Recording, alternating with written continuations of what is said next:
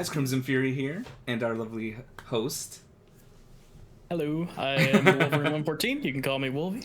Yes, our Wolvie. I know. I always call you. I always call you host because it was always your idea. Even though we're co-hosts, it is.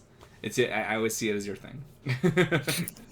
And we are the Comic Warriors. I am a lifelong comic reader. Krim here is a. Oh wait, a one new second. reader. I'm hearing double audio, and I don't know why. Uh-oh. I want to make sure that we're not live somewhere else. You're muted and stream together. Mm-hmm. Ah, here. There we go. Now you're fine. Okay. Because it's usually OBS plus the Twitch page plus stream together, so I make sure it's to silence everything. Okay, Fair so enough. yes, and for me, yeah, I'm more of a first-time reader. For most of these comics, I will say like there's maybe a few under my belt, more like on the Spider-Man side. We've spoken about with Carnage and things like that. Daredevil, because I think that was one of my first, and still love him. I know eventually, I think there's just so many good things we keep pushing him back, but eventually we'll get to Born Again, which I'm excited to. But even just as much, and probably even more at this point, reading my first Batman comic, I mean, this blew me out of the water, not only just growing up with the animated series, which I can't even think of any animated show that beats the animated series Batman back in 1992. I mean, it's hard to top that. Although Batman Beyond was pretty good. that was maybe closest for me. And then I heard the Batman... What's the one now that he looks like he's all big and muscly and super bulky? Absolute. The Batman... It's Batman something. No, it's an animated show. It was after Batman Beyond. Oh, Shadow, hello! Hey, crap. I know. Batman Brave and the Bold. Oh, yeah. Yes! I did not see that one. I heard it's actually pretty good, but... I really liked it. It's a much more comedic take on Batman. But it also has like plenty of like really good action and story beats, and it's very episodic. Like it doesn't really have any like carryover things unless it's like a part 1, part 2 kind of thing. So is it harkening back to like kind of Adam West 60s Batman? Maybe going in that direction? It's like that, but with modern action. Oh, cool. Basically. I gotta watch it then. I wonder if it's... And every episode he's teaming up with some new superhero, which is how I got introduced to a bunch of heroes that hadn't actually been adapted yet. Then I gotta watch it then, because that'll catch me up. But yeah, so no, we've done Last Ronin, starting with Mr. Miracle, doing Fantastic Four movie review, and also Superman with Superman Up in the Sky. So I feel like we've been jumping around a lot, although for today and our podcast, which we're trying to do bi-weekly now, 2 weeks from now will still be Batman.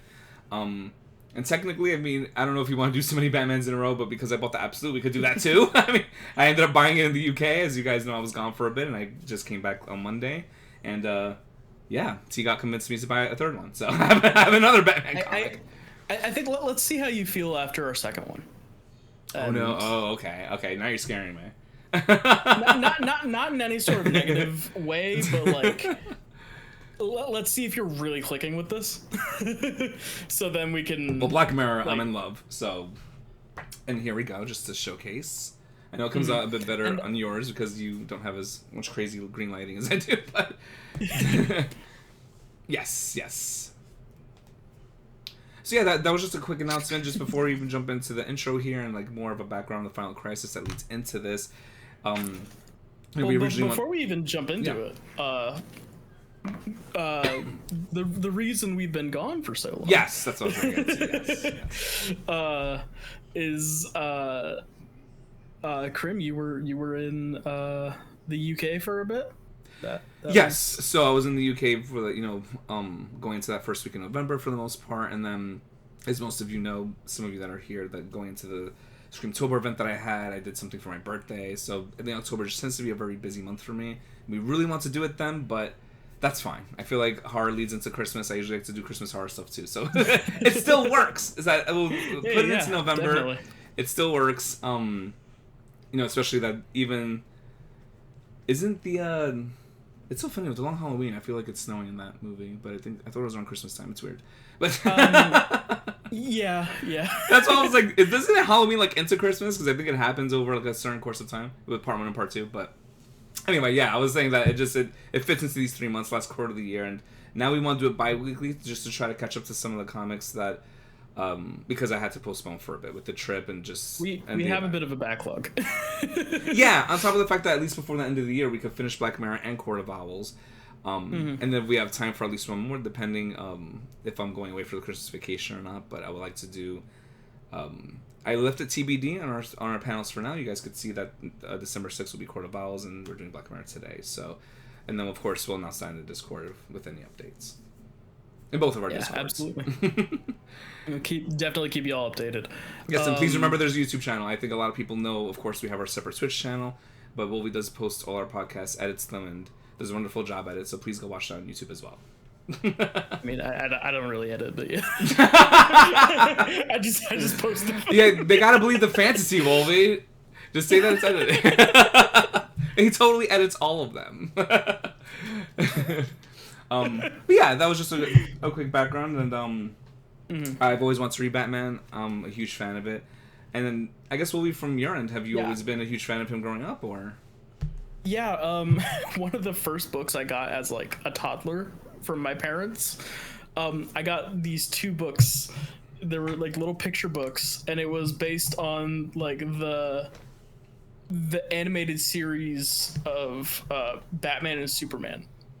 As a toddler? So, yeah. That's interesting. These little kid picture books. And from then on, it was like, oh, I'm watching the shows. I'm like we mentioned a little bit of the animated series. Yeah. The 2004 animated series hit when I was like really starting to get into stuff. And yeah, I can't remember what the first Batman comic I read was. Yeah, because I have so many, Jesus. Yeah, and I have a lot of them. Oh, do you? I know. One day we gotta like take a picture and you can post it in the Discord. I definitely want to see like your collection. My whole collection, yeah. Yeah, no, I would love to see it, honestly. It takes up a few shelves of bookshelf. Oh yeah, I'm sure it does. I don't have the bookshelf cleared at the moment to put them all up at the moment, but I will eventually. No, in the future, yeah. No, if you ever do, I would personally just love to see it, but I'm sure everyone else would be interested. So yeah, I'm massive Batman fan. Probably my favorite superhero. I can agree. Although I found myself in like more recent years, like past 10 years or so, really resonating with Nightwing, which is why I got the your tattoo. I know that's actually Bunny's favorite character as well. And it's so funny because I've always known with Batman and of course with Robin. I know a bit about Red Robin with Tim Drake, but I think I know about Nightwing the least. So I wonder if he has any comics that I could just read up that are more focused on him, because I would like to know more about him. Separately, I mean, I know who he is before, when he's with Batman as Robin, but yeah, like when he becomes Nightwing.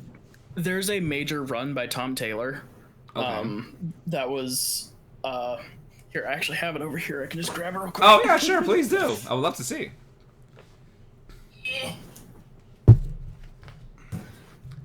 Have our Nightwing. Is this? This is an incredible comic. The entire run is Nightwing, amazing. What does it say? Leap of Faith? What does that say? Leaping into the Light. This is just the first. Okay. This is the first volume of this this series, but it is fantastic, and we will absolutely be covering this at some point. Because good. No, I actually want to know more about him. Yeah, no, that's why I was like, Blobby, I'm Batman. welcome. Yeah, so I mean, yeah, we could get if we could jump right into it. So with every comic that we've done on the podcast, so I'm sorry, go ahead. Oh, I was just gonna ask, like, or say what you were gonna say. Oh no, I was just gonna say with every comic we've done on the podcast so far, I do love to read, and I think most people should. I feel like some people skip it, but I love reading that intro page sometimes. This one actually has stories so far, so you most likely should for Black Mirror. It does catch you up, but the other ones will just be sometimes. It's a very brief story so far, so I'm gonna break that down a little more. I think even when Last Ronin, it was more that wasn't really story so far. That was more of like a love letter of why he wrote it and what led up to Last Ronin. So I've even if it's not a story so far, I think it's just good to read. You get to know more about the writer and their personal thoughts. So always read that intro page because it does help. And here, you definitely should, because I knew nothing of Final Crisis leading into this, and it does give you a short synopsis. And yeah, I was gonna ask, and you kind of answered a little bit. Okay. But just what was your experience with Batman before going into like what is essentially your first Batman comic? Like just what I've seen growing up, like the media of. Just like what I generally think of him. Yeah. What was your thoughts going into this? What do you like? How did you feel going into this? So, it did meet my expectations of what I thought. I think there were some things that, of course, surprised me. I mean, there's so many twists in this one that I was like, there were even some parts where I was just audibly out loud, like, and I remember reading a lot of this, a good chunk of this in the airport, so I'm around people. Like, I'm just, even on the way to the UK, on the way back, and I'm just like, oh shit, like, there were just so many things where it really caught me by surprise, and I think a lot of times, even watching the Batman animated series, seeing so many of the Batman movies, I've only maybe missed like one or two of the actual movies. I've seen most of them as well. And it's just like, you feel like nothing would surprise you. And this Black Mirror definitely dives in, especially to a character that's mentioned that I honestly forgot about him. Just because, like, I think Batman growing up is so focused on Batman, Robin, and Batgirl that I know so much about Barbara and I know nothing about James. So this is very... I forgot that they even show him as a kid in previous series. Like, I just forgot he existed. I forgot that he had a son. I'm not sure he did. And they said in some parts of the series, maybe not the animated series, maybe like later in Brave and the Bold or something, but that he was shown as young, like James Gordon Jr. or JJ Jr. as they call him. So, but maybe I missed those episodes, but I must have as well, because literally the only times that I know of him showing up is this comic and another comic. And comic wise, yes, but then they said there was a cartoon with it. I don't know. I didn't know he got I didn't know he got adapted into anything. So, but not the version that we're gonna go into today. Like when he's older. When like he's like barely a child. He's probably like 7, 8 years old. But yeah, apparently I missed those two. And how interesting that story is, and I guess it makes sense because even in this comic, how long he's been gone and he returns. So I guess it makes sense that he just is gone from the media sources of it. This was his first appearance, I believe. Yes, because even if you go on the wiki for him, I think they only mention one short, like, brief appearance for him as a kid, but this is his first, like, full story where they go into him, and I guess what happened when they were kids, and what he does when he comes back, and things like that, so, but the thing is that I thought there was, like, Batgirl issues where she's fought him before. Before she got paralyzed, of course, yeah. Yeah, I because that was the media that I saw when you look at the wiki for James, that they even had a picture of the comic cover with Batgirl like attacking him. I guess before that happened to her. It could have been after, but I don't read Batgirl, so I don't know. Because he does show up again later on, and at that point, Batgirl had a chip implanted in the back of her head to be able to walk again. Oh, okay. So maybe it's after. So it might have been that other time that she showed up. That's why I assumed That's why I assumed it was before, because she was still walking, and I was like, oh, maybe this is before. It was in the middle of, I believe it was Tom King's Batman run, which is not one of his better books. So I know about what happens in it. I've never actually sat down and read it myself. But it's so that could have been from that time. Oh, okay. Well, excuse my random coughing to anyone in the chat. This current cough is not going away, so just randomly coughing here and there. You're fine. And I should have done the full intro as we normally do with the actual writer and the illustrators, which there's 2 of them. And what's interesting is that throughout this series is that they'll have a few chapters from one, a few chapters from the other, and I think the final chapter is actually a combination of the both of them, which is very interesting. So, the illustrators take turns here, I'm assuming, in the issues. Honestly, I had trouble discerning when one started and one stopped. I think they managed to match each other's style very nicely. I think there was only one where few scenes, which we'll get to the scene with Barbara Sr. in the bathroom. That looks more like... Is this Franco? Am I saying that name Francavilla. The last name's Francavilla, yes. So it's Jock. I'm saying Jock. I'm assuming he's French because the way it's spelled. Unless it's Jock, which is really weird. But he's Scottish, so it might just be Jock. Oh, it might be. Oh, okay. Because I was like, I know Jock typically in French is like Gacques, but yeah. I was trying to make it sound fancy. But all right. So the writer Scott Snyder, as most of you know, if you've seen the Snyder Cut of Justice League, which I think no, not the same. That's Zack Snyder. That is the filmmaker. Are they the same related? Nothing. Nope, I don't know. Not related at all. Okay. And it's the Scott Snyder do all the Batman runs because in multiple Batman comics that I saw what he got when I was in the UK, his name was on a lot of them. So. And then a few that weren't. I guess maybe that were older that he didn't do. So yeah, I can get into who he is. I have some notes because he has a lot of comics that I saw there that are written by him. One of the first things he did was a collection of short stories called Voodoo Heart. I saw that there. In 2006. And that mainly got famous because it ended up being praised by Stephen King and being put on like a short list of like the best short story. Really? Wow. Yeah, because I love Stephen King. I'm a huge fan. So Scott Snyder is a very talented horror writer. I can tell because I read Black Mirror. Even after his Batman work, he did a comic called Witches, which is an independent comic. Oh, okay, I didn't see that there. And then he also did what was it called?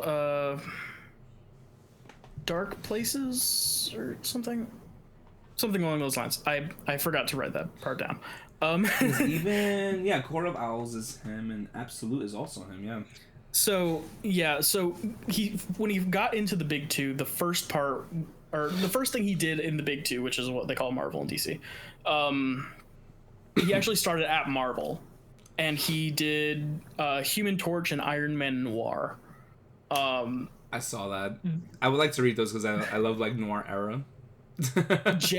The noir universe is really cool. I would love to read that. Yeah. I don't know a ton about these books, honestly. That's okay. I didn't even know he started at Marvel until I started doing research on him. Right, the betrayal. But then in 2000 or it came out in 2011, but he was probably writing it before. He released a book called American Vampire, which is widely critically acclaimed, and it's getting a reprint very soon. I'm not sure. Yeah, we'd love to read that as well. I'm not sure exactly when, but Noir and the American Vampire for sure. Mm-hmm. It's like it's, even though he's done all of this stuff, it's still probably one of his best books, even though it was like one of his debut, quote unquote. It's the reason why it's getting a reprint. And so then when he got hired on for DC, Black Mirror was one of the first books that he wrote for Batman. And due to what happens here and like the background of this, when the universe got rebooted within the same year, it began the era called New 52. Yes. Which I need to also catch up on that. He wrote every single Batman issue from the beginning to the end of New 52, which is a span of 8 years, I think. 7 years. Wow. So he wrote a bit, because I know being there, it was like on literally almost everything. That's all I was like, because I'm so used to just seeing like different writers, but then I was like, oh, they're all him. Literally, this doesn't happen in the industry. Yeah, no, that wouldn't. That's why, because I know from checking others, I always see new names, or I mean, you'll see the same name like Tom King pop up and stuff like that, but his was probably the most that I think it was like just taking over that section. If a writer can stay on a book for a couple of years, that is an extremely successful run. Right. This was 7 or 8 years. Yeah, which is just insane. Which I can see why from even just one. Yeah. So I'm excited. The Court of Owls as well. So the writers being Scott Snyder, and then we have our illustrators. Yes. even after the New 52, he had multiple miniseries that came out, like All-Star Batman, not All-Star Batman and Robin. We do not talk about that one. I saw the All-Star Batman as well, yes. Yeah. And he also wrote 2 major Universal events for DC, Dark Knight's Metal and Dark Knight's Death Metal. I actually saw them. They literally had the entire... I think it was the whole... I don't know. There's a huge Batman collection of it, and I saw that too. I was actually laughing when T got about it. I was like, "There's like a death metal here or something." Yeah. And now he's writing Absolute Batman, which is honestly one of the best books DC has put out in. I know. When I posted in the Discord, you were like so excited. But no, so yeah, no, Scott Snyder. I mean, even for someone that didn't know much about, of course, I know the name. I think that name is just more popular now, especially amongst comic readers, even without reading it. Thank you for giving me the background, because there's a few, especially the Noir series, I saw it there, but pounds are more expensive than US dollars, so I didn't want to buy too much in that comic store. And I was like, shit. So if I'm gonna buy one, I'll get the Absolute. But I wanted that Noir series very badly. And so because of all this, he's considered one of the best Batman writers of all time. And that's why there's a lot of his work just all over the comic shop. no, that literally, I was like looking for different names, and I was like, okay, they're all him. Okay, cool. But no, amazing background there, and with our illustrators so I guess it is Jock because if he's Scottish, and our friend, I guess, Francesco Francavilla, and they seem to be doing this together, but you will see in certain chapters, for any of you that plan to purchase Black Mirror, which I highly recommend. I wonder to see if it shows how much I got it for here. I got it for $16.99 USD. It's not, the book looks insanely huge, but honestly, just because of how engrossed you get into it, I don't even think it. I can't even see how many hours it took me to finish it, but it wasn't like that long at all. Just because I was busy. I'm sorry. I was just gonna say I read it in an hour. Like an hour, wow. Yeah, for me, I mean, because I was in the UK, I was just kind of intermittently reading it, maybe before bed or something. But so maybe it may have taken me a bit longer. But no, if I wasn't busy with the trip and just setting up with the having the whole event in October and the birthday thing, I would have finished this like so much faster. So I don't think this is a long read at all, especially when you look at some of the graphic novels that are more on like a book level instead of more like having more of the panels and the pictures there, where Court of Owls is more on the graphic novel level. From what I'm seeing there. It's definitely more the graphic novel of Bunny's Hair. Oh, the bot, yes. Oh, YouTube short. Oh. Wait, why is it doing that? Is that your bot? I don't know. Oh, yeah, I always have my bot in here. Have you not noticed? No. No, never? Since the first podcast, it's always my bot in there. No, but like for your channel. Yeah. No, I probably just forgot to turn it off. That's okay. No, it's always been my bot. Yeah, I don't have a separate bot for this. Oh. But what I do is that I turn off certain things and turn on the specific commands for this channel. Okay, so it's just shared. It's just like I just have it in 2 separate like nooks. Yeah, I think I noticed that the bot was there, but yeah. Oh, because I have things on timer, so you probably just like. It probably thought it was a viewer or something. Yeah, because I don't know. It intermittently just had. I usually have, and then the actual TCW command, which you could still use as well for anyone that, just wants to see a bit of what we're about. But of course, we could always explain that. So we are gonna, of course, as we typically do with our podcast. For those of you that are joining for the first time, we will summarize the sections. It won't be like a word for word, but the story so far, I am gonna read it just directly. I think it's good for those of you, and especially like a reader like me that did not see Final Crisis, so I'm just going to read it. So, story so far. In the aftermath of the universe-shattering events known as the Final Crisis, Gotham City's Dark Knight was presumed dead. So yes, thank you for showing that, Lily. With the mantle of the Bat unclaimed and the city unprotected, original Robin Dick Grayson took up the cape and cowl as Gotham's new Batman, which we'll see, it's the main character throughout the whole of this series. Joined by Bruce Wayne's son Damian as Robin, the two formed a new and decidedly different dynamic duo, while former sidekick Tim Drake assumed the identity of Red Robin. We are going to get in as well with the differences between Dick and Bruce, because it's very clear that their personality differences is very clear. I mean, honestly, if I was a villain in Gotham, he would the first sentence he says to me, I'll be like, "That's not Bruce." Like you would know. You just it's so different. But when a very much alive Bruce Wayne reappears, he does not immediately return to his old role as Gotham's Caped Crusader. Instead, the original Dark Knight sets out on a larger mission, Batman Incorporated. So he's recruiting allies around the world. Bruce forms a franchise of Batman to protect the entire globe. And the burden of protecting Gotham City is once again left on the shoulders of protege Dick Grayson. So I like how that sets that up, and we get right into it. We know it's Dick. I kind of like that it did that instead of just surprising us. Instead of like having a few issues where we assume it's Bruce and then he takes the mask off and it's Dick for like a surprise thing. It just goes right into it. We know it's Dick Grayson. We know we're gonna see more of Tim Drake, possibly Damian and Bruce. Maybe making an appearance, but a lot of us growing up with Batman and Robin, as much as we know about Bruce, we know a lot about Dick Grayson as well, probably more than even anything with Jason or Damian. So, and how his parents died, for, the quick background with his parents dying in their circus act. And even this first scan here, actually, before I get into that, did you want to talk a bit about Final Crisis? Yeah. I wanted to kind of break down what's Yes. more of the context around what's going on here. Right. So in Final Crisis, Batman has a face-off against Darkseid.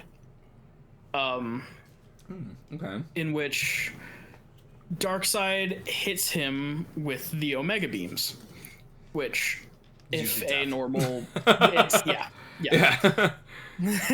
Shit. Like I didn't know that. You don't want to get hit with that, or at least it appears to be. What ended up happening was, because this was written by a writer by the name of Grant Morrison, who goes by they them pronouns, which not a lot of people realize, but that's cool. Yeah. So the way they write is so like big picture, big concept, like think almost like whatever the positive side of Lovecraftian is. Whatever that might be, actually, yeah. like rather than like darkness and despair, it's a lot of hope and like big picture concepts, and like characters embody emotions and are like legends walking among, like Grant Morrison has a very specific way of writing. But they wrote Batman for a while,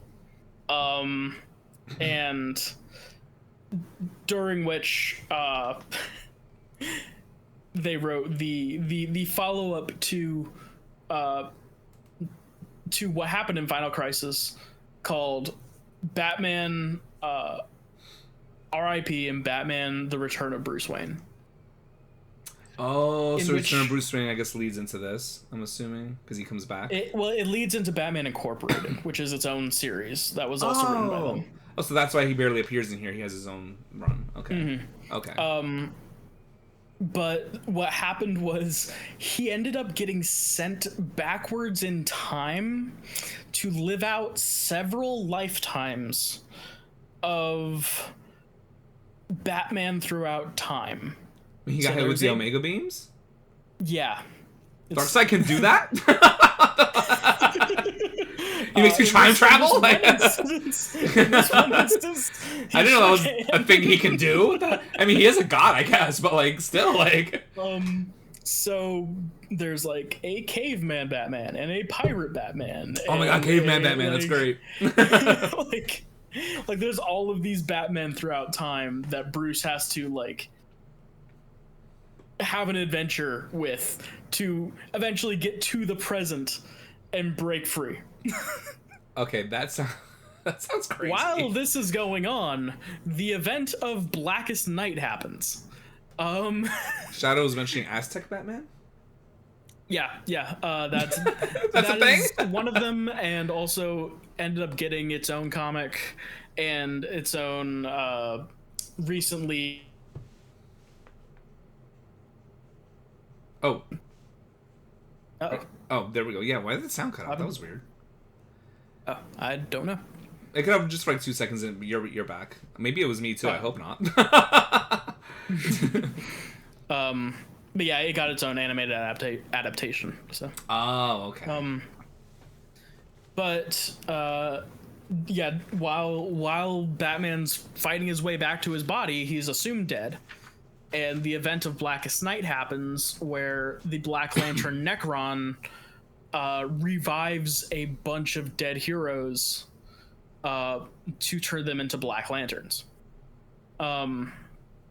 And so we get kind of like a cool little zombie Batman thing, and like there's this one cool panel of like black rings pouring out of the corpse's mouth, and it's we'll eventually cover the Jeff Johns Green Lantern event trilogy. Honestly, you know, I think about it. Maybe I'll write that down because I usually have my notepad that I use for my outlines. I have one that I have for like future podcasts that we talk about. I would definitely want to do Green Lantern only because I feel like in every animated media or even the movies, they just do him so wrong. And I know the Green Lantern story is really good, and I'm tired of seeing it so trashed. Like, I would like to read something good about the Green Lantern Corps. And while I don't like Jeff Johns necessarily as a person, okay, he is a very good writer when it's characters that he cares about. That'd be good because they just make that is seem like so like that's a very specific distinction that needs to be made. Yeah. It has to be characters he cares about. Like the other ones he like throws them into the gutter, I guess. Pretty much. And considering he was one of the main editors for DC for a while, there were some characters that didn't see the light of day in their best forms for maybe that's why that happened growing up, because I seeing all the animated series in Justice League and stuff, it's like there's just some of them that just really did not get a good light. So I would like to read. I think Green Lantern would be something for me to kind of open my eyes with more on the core, because they always only show him as well, and there's like yellow and red rings and white and all this stuff. So like I just would really want to know more about the lore of it. Yeah. But no, thank you. Sorry, I'm not sure if you have more on the background with Final Crisis. Yeah, and so Batman comes back, but by the time he comes back, Dick has already had this whole moment of like, should I take up the mantle? Should I wait? Like, should anyone take up the mantle? Like, there's this really great scene between him and Alfred where Alfred basically just says like, this town isn't going to grow without Batman. Oh yeah. And someone needs to be Batman. We also had the event Battle for the Cowl, because all of the Robins were like facing off against each other to see who should be the next Batman. Yeah. I mean, Dick is the natural choice, honestly, though. That's why I don't mind him here. And that's basically where that comic ends up, where it's like,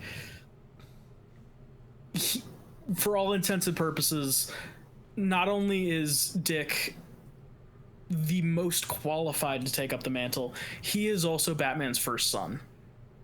Now, it's not the fact that out of all of them, and again, I don't know all of the Robin's backstories, but I know at least with Dick, I mean, he that's the reason that Batman even took him in, just seeing so much of himself in Dick, because like his parents also were both dead. He became an orphan himself, and they died during their act.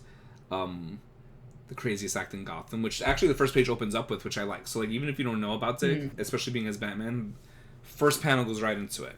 With the bully stuff happening in the background, but like the actual wording of it is him talking about how they did the circus acts and how they pinned them on the map. So I like that, and they mentioned it multiple times here, which I actually really enjoyed, because even someone that knows about him already, even if you didn't, you got a really clear picture of Dick Grayson and his personality. In this comic, they did a really great job on that. All of you are Batman. Not RuPaul saying I'm Batman. That drag. Sorry, go ahead. I had to make fun of that for a second. How you doing, Troy? But go ahead. So when Bruce finally fights his way out of the Omega Sanction,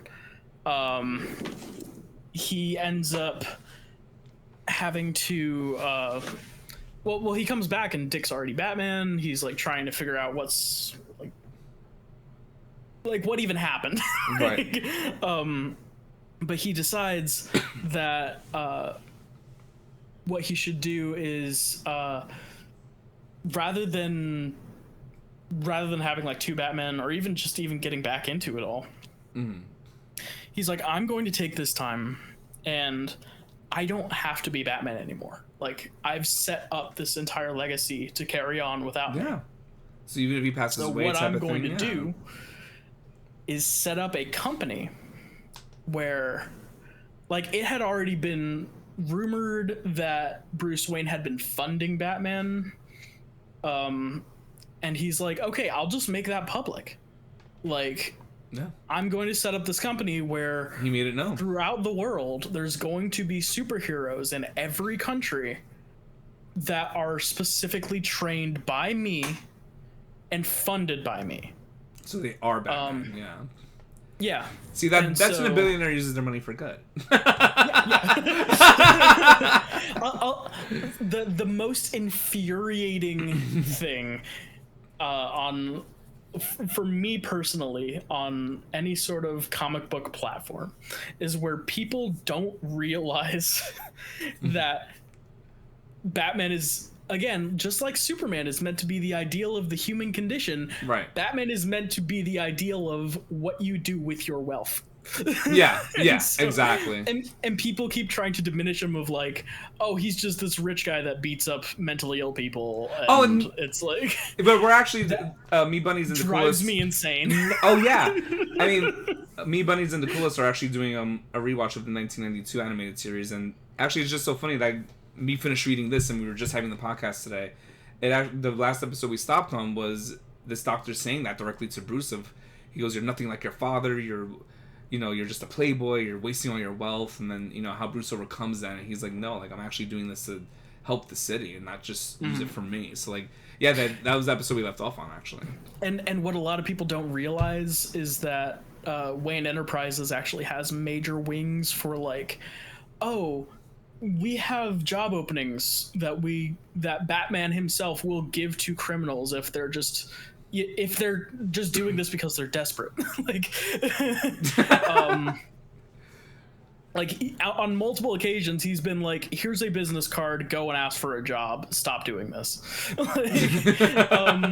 I mean, honestly, and how do you get people to take care of themselves, right? And there's multiple wings of like the medical and tech facilities that are working on cures for certain villains, like Clayface or Killer Croc or Mr. Freeze. At one point, Mr. Freeze even worked for Wayne Enterprises to develop the cure for Nora. I've always said of all the villains, like there's been even with some of the animated episodes, even back in 1992, and they did a good job in Beyond and Brave and the Bold, I can't comment on, but every time there is a Mr. Freeze episode, they do a good job of getting the viewer like really emotional, because it's something where Batman does really connect with him, and they seem like best friends almost, and how he truly wants to help him. So, I mean, but every villain's like that, right? Like, I think when you grow up as a kid, you're just like bad versus good. Like, there's no like gray area, and then you find out that like, well, there's a reason these villains turn out this way.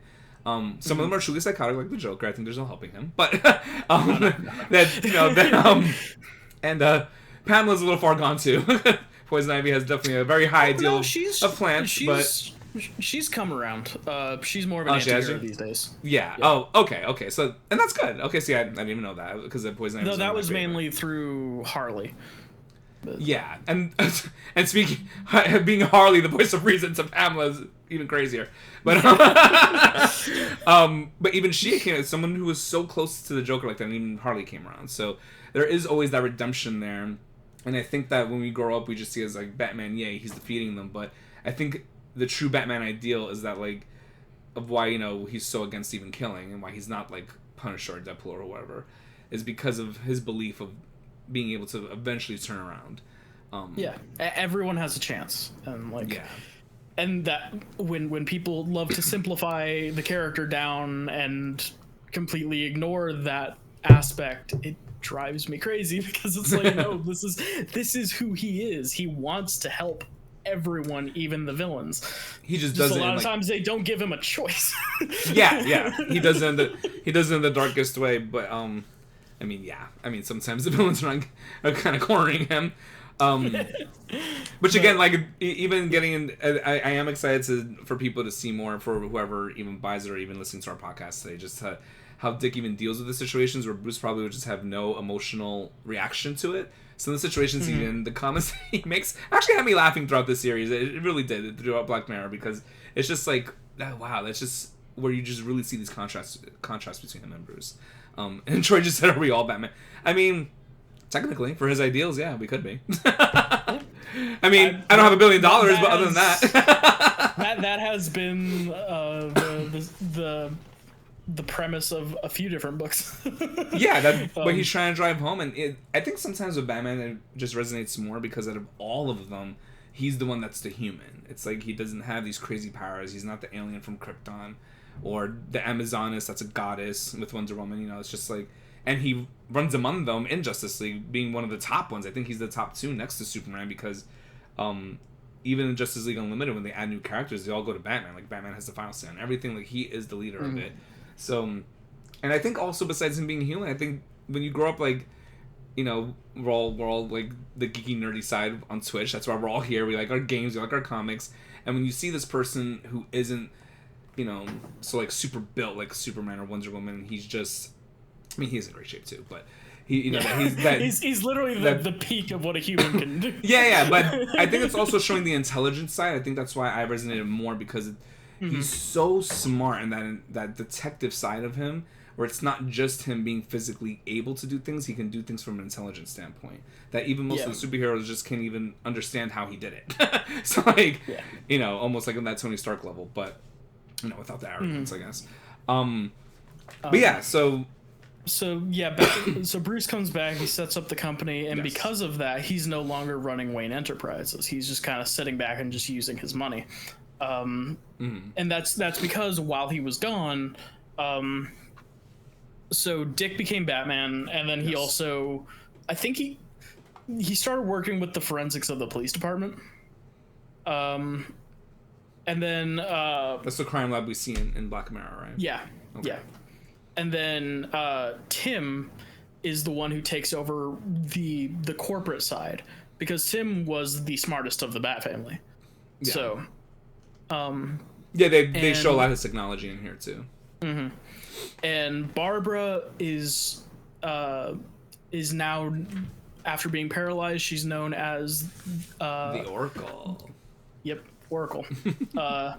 And at this point, so she's most known for being like the person in the chair for Batman and the Bat family.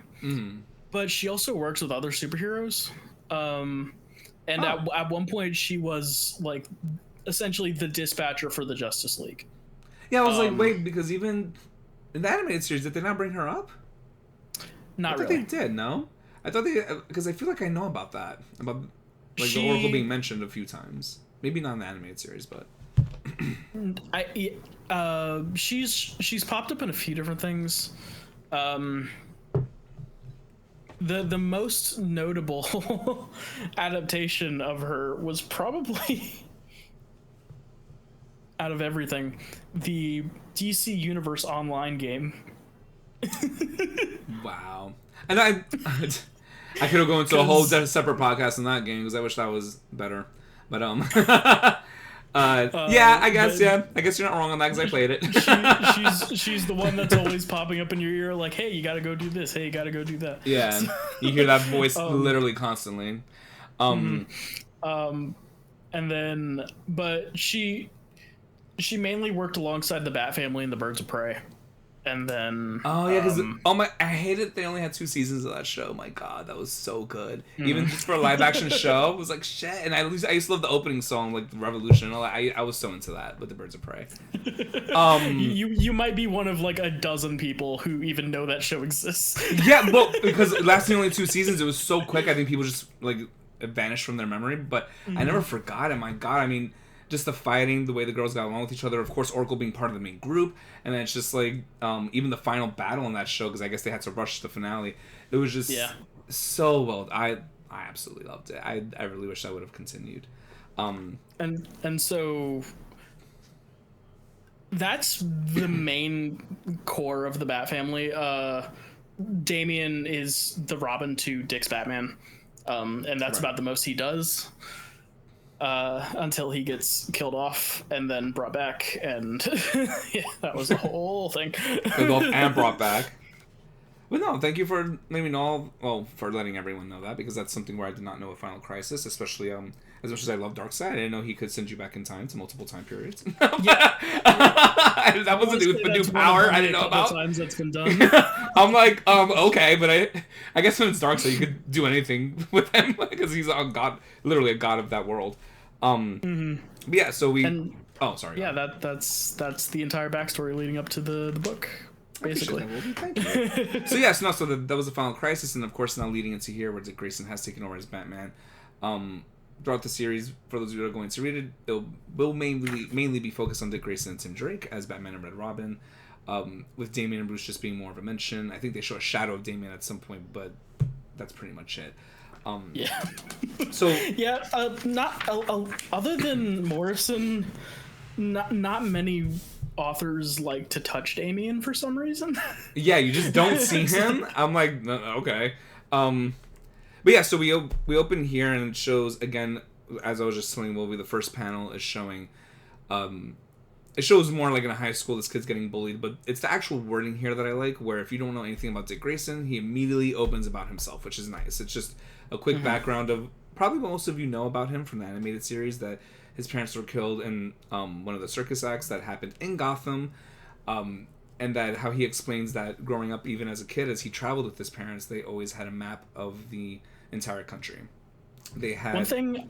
Oh, sorry. Sorry. Oh no, I was just gonna say what the pins representing that they had blue pins for they were less dangerous acts. Maybe just a very small city where it wasn't a lot of money, so they weren't gonna go all out.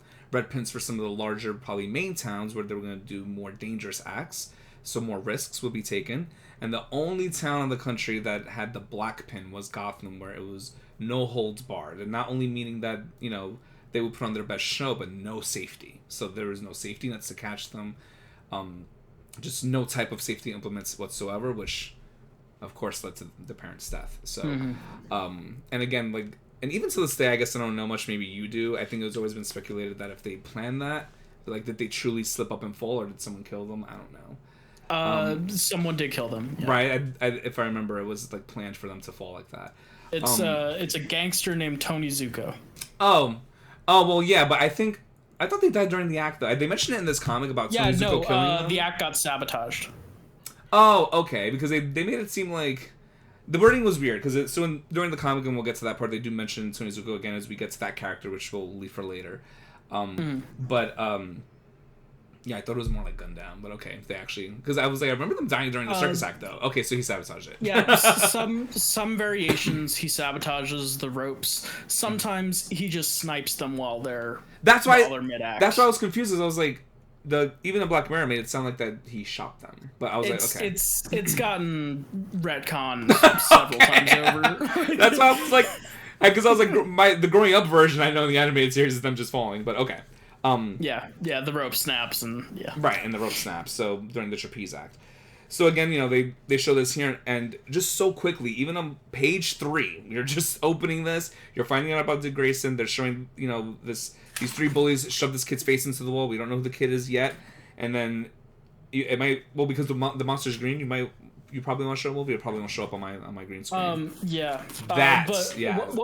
One thing I did want to mention before we get into it is every single Batman comic, and you'll find this out as we read more. Mm-hmm. They always start with an opening monologue. They always start like that. Okay. Mm-hmm.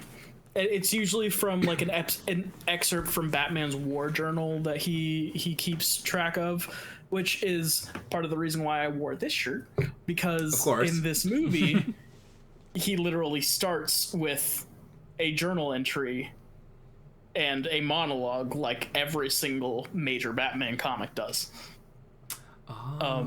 So I can't see now that I have 2 more comics sitting next to me. Now I have to keep an eye out for these things. Mm-hmm. Oh, that's cool. Okay, so they all do that. Yeah, and I love it because it gives a glimpse into what the mentality of whoever Batman is at the time and where they're at. It's I love that. And now, yeah, so... And now, we could show that illustration, which is... This first one, it seems to be from Jock, as it shows him there on the cover. Yeah, so... This kid gets pushed down into the water, and then apparently bites this guy's hand off, and we see that creature. Yeah.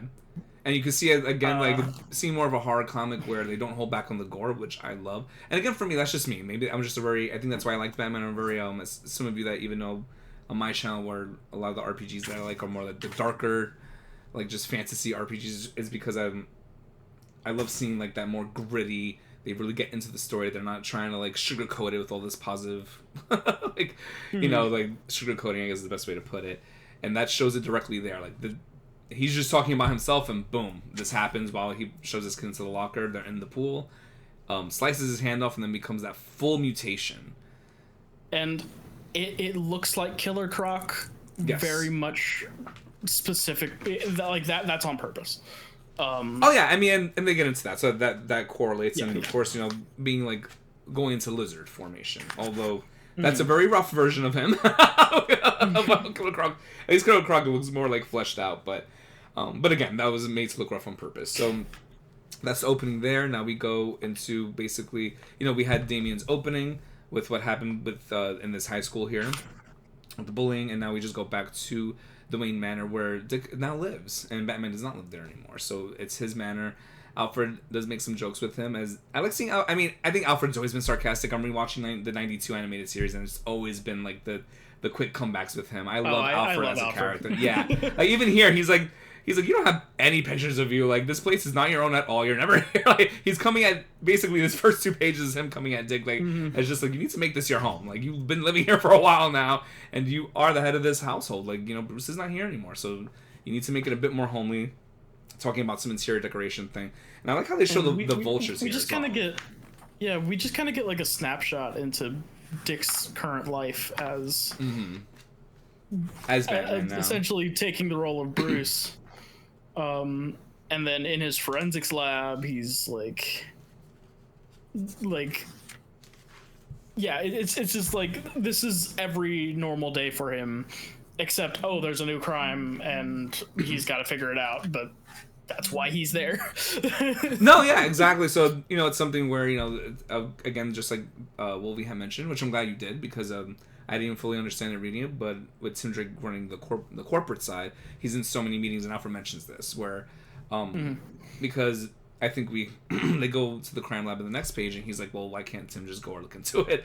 And he's like, well, he's actually really busy doing stuff. Like, he's like, you need to go and meet with Commissioner Gordon. So.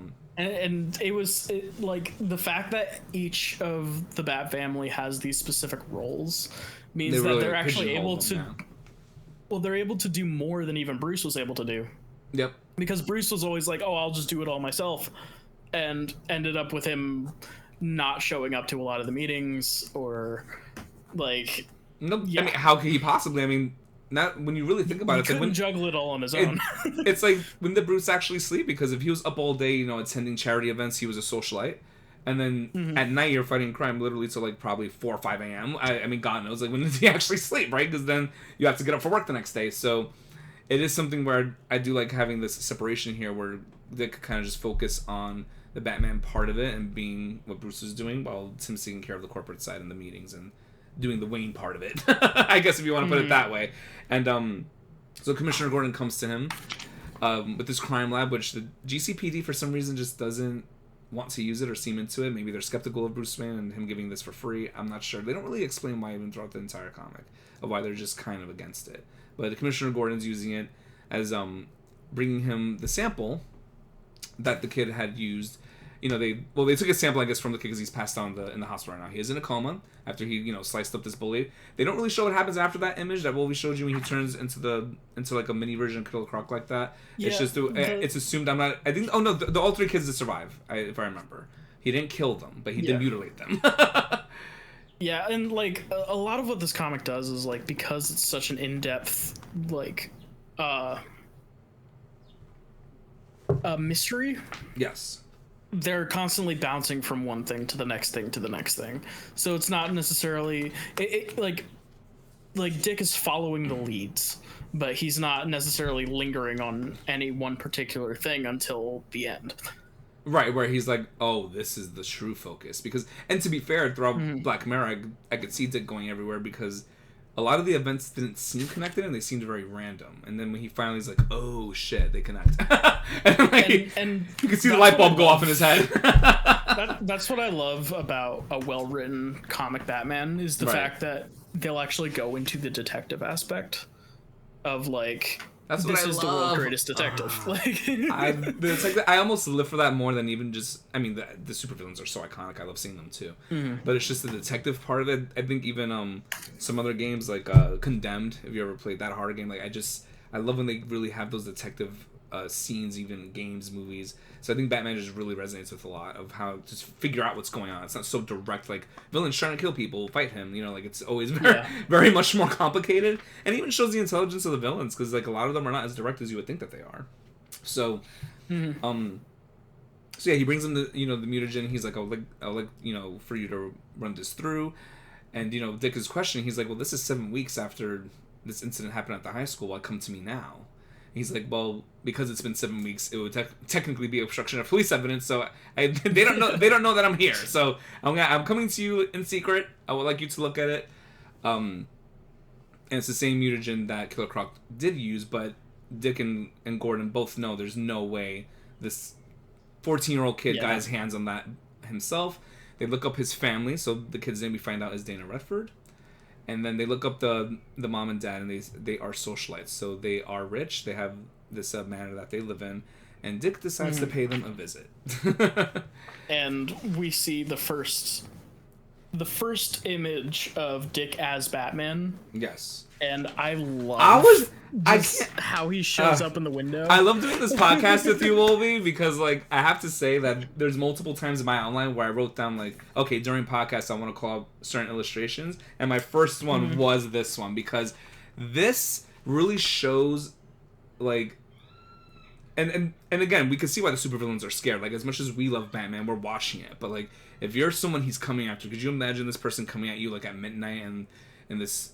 And he's gigantic. He's like a figure that towers over you. And this it's not even just the drawing. Like I always say, even in video games, the lighting and angle is everything. Look at that angle that they're showing, where like he's looking up at Dick and like, oh shit, like really in this high window, and the kind of just coming down on him. It's terrifying, and I love it. And I love the way his cape is like mirroring the like the tree behind him.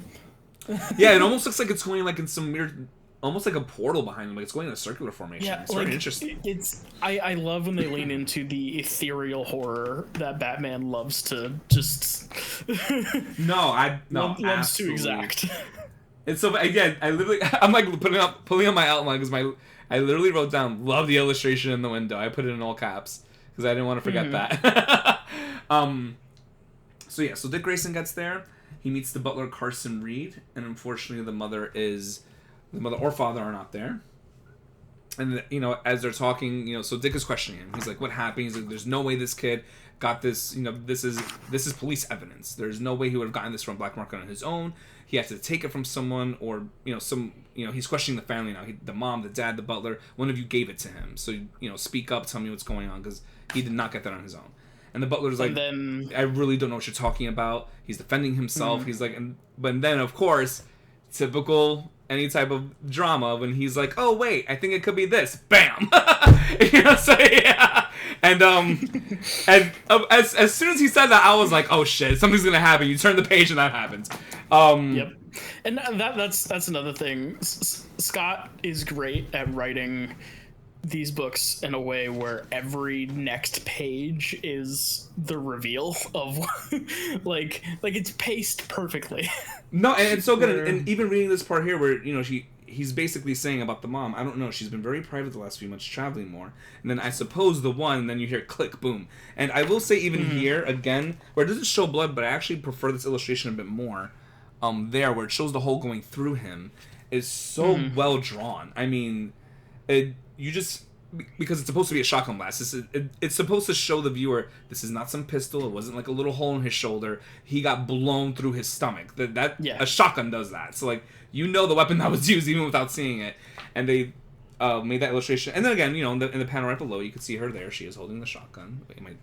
There we go. And so.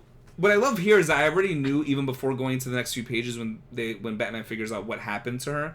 When she's screaming, "There's a bat in my house! There's a bat in my house!" and she's going crazy. And they already opened the book with Killer Croc, which I do like. That I felt, and maybe some of you reading it may not feel that way, but I felt they were trying to throw me as a viewer off, as a first time reader, to see which villain it is, because we don't know about the true villain yet, which we'll get to that in a second.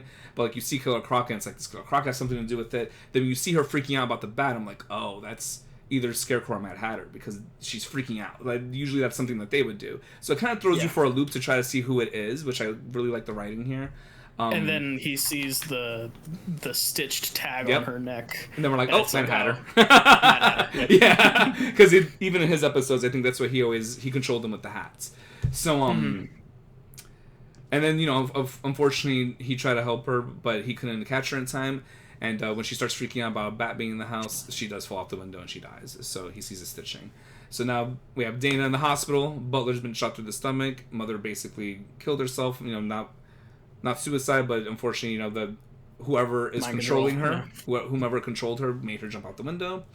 And now we have pretty much this whole family incapacitated. They're dead. So, except, the kid that will eventually wake up, unfortunately, without anyone. And so I'm skipping over the next few pages here. Yeah, Dick brings all the evidence to Gordon. Yep. And now that they're basically just talking about like where to go next. But I love the moment at the end of this segment where Gordon turns off the bat signal and looks up, and Dick is still there, and he's like, "Huh." I laughed at that too. because every time before he even turns it off, Bruce is already gone. Like Bruce doesn't even wait till he clicks it. It's just like done. And but I also it's like no, I suppose I'm just not used to it yet. To you still being there when I look up. and I kind of took that two ways. There was a cartoon way, which we're so used to Batman leaving sometimes in the middle of the conversation. He's so rude. But then, but I took it as a second way of like, because he knows it's not Bruce under there, so I kind of took it as like, I'm not used to talking to you as Dick Grayson. So because at this point, Gordon, I don't think he had been explicitly told, but he had a heavy suspicion that Bruce was Batman, and so when everything happened with that, then he was like, oh, okay, yeah. Because I'm pretty sure they like held a funeral for Bruce and everything too. Like, yeah, I think with Dick Grayson, he just didn't even hide it. He's like, yeah, it's me. Yeah, I think it was just pretty sure. I mean, again, it's just these like contrasts in their personalities. Which, if you know Batman so well, like you'll laugh at these like little comments that Dick makes. Especially, I really like Dick and Tim's relationship. They act like best friends, like or like brothers. Like it's so funny. Yeah. So let me reopen my outline here because I just want to make sure we're not skipping over anything. So so as they're talking, he's like, this is the tag that I found in the hat. Unfortunately, she jumped out the window. They made her do that. And then also with the mutagen, and who happens to be there when the mutagen and those tags came into police evidence at the same time, they mentioned Officer Cullen Bucks. So they have a lead to go somewhere of who is selling these items in the black market. There could be someone leading, to have him sell it. Maybe he's doing it for personal gain for money. So now, besides the Redford house, now Batman goes to the Cullens' apartment. And one thing I love about Dick being Batman is, like you were saying earlier, there's such a different dynamic of him being Batman, where like he just talks like even in his own head so differently, and he's making jokes. Oh yeah, like in my head as Batman, just growing up with him in the animated series, like I feel like Bruce doesn't even have an inner monologue. So like when he has the inner monologues and these books in his head, it's just funny to me because I'm like, does Bruce even talk to himself? Like, and Batman occasionally will have a sense of humor. Oh yeah, but it and even when he does, it's still Bruce's sense of humor. It's like it's his own dry humor. But I love this like Dick shows up in this apartment and he's got his night vision goggles going, or just the lenses of the cowl are green, and he's talking about how like, oh, there's like special forces gear in here, which means he probably has night vision goggles, and probably this exact specific model. In other words, compared to mine, kid stuff. yeah. Well, no, and that's the thing. Like, even when he's talking to himself or talking to some of the villains, he just talks like as if it was just me or you, like bantering with a friend. Even when he's talking to a villain, it's just like him. He likes to joke. He jokes a lot. But I think when he was Robin, he did that a lot too. Oh yeah. That's just Dick as a whole. It's him. He's always been playful. He's always been like. Even when he has to be serious, he'll crack a joke every now and again. Because I feel like even when watching Batman when he was Robin, I feel like almost his whole goal, even in the animated series, was like, I gotta make Bruce laugh, like at least once. He was just trying to say stupid shit to get him to laugh. And it's great because that's part of the reason I love Dick's addition into Bruce's life, and why I'm hoping that part 2 of this movie has him in it. Because when Bruce gets started first, he's very angry and just kind of using all of the trauma that he has to lash out at the world. Yeah. And in his second year of being Batman is when he adopts Dick, because of like he goes to the circus, the whole thing. Yeah. And Dick is the main point in his career where he realizes, I have to be better than what I am. And I have to like it emotionally matures him, and also Dick brings this light sense to him where kind of grounds him. Like it grounds him, and also it brings more levity to him, so he's not just like wallowing in this traumatic sorrow just 24/7. Which honestly he was for a while. Yeah. And like, so seeing that progression of him going from like, even as a kid he was being that for Bruce, and then going into him being Batman, like he's still carrying that like that comedic edge to him. Oh no 100%. It's like he never let that go, and I love that about Dick. It's like being a bit more down to earth, because as much as I love Bruce and that's what we know as Batman, and I love Batman, I just think it's like it does feel like something where he's like in his own bubble, like the way that he acts, like no one really acts like that unless you're really like that 24/7. But so it kind of brings a lightheartedness to watch Dick as Batman here. I highly enjoyed everything with Black Mirror with him as Batman. I wouldn't mind even seeing more of it. Yeah. And then it's funny because like immediately he sees this guy with the night vision behind him in the mirror, and he's like, bro, like he goes, and I just love he makes a joke of like, that bullshit model, like he's like I have something better than that. And we don't even see the confrontation. We just flip the page and the guy's already tied up upside down. I love it. And even funnier, because I wrote this in my outline, because again the funny moment is when the wife comes behind him to help him, and he just goes bat taser,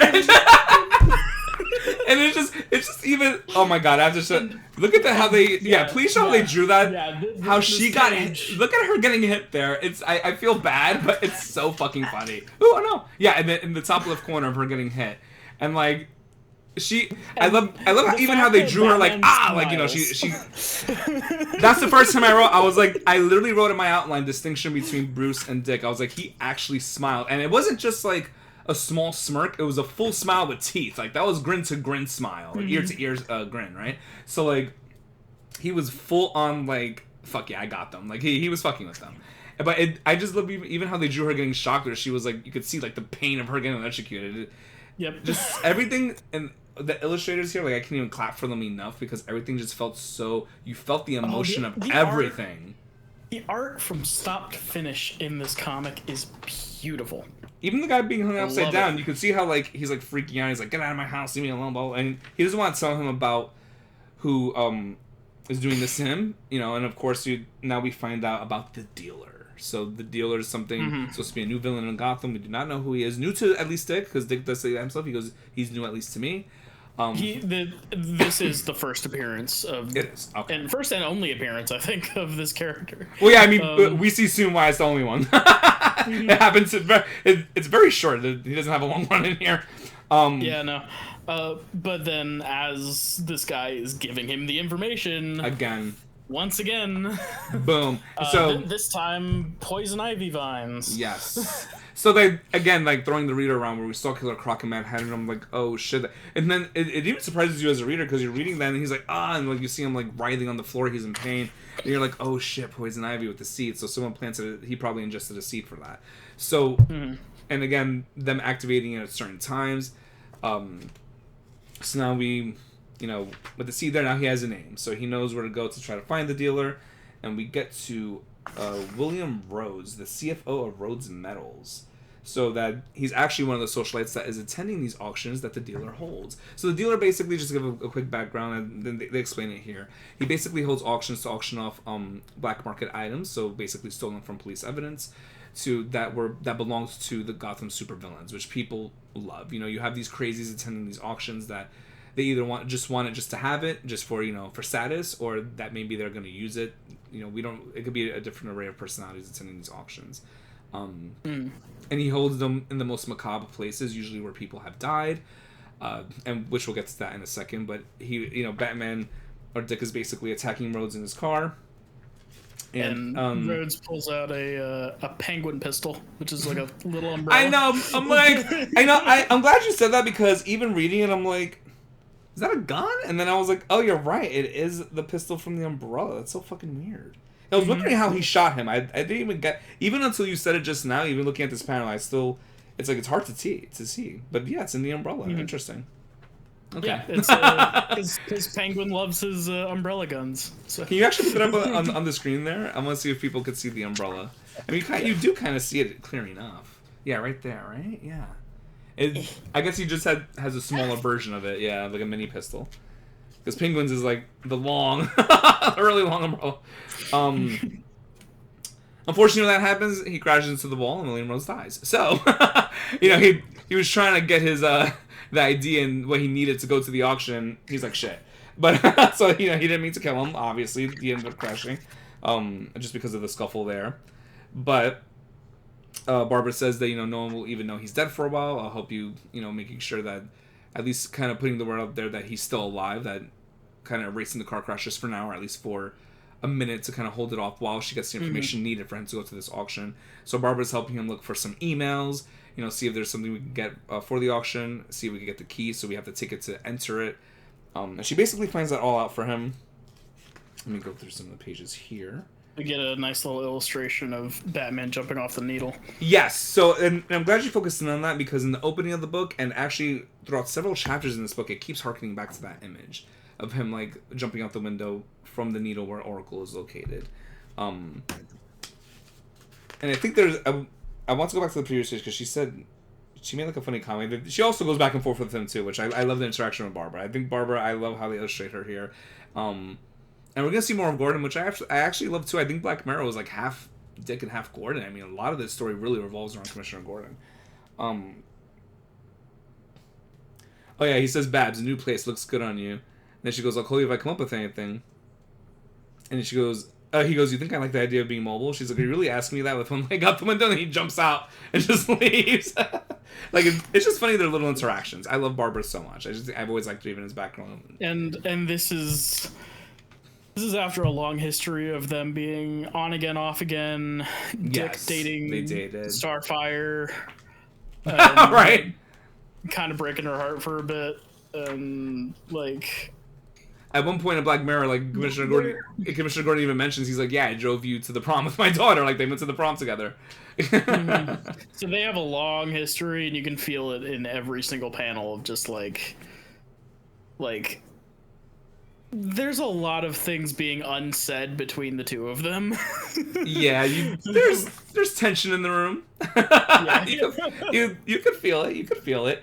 So now, after he leaves Barbara, he's going to see Tim Drake, because Barbara was able to help him get the email. He's able to get inside to this auction. he has the key, which is kind of like a flash drive. But the only problem is, well, Rhodes is dead. So, how do we get in, right? We need to look like him. So, again, I did write that on my outline. Just Dick's humor coming up again, and how he treats Tim Drake almost like a brother. We see Tim outside of his or Robin, it's just him, and he gives him something called the Smart Mask, one of his Batman Incorporated enhancements. So this is from Bruce, where it bends light so you can look like anyone. And then I love this. Oh, sorry. This will be even more important as we go into Court of Owls. Oh, okay. See, I'm excited. And I already did read like the first chapter. There's a reason we did this book first. Yeah, so I remember you saying you want to do an order. So, I hope that mask comes up again. That's cool. But yeah, it was made by Batman Incorporated, and then again, the jokes come up again, where he goes, Tim is like, I guess this means we'll be retiring the old beard and wig trunk, because actually in the animated series we're rewatching it, and he actually did that. He ripped off the mustache and everything, and I was like, oh shit, I forgot he does that. And then he goes, blasphemy, Mr. Drake, blasphemy. That's one thing that Bruce loved to do, was just to like dress imitate up in others, wild disguises, to the point where no one knew it was him. At one point in the comic The Dark Knight Returns, he dresses up as this old lady in a liquor store. In the bodega. and he's genuinely unrecognizable. I've always said, I was like, he gets these masks. A few of the villains go to like rob the store. And they don't know it's him. And they're like his next lead, so he's been waiting for them. And it's this like old lady who then starts like jumping around and like kicking the shit out of them. And they're like, what is going on? So then, no, that's insane. So he really enjoyed. I gotta see that. But that, I've always thought, even growing up, I'm like, damn, his masks are just like spot on, and masks are not easy to make. So like, I mean, this light one's easier because you can use it multiple times for different people. But like, I love that they just harken back to that, because you see it throughout the series all the time, and I'm sure it appears more in comics with his disguises. But yeah, he's like, blasphemy, Mr. Drake, blasphemy. I just love these like little quips that he has, and we're gonna see this with Red Robin a few times throughout the run here. Oh yeah, the Shadow of the animated movies for Dark Knight Returns. Yeah, those they're really accurate to the comic. They're really good. So now I'm just going through my outline here. So I don't think anything really happens until he gets there. Yeah, I mean, I just had in my outline was because introducing Harvey Bullock, which a lot of you know Bullock probably more from the '92 animated series. It's funny me rewatching it now. I never noticed how much Bullock actually pops up, because I think I just always focused on Gordon, but I was like, damn, Bullock is in a lot of, like, almost every episode. Yeah, he's Gordon's right hand man. Yeah. So like. And of course, you know, him always treating Batman like shit. Like even in one of the early '92 episodes where like they're literally almost like fist fighting, and Gordon has to break them up. So he's just not a fan of Batman, because he's off the law, vigilante, all that good stuff. But that's why we love him, right? Don't gotta bend the rules sometimes. Yeah. So you know, I think this is when he finds out about the underground auction. So you know, Batman talking to Barbara kind of knew about it, with, you know, finding out more about Rhodes, about the auctions that he goes to, being a socialite. But now Harvey did a bit more digging for him, because he thought it was going to be Commissioner Gordon. He's the one that finds the location. Yes, he finds the actual location. It's called, you know, the Underground Auction House, where I believe they called it Mirror House, correct? I think so. Yeah, so... Which is... This first story arc is the one that's actually called Black Mirror. Yes, I noticed that too. I was like, oh, that was Black Mirror. And then I get into so many other issues. But it makes sense why the full book is called it when we get near the end. Oh no, no, I understood that from finishing. We are not very far into this book. No. I mean, I think I knew we were gonna spend, you know, a lot with intro catching up, because I didn't know about Final Crisis, so I appreciate that. Thank you. I knew we would spend a lot of that intro doing that. I think we could get this. We could go through this, because I think as you skim through a lot of it, it's like, oh, I mean, like you said, you read it in hours. Yeah. It's not. I thought the same thing when I look at this. I was like, damn, this is a long one. Then it didn't take me long at all to actually finish it. Yeah, no, I love how Scott Snyder writes, because it's just but you're just constantly on the edge of your seat, and like, okay, next, yes. next, and before you know it, you're done. But I will say too that I think a big thing for me was the comprehension. So a lot of times the reason why I don't read a lot, it's not because I don't enjoy it. I don't mind reading a regular novel, graphic novels, just comics. Is because a lot of times with me, I'm not the best at comprehending things the first time I read it. Sometimes I have to go back and read a paragraph a second or even third time, depending if it's like, a lot of information at once. And I feel like here, not once did I need to go back and reread anything. It was just the comprehension was so easy to follow that it was easy for me to do a straight through where I didn't have to feel like I had to be like, oh, what did he mean by that? So, and that's part of why I really like Snyder as a good entry point for Batman. Yeah, because it's great if you're a long-time reader. It's great if you're a first-time reader. Like, yes, everything is summed up nicely to the point where you understand what's going on as it's going. And Shadow said, I heard as he's like, oh no, I just saw he said something there. I heard Dark Knight Returns and immediately remembered I watched the animated movie. Oh yeah. Well, those anime movies are really good. Yeah, my God, that's where DC really shines. Their animations are beyond. Like, they're so good. It used to be. Oh well, yeah. I guess as of recent, they've been falling behind. But yeah. So. No, crap. What was I saying? Go ahead. Because I'm actually I want to do a quick skim of what Harvey says to him, because he mentions Mirror House. But yeah, like, even as Snyder's like weaving this admittedly complicated mystery, and he does the same thing in Court of Owls, you're still able to follow along with it like really easily. I actually started reading Court of Owls already, just to once I finish Black Mirror, and yeah, again, like, even though it looks I mean, arguably, I'm sure it is more pages. It looks thicker, but it's just because I didn't really see how many, but it doesn't feel like it. Again, I'm just I'm going through it, and even making my outline. When we've done our other podcasts, I've been making the outline as I read through, but now I'm just finishing a chapter or two and then going back to do my outline, because it's easy to remember. Like, I'm following very clearly like what's going on. So, again, and just a quick run through here, because it really just is, as Wolvie said, it's just Harvey talking with him. It tells him about Mirror City, which goes from Star City all the way to Metropolis. We all know Metropolis, that's Superman, but Star City, I'm not gonna lie, I had to Google it. That's Green Arrow City. So, and that's when Batman knows, like, oh, okay, I have a location now. So we have the email, Barbara helps him get in there, and then he has the mask, and now we go to the actual auction. So that auction is being held in a place called Harbor House, where the people got trapped inside. So there was a fire where half the people died from the fire, the other half died from being trampled to death. And of course, as I explained earlier, they like to choose these macabre locations where even when Batman goes to meet some of the auctioneers as, pretending to be one of them, how much they love it. They're like, oh, they could feel the stench of death. Like, you see them almost turned on by it. Like, it's very sick. And again, one part I did skip over was the dealer's name, finding out to be not his real name, an alias, I'm sure, being Etienne Guiborg. I don't know how you would pronounce it. It's a very weird name that he chose. Yeah. I don't know how to pronounce that completely, but that is the dealer's actual name, or the name that we know of him. So, he's on comms with Tim Drake, but once he gets there, of course, they use some type of blackout EMP field, because this is supposed to be a clandestine type of location where, to protect their secrecy. So now he's alone. Tim Drake cannot get through to him. It's cutting off, and he's like, shit. So he gets in there, presents the invitation to the bodyguard, lets him in. The auction begins. And the auction. So, again, another one where I wrote down, again, the illustration on where that right there, I love that you're sharing that, Wolvie, thank you. I love, it's not even just drawings for me, it's all about angles. The angle of how they took that, how they drew that, to show how large this hall is, and, like, because not only did they do it in Harbor House itself, they could have chosen any room. They chose the main room where they died in the fire. So, like, to be assholes, I guess. It's got to be dramatic. And yeah. And I almost...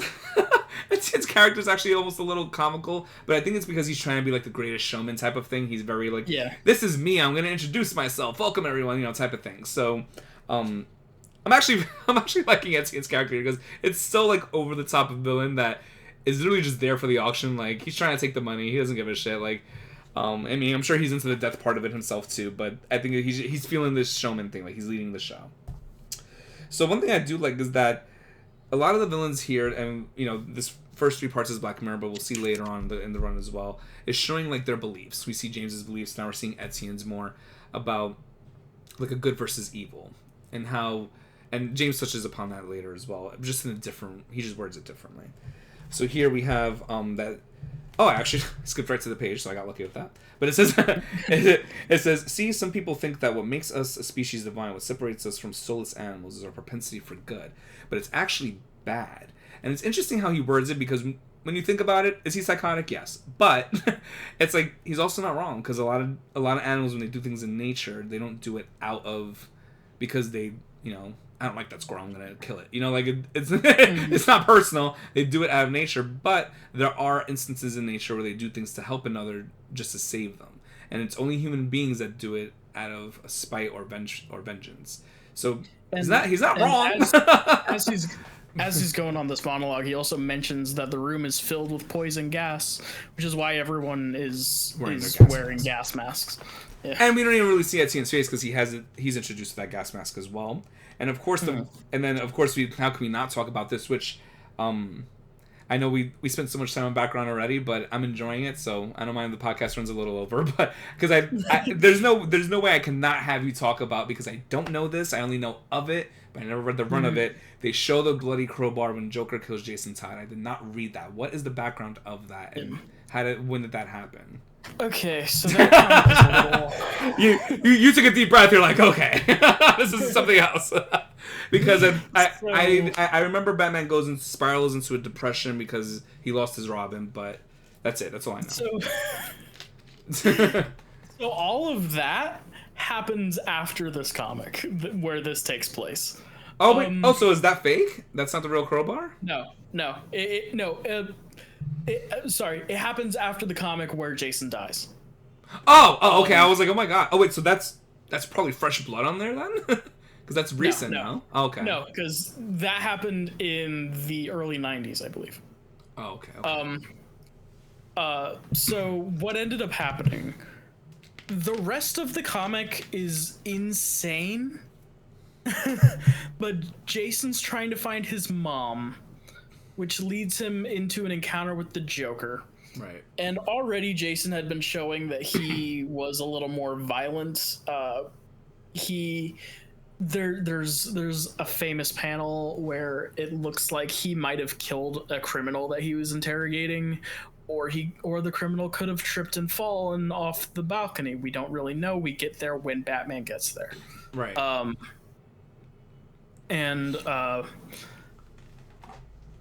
But it's heavily implied that like Jason's already going down a dark path, and he ends up going ahead. He ends up breaking away from Batman to find his mom, leading into this encounter with the Joker. Joker has this scheme to become the ambassador of Iran.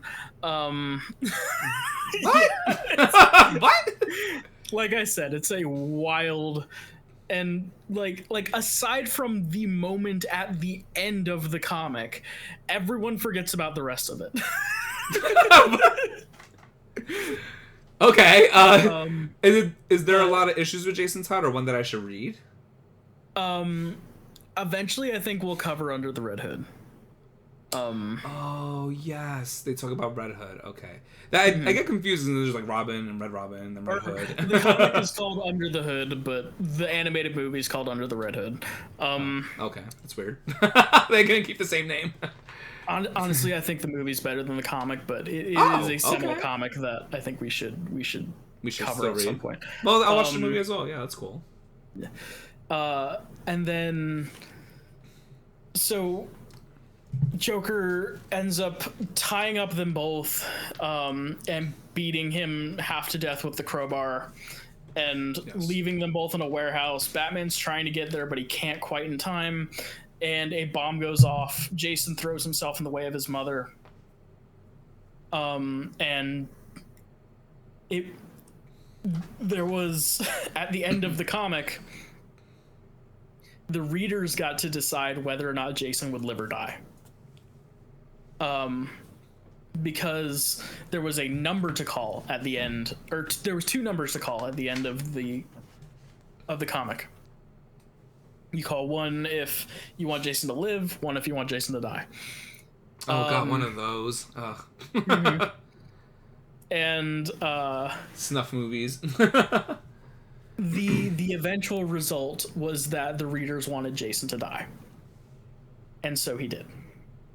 It ended up coming out way later that a couple people had created an automated system to repeatedly call the number for death, so we don't actually know what the result was. He rigged it. Okay, yeah.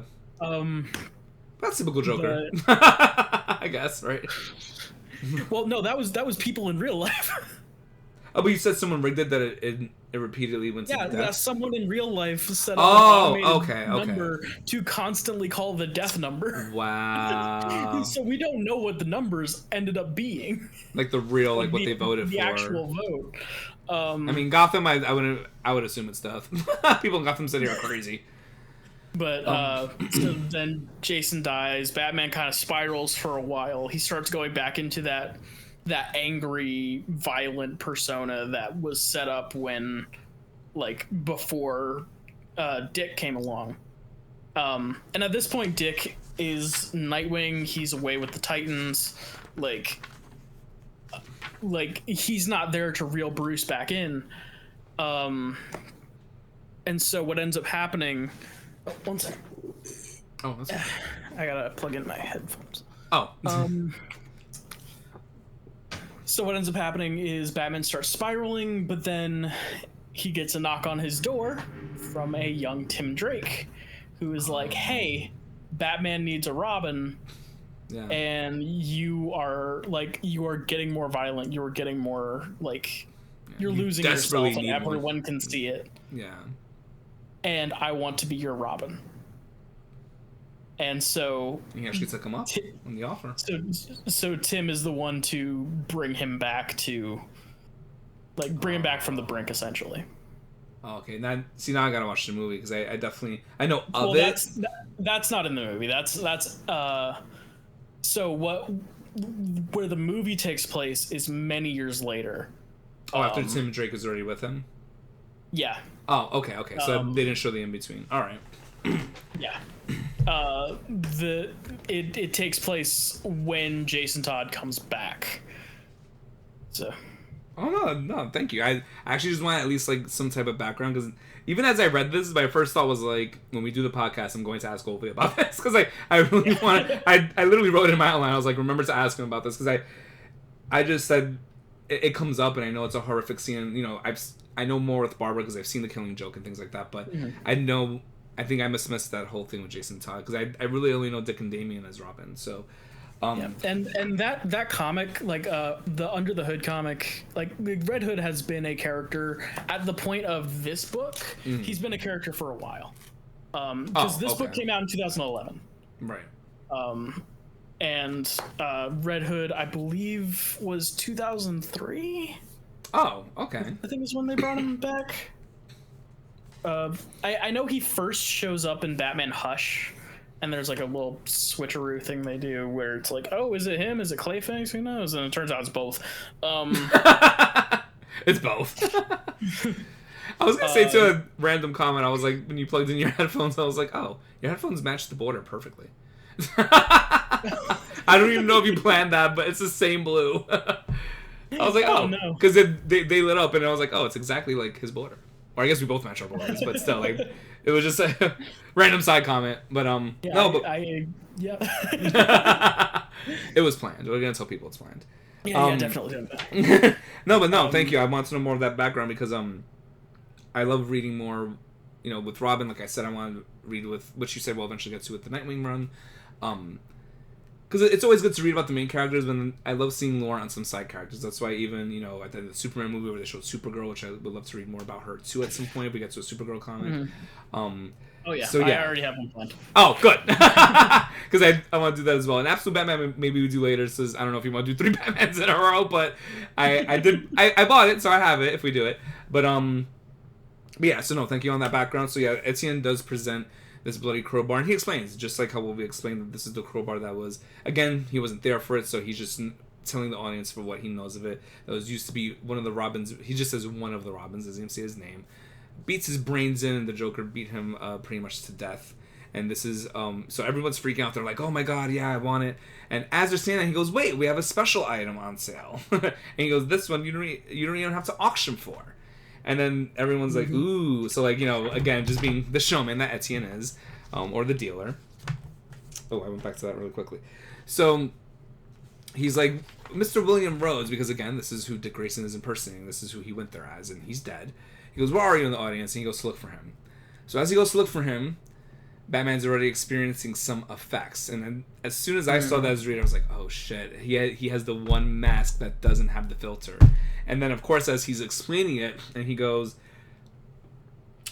which they do this multiple times throughout the book. I like how some of the villains will always like have some type of fun fact about bats. I guess trying to make fun of him. Like I don't know. It's weird. Like they do it multiple times even in Black Mirror. I think they do it as a joke to kind of poke fun at him because I think he says something. He goes, "Oh, there you are." Oh, that his name is number 47, which just happens to be the number of bats that are indigenous to this country. And it's like the second he said that, you're like, "Oh shit, the dealer knows." like you already knew. And then he goes, or should I say, Batman? And everyone freaks out. He tells the whole audience that this is actually Batman. It isn't him. And we're kind of realizing, if you know anything about Batman lore, this isn't just poison gas. This is Scarecrow's fear toxin. Yes, yes. And I think it's a bit more advanced because if you don't get help for this, I think your brain will actually hemorrhage and you die. So like, and because he explains the toxin, he goes, the toxin happens within minutes. You'll see hallucinations, but then it causes severe, multiple brain hemorrhages, as the dealer describes it. And again, because everything the dealer has is from them. It's some twisted version of what the original was. Exactly. So remember that, for anyone that is reading or listening now, if you're reading along, that this is something where everything from the beginning has been the dealer, because now we're as far as Black Mirror is concerned, for these 3 runs, he's the big bad here, with the poison seed popping out from Poison Ivy, for Officer Cullen Bulk, with the kid getting Killer Croc's mutagen. We have the Mad Hatter where she jumped out the window, the Mad Hatter tag. So this is all from him, and he sells it, and he's planned this. Now, of course, this fear toxin, as soon as he says it's Batman, he goes and this is where this issue ends, the second part of Black Mirror, where he says tear him apart, limb from limb, bone from bone. And then that's when I love this drawing here, which I think you had showed for a second, but where you see the audience as like, this is where Dick's mind is starting to see them as legit monsters when it's really just people. But he's seeing them like almost vampiric, almost like kind of like Morbius, where like they have claws, because they look like creatures with claws now. And again, the fear toxin in the comics usually turns them into some sort of monster. Like legit monsters. Whatever. And it's funny because I mean it's already scary. I think even without the fear toxin, it still would have been scary because all these people are wearing. I've always found gas masks to be creepy. Like it's very like, even with the goggles and everything. So you have these goggles as they're turning into monsters with these giant claws. And for him in his mind, it's very real. Like even as they're coming after him, and they're not really scratching him, but in his mind they're clawing at him. You see the claw marks. He's bleeding and he feels it. So at this point, he's trying to escape. And I love how he explains it. He does this multiple times throughout the run. But Dick always likes to mention something from his past, either harkening back to his parents, people that his parents hung out with, like someone who taught him something, and then again saying how he keeps grounded. So I think I was talking to you a little bit before the podcast how Superman up in the sky was like that hope, and kind of trying to take it back even when you're hitting the bottom of the barrel there. I think here it's like staying grounded. That Gotham City is already the bottom of the barrel, so a little different from Superman, right? But how do you stay grounded when you're in the city and it's not like the city gets you? So he mentions the 3 rules, which I just will skim through quickly, of course. So like saying rule 1 to pick a point. So here when he says pick a point, he's like, this toxin's taking me over. Before I fully lose my mind, I need to get to the dealer as quickly as possible. So he goes straight to the dealer, literally hopping over everyone as if they were like Super Mario jumps. Like he's just hopping on their head. And he goes straight at him, and he actually gets to him because he kicks the shit out of him. But then, and even takes the crowbar, which is insane considering you wouldn't think he would even want to touch that crowbar because it killed Jason Todd. Yeah. But he grabbed it. I'm sure he's just not thinking. He's just trying to survive.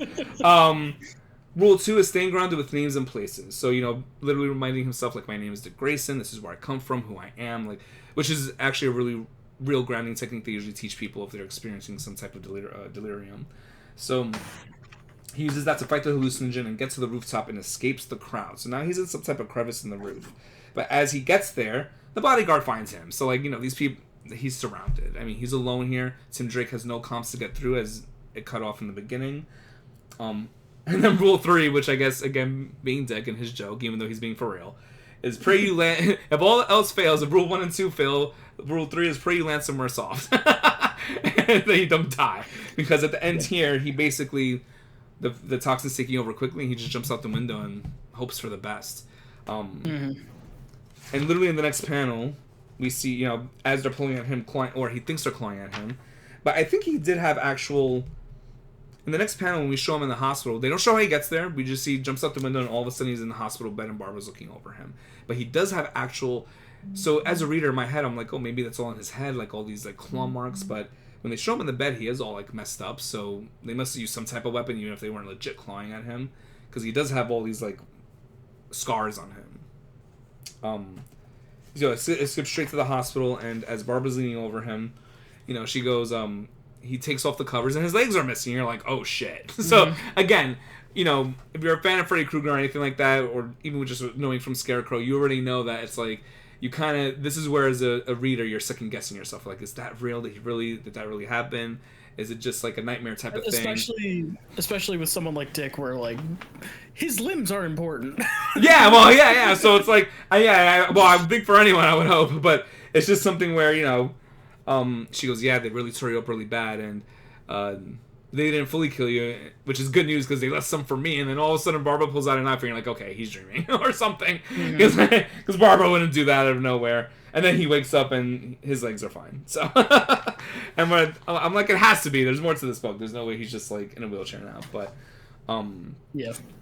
And then he wakes up and is like, oh, right. because he's like, and it's funny because even when he wakes up, you would think he would have more of that reaction, but he kind of brushed it off. He's dealt with fear gas and other things enough times where he's like, okay, no, this is reality. I'm losing it. Yeah, that's why he's like, this is a little crazy. So then, so the fear toxin is still in him. I mean, he was. Oh, sorry. He was on a team with a full-on reality warper. Oh, okay, yeah, true. I was like, he should be used to it. Like, I don't think anything. And even Raven was like terrifying in her own way. So, So even here, he wakes up and Barbara's like, you really have to rest. I think even Tim's telling him. Everyone keeps repeating this to him, but classic Batman, he's not gonna listen. It's like the job doesn't stop. I have to go after him now. And we're starting to see how much Dick has taken from Bruce growing up, of just like he's just as stubborn. Oh my god, yeah. I mean, there's multiple. We're gonna see, not even here with the dealer, but just multiple times where Tim's like, "Oh my god, you don't listen to me." Like, he just never listens. So, very, very stubborn. He's like, "Barbara, I'm sorry, but I have to go like right now because if not, the dealer's gonna get away." So, which he's not lying because the next panel is showing the dealer in his jet. He's actually escaping. He's like, I got Batman. I have all my precious cargo with me. I'm good to continue doing my black market scheme, whatever. And I guess I should probably show the panel where it was like, he's got no legs. Yeah, so literally you see the scars and he's like, he's like, oh shit. And then like Barbara like giving him the sinister look of like ready to like cut him up. That next one. Yeah. Oh no, yeah, that's okay. But yeah, so what I like here is that the dealer just is so, and every villain makes that mistake. Like, you're a new supervillain when you're too smug. You gotta know, like, you should know Batman better than that. And you see Dealer escaping in the plane. He's going after him. Now remember, the toxin's still in Bruce's system, so it's not fully out. It's actually still pretty heavily in there. And he's going in the Batjet. And he's like, just pull up more. He goes, he cannot reach me at this height. And true, Bruce could not get his bat plane to reach that high. So he's like, all right, we lost him. We're good. Oh, Dick. Yeah. Oh, Dick, yeah. But he's like, we lost him.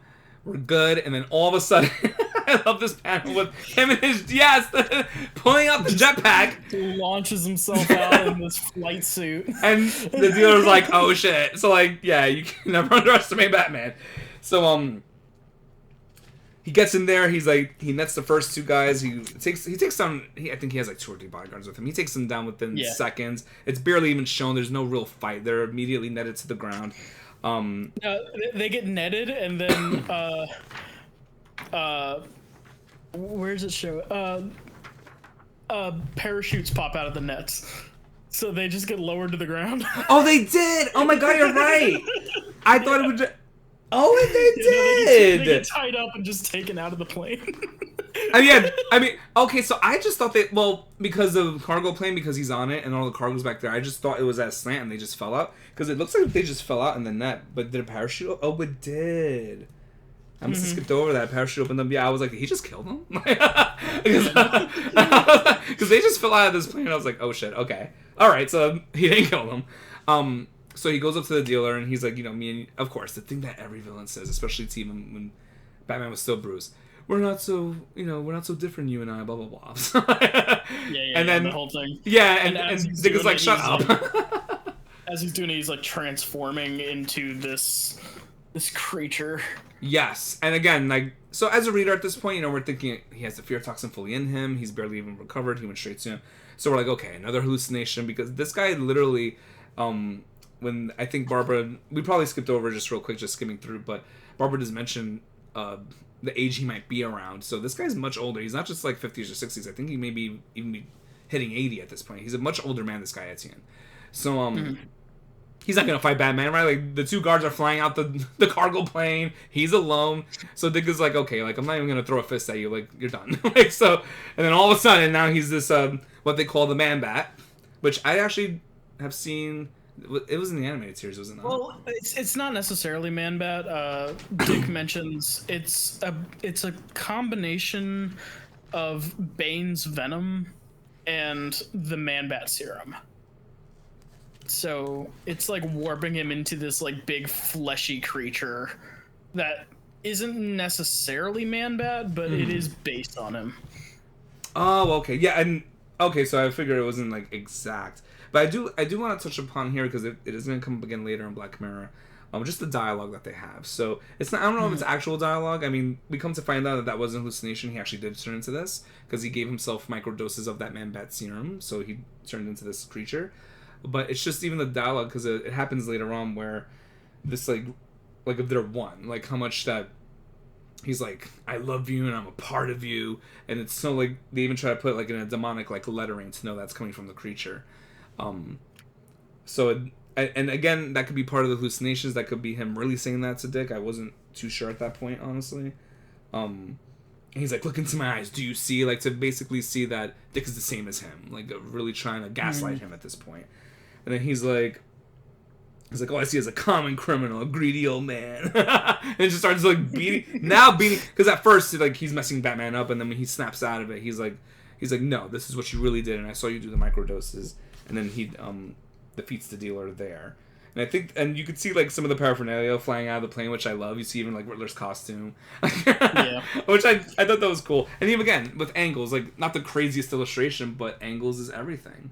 Oh shit, I love seeing that there. Like just even we could see like the upward view, him falling down, and all the different like pieces of clothing flying out. Yeah. Yeah, so then it basically ends here where Alfred making the joke, because as soon as he comes home, this is the end of the dealer. Technically the end of Black Mirror. There's just the whole issue is called Black Mirror as a total. But this specific issue here where he comes home and is actually putting up portraits of certain things. In the book Black Mirror, this actual Black Mirror. It's actually Black Mirror, and there's this much left in the book. Yeah, that's why I'm like, even when I was reading, I was like, oh, there's a lot left. So I was like, yeah, so I was like, okay, that was like, gets into Black Mirror pretty quickly. It's basically like one of those, like, it happens a lot in mystery, in mystery stories, where they'll start with a cold open of something going on, like the hero is already in the middle of another adventure, and it's seemingly completely different than the rest of the mystery, but then it turns out it's all connected, and it's, yeah. Yes. No, absolutely. They tend to do that a lot, even in other comics that we've read too. So they try to make it seem like like solo issues, and it's really all connected. Yeah. Yeah. Like and like they do that with a lot of like Sherlock Holmes stuff too, where it's like we cut to him in the middle of this other adventure, and it turns out that's actually a key part of the actual story we're about to read. Right. No, I love that. So yeah, so even here, he's putting up the portraits out. Alfred makes a joke. He's like, "Oh, you're finally like making it your home." But then he also comments to him like how little he sleeps. You just have been, out all night, even all morning. He goes, "I took it upon myself to," because, and the joke in the issue 1 of Black Mirror, now coming back in issue 3, where he's like, "Don't even bother making the mattress. I'm not sleeping there anyways." And then Alfred's like, "I made it anyway. Like, you're making it more homey now. I just want you to feel more comfortable here." And it's just him staring out into the city, because even though, at the end of this, we should be feeling successful. It's like he defeated the big bad in the Black Mirror story. The dealer's gone. He found out what happened. But as he looks out, he knows something is still wrong. So now it's kind of showing a foreboding look on his face, and also just a more solemn look. I think he's looking into himself of like, did I really win here? Like, he's being swallowed up by the city. So, and also, it's the titular Black Mirror. Yeah, the actual Black Mirror, where it's just looking where the city looks back at him. Yeah, there, and you can see how he's contemplating, but I think that he feels the city's kind of swallowing him up, and he's not feeling like he's falling deeper and deeper, and he's not really ever getting out of that. He feels in over his head. Yeah, no, 100%. And a lot of this book is him like being like, "How did Bruce do this?" No, exactly. So now now that Black Mirror's done, we go into, I believe it's called the Skeleton Cases. It is. Yeah, Skeleton Cases Part 1. Yeah, Skeleton Cases. So we have Skeleton Cases Part 1, where it shows the POV of Commissioner Gordon. He does the intro, and in the middle of basically saying the medals that he has, how he's part of the city here, and the question. I'm sorry. Of his like mental state at the time. Yeah, and then the interviewer's asking him questions. How do you leave it all at home? How do you do this day in, day out? Like, is there any case that really got away from you? So he's kind of, introducing himself, I guess, if you knew nothing about Commissioner Gordon. So he gives a quick intro, just like Dick did in issue 1 of Black Mirror. So... And he gets a call from Bullock to come down and see the security cameras of this aviary, where apparently some teens had broken in. Mainly because of one face in particular. He freaks out, yeah.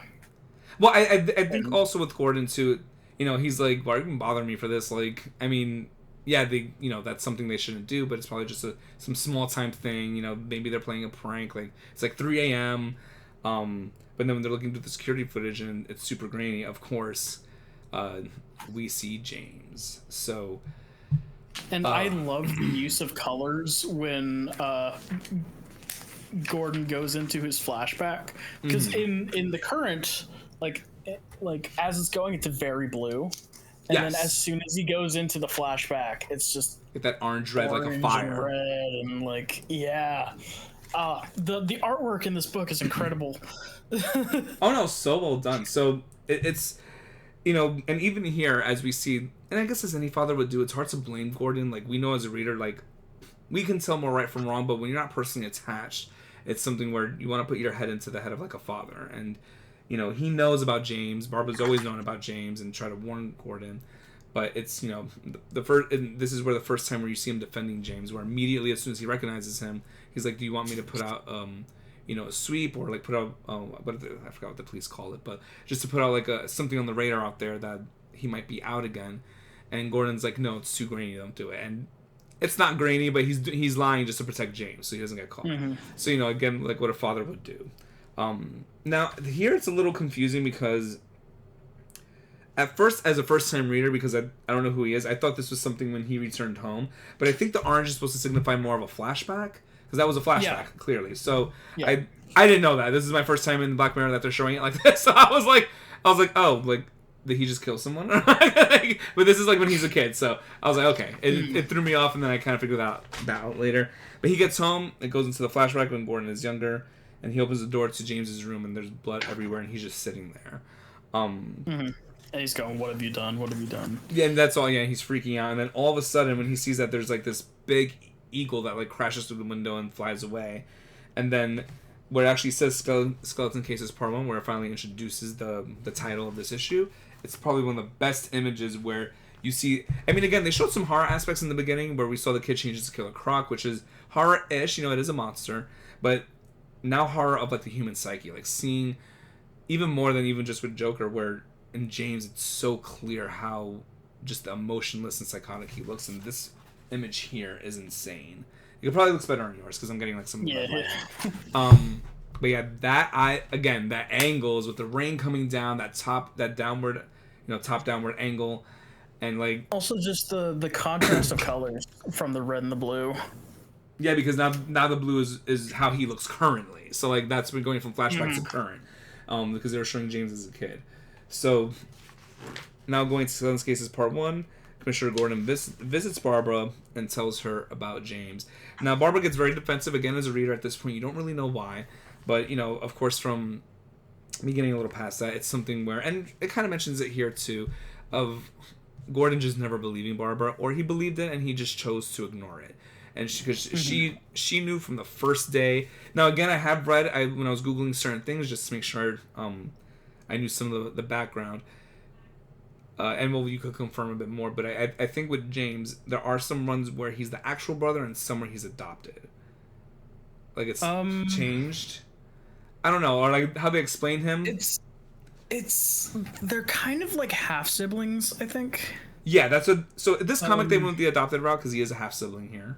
So like Commissioner Gordon has a very interesting love life, where I've noticed.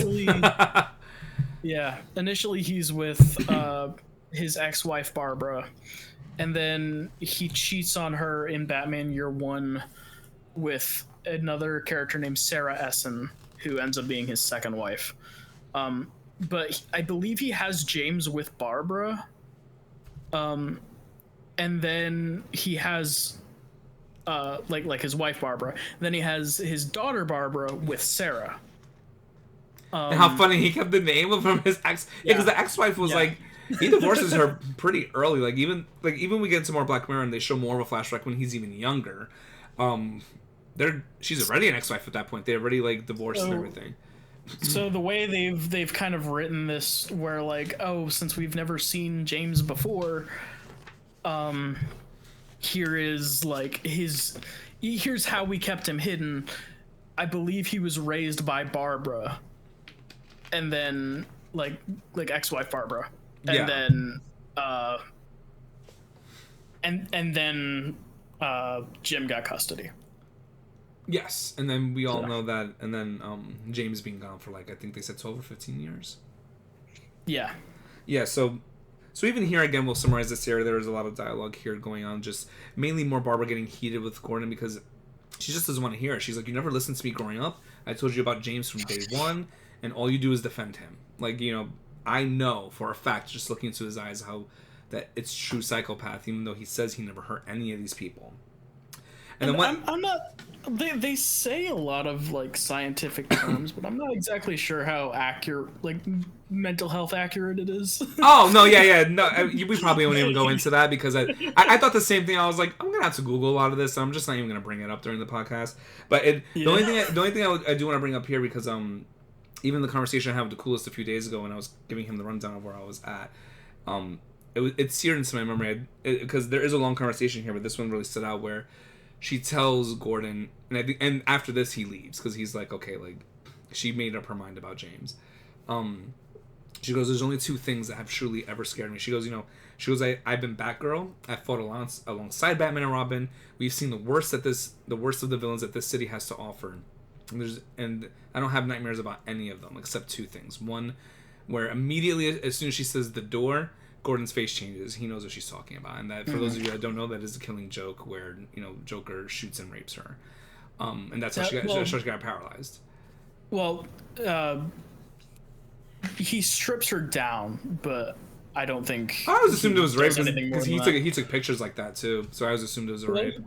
Yeah, well, because he takes the pictures mainly just to torture Jim, but he doesn't actually do anything.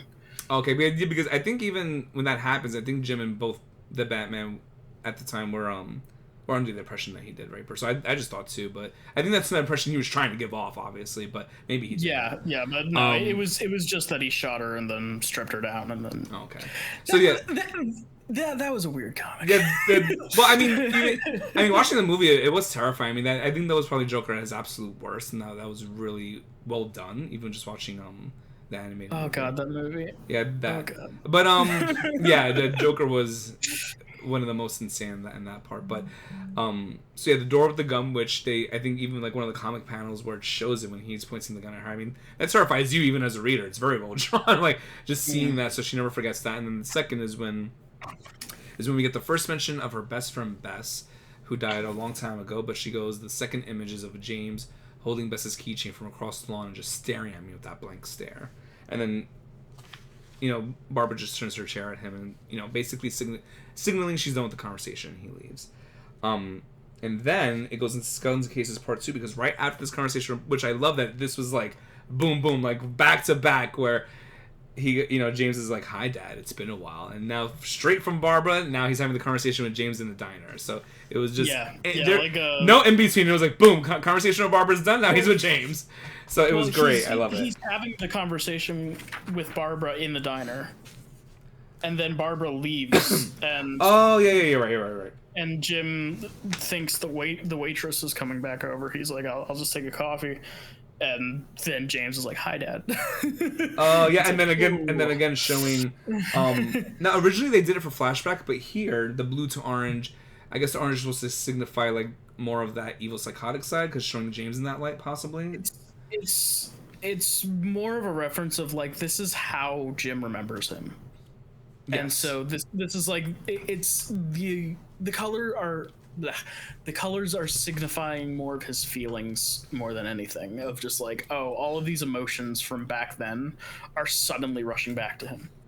And so it goes from this like deep purple into this orange. I love that contrast, because Jim is still in the purple. But then, then as soon as the conversation starts, then it's all mostly orange. Right, with like maybe some of the shades of purple. So yeah, so here, I mean, James is basically telling him, "Look, I'm not trying to upset you. I know you. I'm the last person you want to see. I've been gone for like close to 15 years now." And of course, Jim immediately just starts blaming him for everything. He saw him on the camera. He goes, "Oh, well, you came here just to free some birds from the aviary," and he's like, "What are you talking about?" like if he was never there. So he seems confused by it. Again, as a reader, like he's like, "I'm getting better, and I'm really trying to make a difference here." And then Jim asks him, "What happened to the waitress?" Yes, and as a reader, what I like too is that the waitress that you see going back and forth with Barbara, she's only in that first panel when James arrives, and then she's gone. Like the entire conversation, she's gone. So I love how they did this, and it was terrifying, because as a reader, it keeps you. Maybe terrifying is not the right word, but it keeps you on the edge of your seat. Like it's like did he or didn't he? Like you don't know. You don't know if this guy's actually dangerous or not. Yeah, and especially that with me not knowing any history of Batman, but like you said, especially in Gotham, you can like you can suspect everyone in Gotham. Like, I mean, it's not even just James. I wouldn't trust a random stranger in Gotham. It's Gotham City. But and then James just flippantly goes, "I love this joke." Go ahead.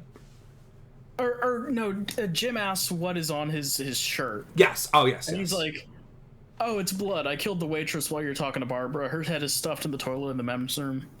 And then it made me laugh, because I know psychotics are generally like that, because they just don't have that emotion part of it. But like he said it so deadpan that as I read it, I actually laughed, because I'm like, either he's that nonchalant about murdering people, or he's making a joke, and then he says, "I'm just joking." Yeah, it's just catch up. I'm just not good at this whole social joking thing.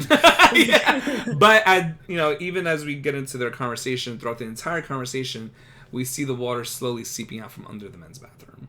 So now you're already thinking, and Gordon keeps glancing over to it, and it's like. Yeah, and he's trying to remain calm to not alert James, but he notices it. So, basically, to summarize the conversation here, James says, I came here for two things. One is to apologize, because I know what I put you and Barbara through when we were younger, and that I know that doesn't really make up for it, but I do want to actually say the words "I'm sorry." And second, and before he even gets into the second one, intermittently he tells him about the medication he's taking called diazepam, which comes up many times later on. And this is something where it actually unblocks some of the parts of his amygdala or whatever, the brain. Actually, I know we weren't going to get too much into, but it's just something where some of the receptors there that will help him to start feeling emotion and probably better himself. Yeah, so he'll have some empathy, and that he could feel for other people, and that that trying to show his dad I am trying to become better, and that I feel that it's working. I do feel the difference. Of course, Gordon doesn't believe it. As the reader, I called bullshit as I read it. And then he's like, so now going into the second one, I just want you to talk to Dick Grayson for me. Gordon's like, you already know what he thinks of you. Him and Barbara both have their view of you set in stone. I can't change that. He goes, and James is like, I don't want you to put in a good word for me. Just tell him to do nothing. I'm trying to go for this interview. I want this job. Just make sure he doesn't block me from getting it. He goes, you don't have to put in a good word for me. And that's pretty much towards the end of that conversation where... Yeah, and James just leaves. Yeah, and then he goes, I actually wrote this down in my outline here, because, again, I like to write down some of the locations just to make sure. Yeah, so he goes, I am staying at the Riverview boarding house room 7. And he leaves with that, and he leaves fairly quickly, like, almost like Batman fast. Like, when Batman leaves in the middle of a conversation, he just, like, disappears. So he's like, if you want to see me, you can. He goes, I really hope that you do, but it was nice seeing you. And the entire time, this pool of water coming from the bathroom has just been getting bigger and bigger. And do you want to say the reveal there? And Jim is getting more and more like anxious about it. And then he goes into the bathroom. It's hard to see with the physical edition here, but it's just rolls of toilet paper in the sink, like someone. I don't think it. Yeah. I don't think it was James. I think. But if it wasn't James, I thought it was James because I thought he was just pranking him just to like be like to fuck with him, because he knows what the dad thinks of him. He thinks he's a cold-blooded killer. So I feel like he made the joke and then maybe he purposely stuffed the sinks. So yeah, no, he did not kill the waitress there, or from what we know of him. Not that we see. Yeah, at least not that we see, because even after like he opens the door and we go into the third issue of Skeleton Cases, we're in part 3. We still don't see the waitress, so I don't know. Yeah, and James brings up a few times during the conversations where, just some few tidbits with James of flashbacks of when he heard, the bus driver, just because she called him Four Eyes, like little things, these little minor things, which I get. It's like, you don't want people making fun of you, but the fact that he tortures people over the most minor of things, like, it's not even vengeance. Like, dude, like, Four Eyes is not even that big of a deal, or some things like that, but, like, to someone like him where he takes it to heart and he remembers that for so long. The boys in the high school that he tortured, that Gordon mentions during the conversation. So a lot of these little incidents with James come up multiple times, where James is the one trying to defend himself, gaslighting the reader into thinking he's changed. Gordon's like, no, you haven't. So I like this juxtaposition here, where even as a reader, you're like, do I believe James or do I believe Gordon?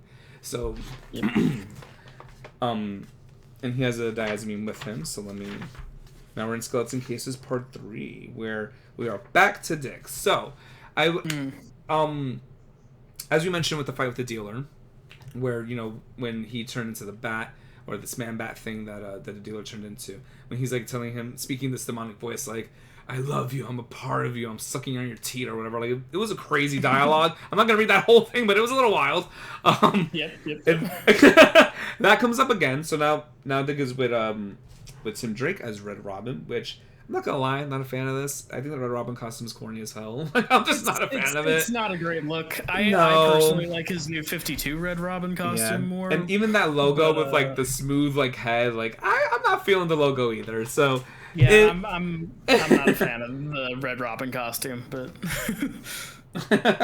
And then again, we see more of the. I like that a lot of his comedy will sometimes be just from him, but it's really in conjunction with Tim Drake. Maybe he sees them more like, I don't know their correlation, if they're more like brother-like, they just act like brothers, like they're very, I love that, like he's picking on a little brother type of thing, because again, that's always been their always the dynamic. Of, like, Tim's the little brother, but he's also kind of the more rational one. Yes, he's the more mature one, yeah. But because even here again, is just like he's the older brother, but he's the one that's gonna pick on him constantly. So again, with all the animals that escaped from the aviary, there were a few like endangered birds as well.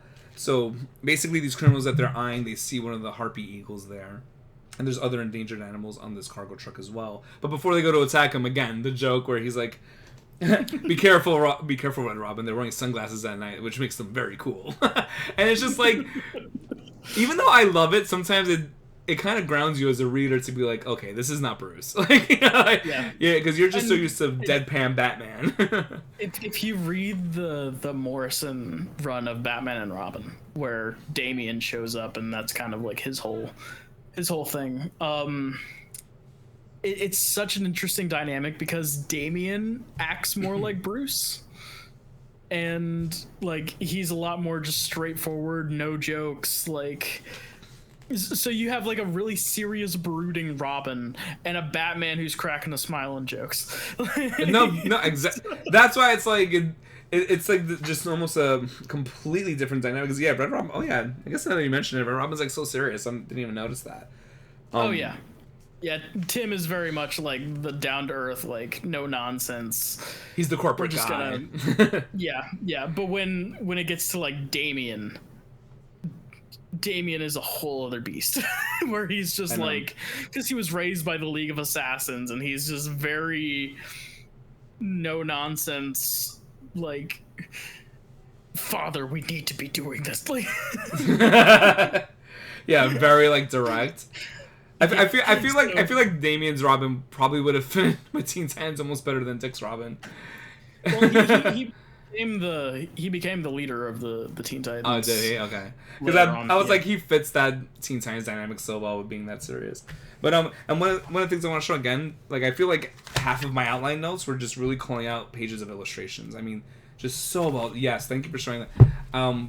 So even when they come in, and even on the next page, because the next page is a two-parter, they show it as like one long page where they're. Oh yeah, the 2-page. Oh my god, that spread is.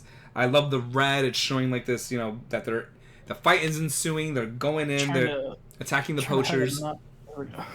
No, thank you. No, that is like so damn well done. You can see them like even Red Robin coming in, and these two are just in the fray. They're getting in the paint there. They're just attacking everybody. Even the next page, you can see Batman doing like a full like 360 spin kick, like kicking a bunch of bad guys in a circle. I love all these illustrations. But now, at this point, I don't know if they said how many weeks it's been since the dealer and the spear toxin, but it stays in your system for a long time. I mean, he's still experiencing effects. It's lingering more now, and even... Thank you. There you have the spin kick that we see there, and even the lingering effects, where you could see, again, like these words from the Man-Bat. Now we see it here with, like, almost the captured animals, like, as if he's seeing, like, eyes in the dark, and they're, like, looking at him and talking to him. And they're like, coming for you, Dickie, going to eat you up. Like, these type of, like, horrific comments, like, if they're coming to eat up his soul type of thing. So now... somebody gets the upper hand on him and knocks him over the boat. Yep, and if you want to show them that... To which an orca comes out of nowhere. Yeah, like, I would think, like, a shark, and I'm like, an orca? I mean, I guess they are sharks too, but still. There is a shocking amount of orcas that end up showing up in Batman comics that are just like...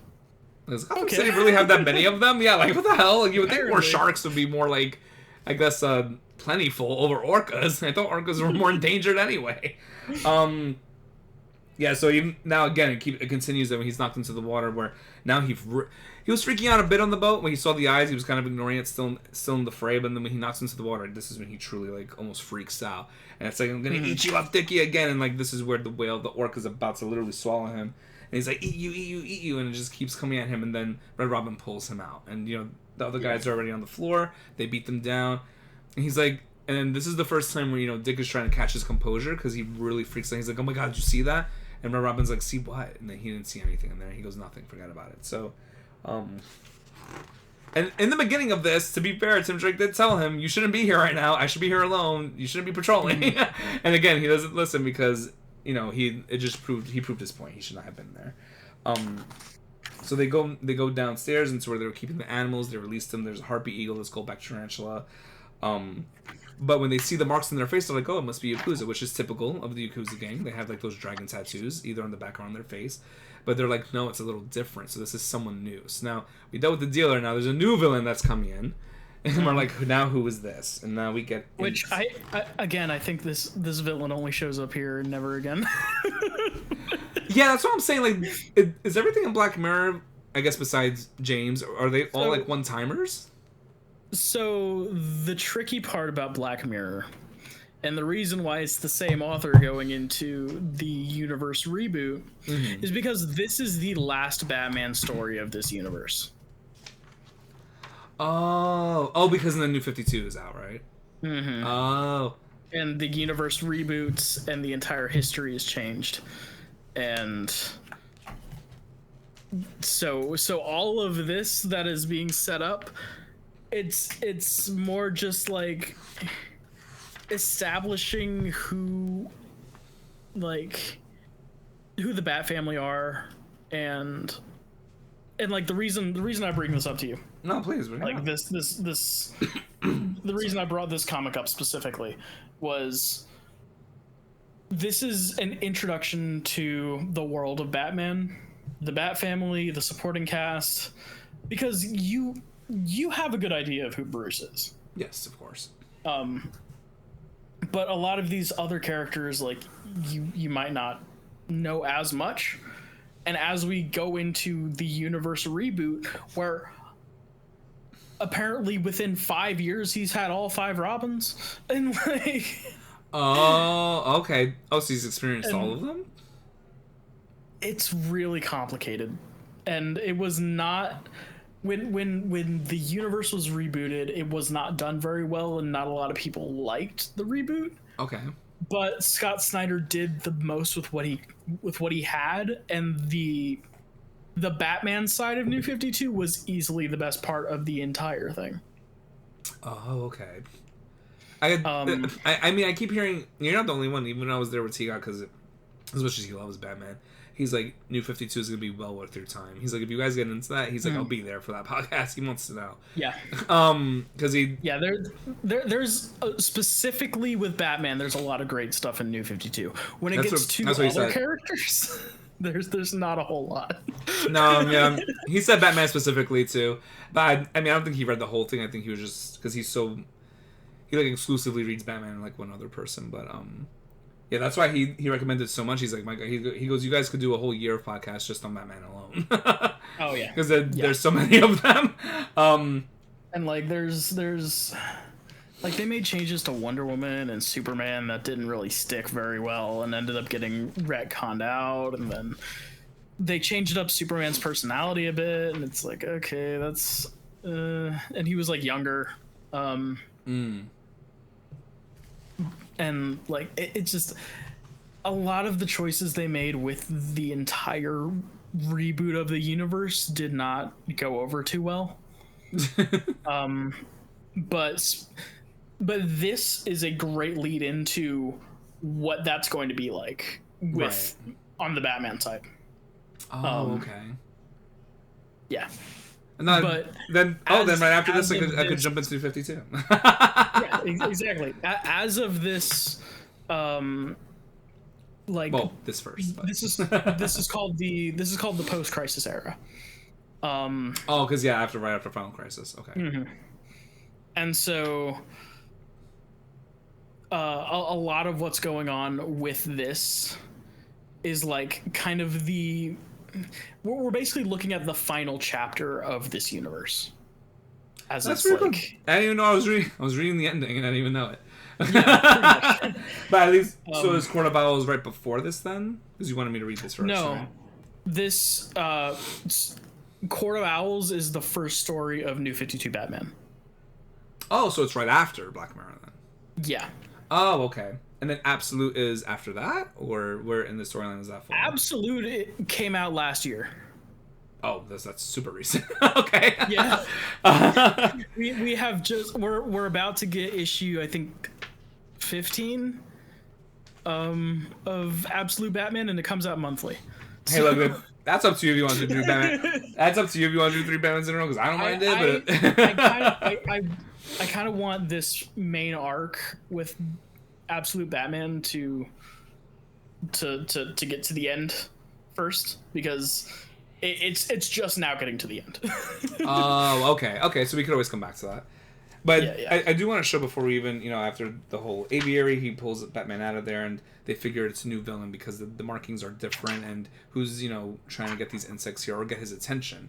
Because we're not sure why they're even taking, we always think it's about money. Typically, it is most of the small time villains, especially if they're like Falcones or Maronis, like some of the families.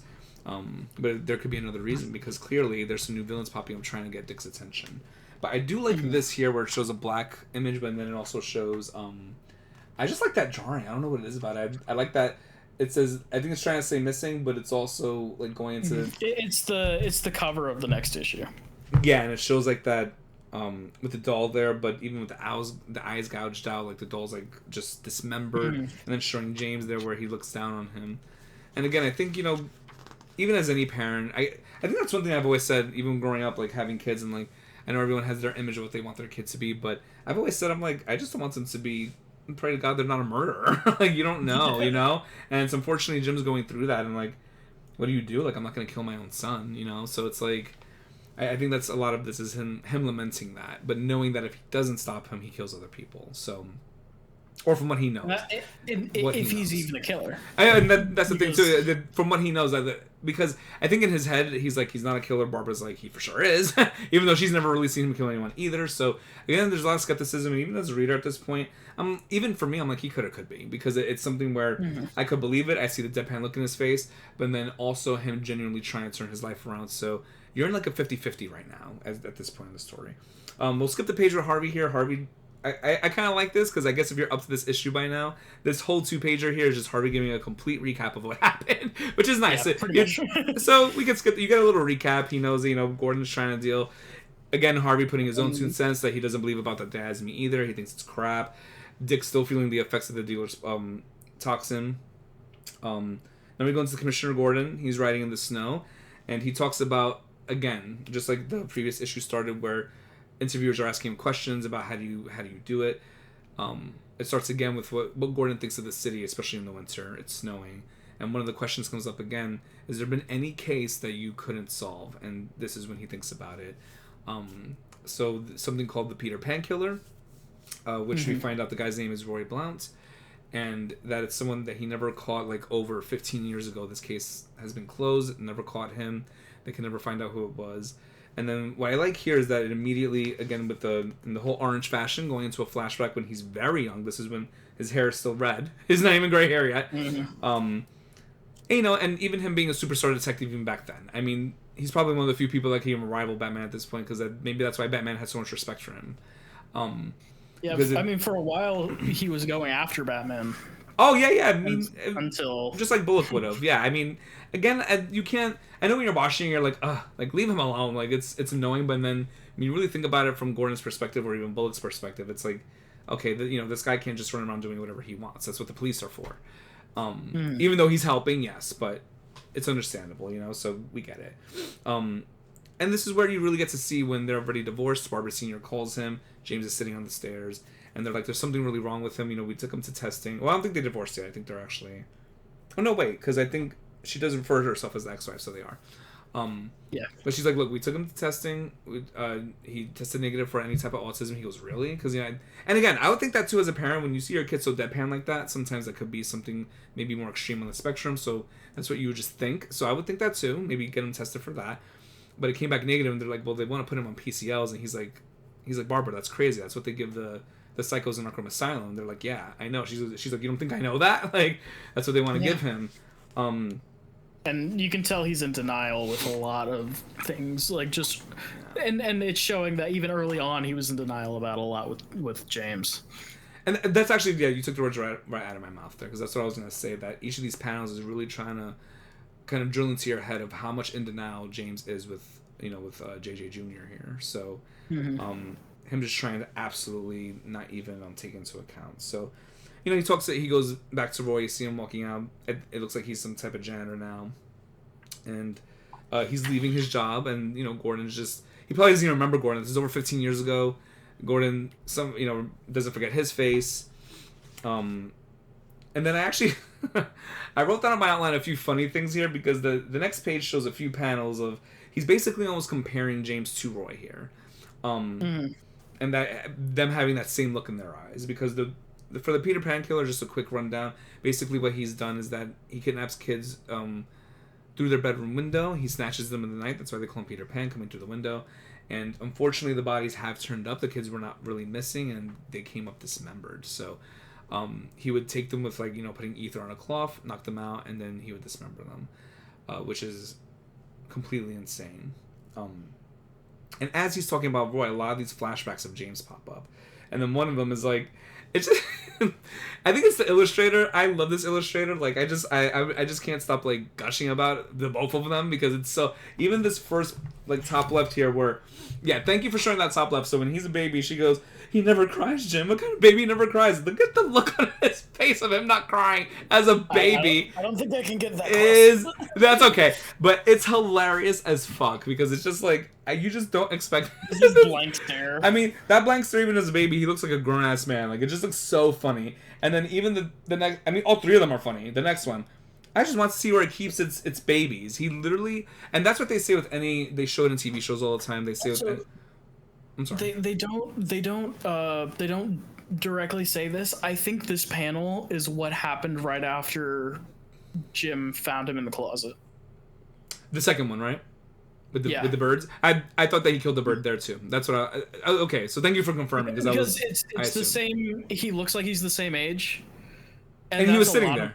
And he was sitting there on the floor. And there was blood everywhere. So the only thing I could think of is that the bird was trying to fight back, and there was blood all over the room, because for a small bird, there was a lot of blood in the room. But and they always say, and they show it in TV shows all the time, I've seen in The Walking Dead, especially when someone is psychotic and they're going to become a killer like that they usually start with animals first, and then they move on to people. So again, seeing that, and then the third one was more just hilarious. I mean, it wasn't hilarious with the dead bird, because they show it pretty mutilated. It's a pretty graphic picture of it, but then he goes, "I just want to see where it keeps its babies." I'm like, you can't say something innocent like that when this dead bird is on your floor, ripped apart into pieces. And then the third one, he dresses, which of course, why wouldn't James look up to the Joker? Obviously, he dresses as him, and Gordon's like, "Take that shit off." Well, so he dressed up as him for Halloween, and which I get, but in Gotham City, I don't think that's the best place to dress up as the Joker. Yeah, no. Especially with Jim, who has been personally tormented by him. I know, and then what I love here is that, and what we had just shown it on the screen. On the left side, you see it technically is a 2-page spread, because on the left side you see the blue flashback with James, and the right side is going into a more further flashback of where they finally bring up the girl Bess, which is Barbara's best friend. So now we'll go into that. And the reason why Barbara mentions in the diner, the reason why she thinks that James did something to Bess is because Bess disappeared, and the only evidence they found was James holding her bat keychain. Yeah, and then which is what we finally see here. And we see the bat keychain. Then, so this bat keychain, just to give a quick background, they seem to be going somewhere for the weekend. Barbara gets to see her best friend Bess again, and Bess is so excited to share the box with her. So basically, it's just a best friend thing. I used to have things like that with my best friend when I was younger, where they share this science kit. Barb has the key, Bess has the box, and basically they tell James, we do that on purpose because one cannot open it without the other, so we can only use it together. Of course, in the middle of them explaining this, James is trying to pick the lock. So, and I did make a note here, and this is more to the comic, but also just in general of how you treat people. It's just something where, when he's trying to pick the lock, he says, she goes, "Who said I wanted you to open it?" Which I get, but again, that's someone even on the spectrum, which I'm not sure if being psychotic like that is maybe just an extreme spectrum. I'm not sure how they treat that, but it's just something. That's one weakness I think this book has. They're blending it together, yeah. They're blending a few different mental disorders together, and then kind of just putting it all under one umbrella. I know, and that's a cliche we usually want to avoid, especially nowadays, where like we don't want to, every movie that we know growing up, they're seeing these people in asylums that they're all murderers, and they're not like that. I will say Scott has gotten a lot better with like pinpointing things.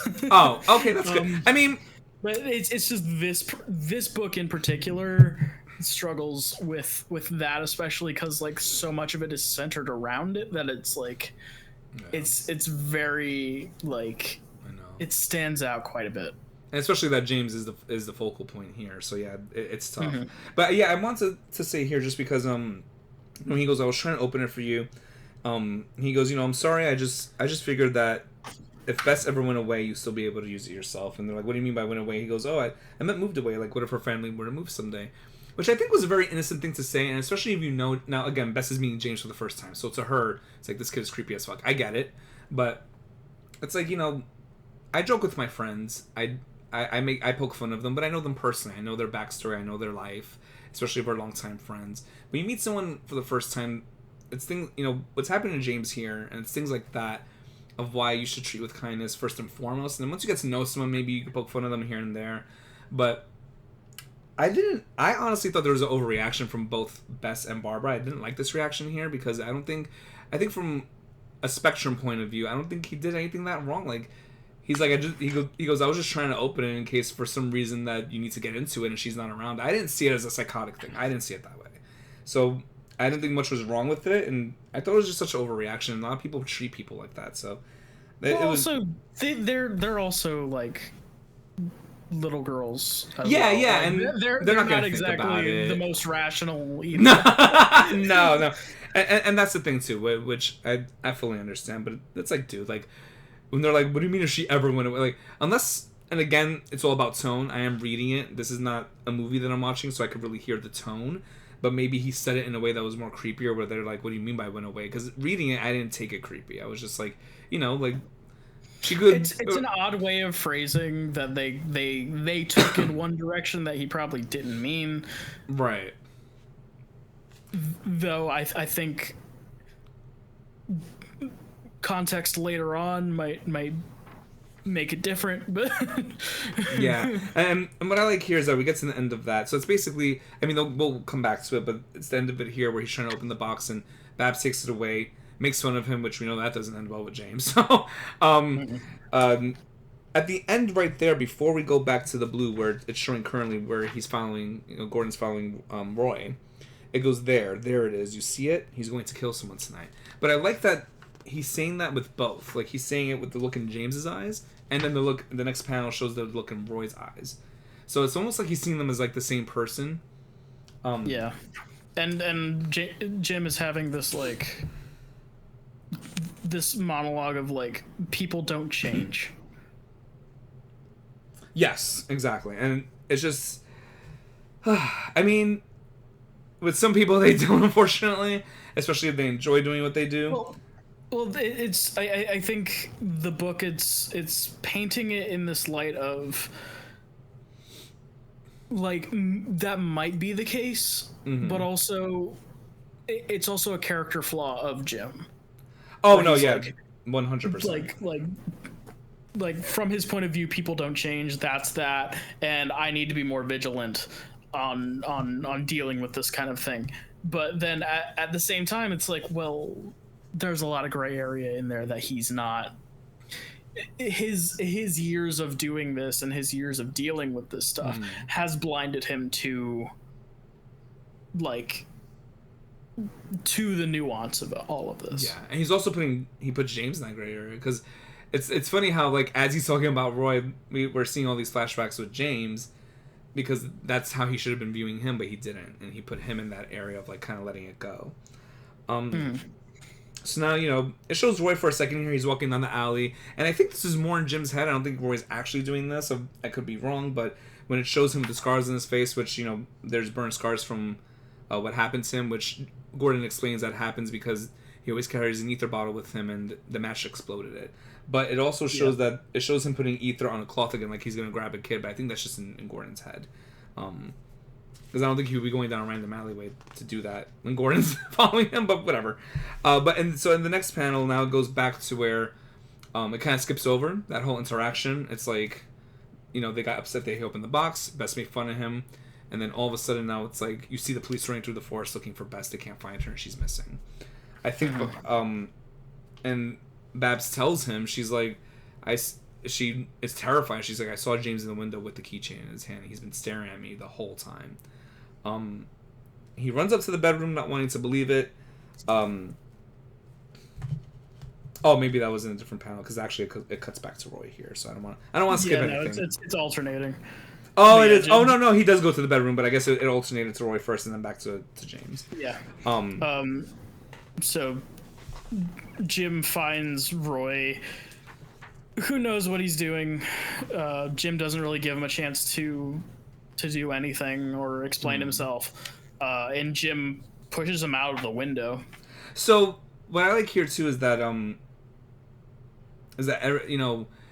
especially with Roy, someone who is psychopathic himself, because it's one thing just to kidnap, but it's also that he dismembered them, so he didn't murder them. It's not like they went missing and then that was it and they found them. So someone who might be on that same level as James, maybe James being a little less or a little further. We still don't know at this point. We don't know if James even, because he's vehemently denying that he even killed anyone. He doesn't deny that he hurt them. He's done bad things, but he denies that there's been any actual murders. That he only tortured and that he has hurt people. But Roy even says here, but just which I know we're skimming through, but at least just this one thing here of where Roy is like, that I looked into his eyes and he goes, I knew you were... We're not there yet. Okay. There's it as Jim like as it's parallel to Jim busting through the door, it then cuts back to him and James. He's shaking him too and busting through the door. And finding James with the science kit open and going like, how did you open that? And he's like, oh, I just used a knife. Which was bullshit. I didn't believe that. Especially he had the key in his hand. Well, Bab's saying he has the key in his hand, but I believed Barbara at this point. So I was like, I immediately called bullshit on that. I'm like, you said in front of Bess and who knows, right? Because, but it's also when you just go back. You find out later, but yeah. You do. But even at this point, like even if you going back a few pages back, I was like, well, you just told Bess and Babs that how tricky that lock was, and you were having a very hard time opening it. So I highly doubt you did it. And then even when he goes, oh, just a plain old knife, I'm like, oh, okay, like dude. Sure. And again, even at this point, even me believing that it was the key and it wasn't the knife, it still could have been more of like, maybe if he did do something to Bess, that it was a mistake. Like I'm still not seeing him as a killer, maybe more that he's hurting people or he gets really upset and he tries to hurt them, but still not seeing him as any type of murderer. And then where you said flashback to Roy being like, I came for your son. Yep. Many years ago, yeah. Then it's just going back and forth where it's like Jim doesn't believe James and like starts like grabbing him and being like, tell the truth, what happened. Yep. And Roy talking about how like, oh, I had this whole plan to get him. And I like how it goes from like literally alternating pages of like the flashback in the modern day to then it's just like starting to break down into like panels. Like, yeah, because now it's like back and forth. Like, so I kind of like that though, because you're kind of feeling what Gordon's going through in his head, and like how it's just like it's the same thing to him. He feels like he's like the same events are happening even with Roy currently in his hands. But I do like that Roy actually says, I did go down there to take your son to teach you a lesson. He was going to be my next victim. But the thing is that I did the whole ploy, like the typical candy in a van thing, trying to lure him away. But the second I even put my hand on his shoulders, that James looked at him and says, "I know who you are," and he knew he was a Peter Pan killer, but he looked directly into his eyes, and he said that.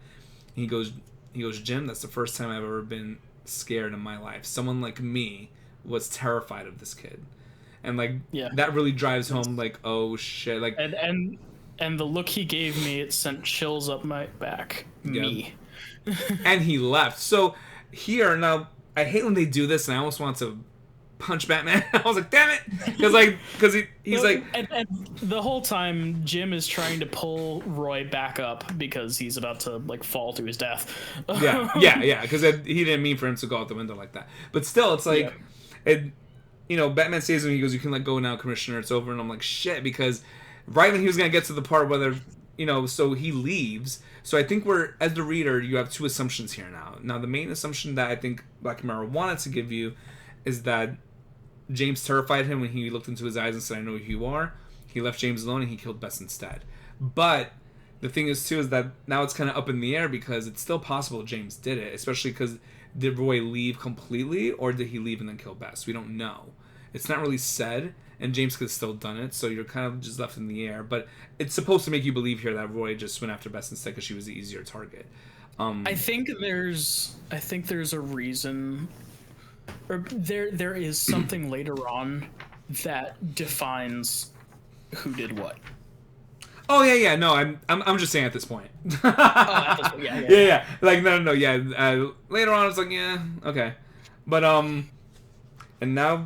so that was the end of that run there. Yeah, he almost drops Roy and Batman comes in and saves him, and so now we're at the end of the skeleton cases there, and Batman comes in. And it's something where, let me see, because I thought there was something on the last page. I just wondered what it was. Oh yeah, when he talks about the old case, something that digs on me on nights like these. Yeah, so again, I guess now that he found Roy and kind of brought him to justice from an old case that was so many years ago, but it really, even though it was about Roy in this last part of the issue, it really was more about James. And I think even in earlier issues, it keeps leaning back. We're leaning more into James as it goes on. Where now we go into the Hungry City, which is going to be mostly about him. So, so that ends that skeleton cases, and now we're in Hungry City part. We're actually doing really well today because we're on decent time. I'm telling you, the book just looks huge, but we're going through it. I think we just hit the halfway point. Yeah, and this last bit actually goes even faster because now it's more direct on what's happening. And it opens up with a dead orca in the middle of a museum.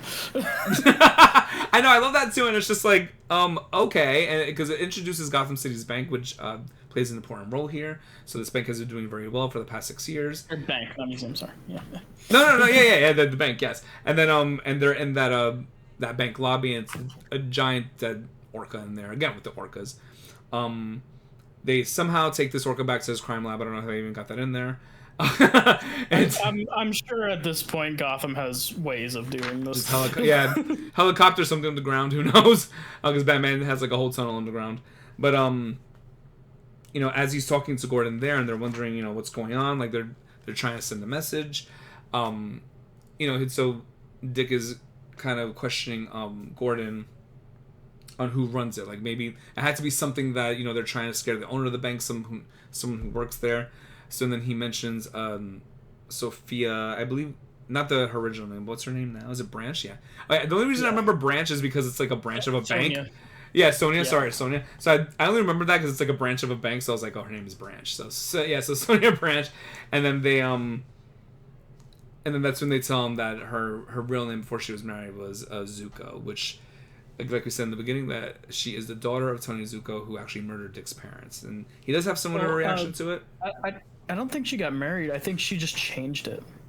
Yeah, no. She meant because she's still Miss. She's not Mrs. She's Miss.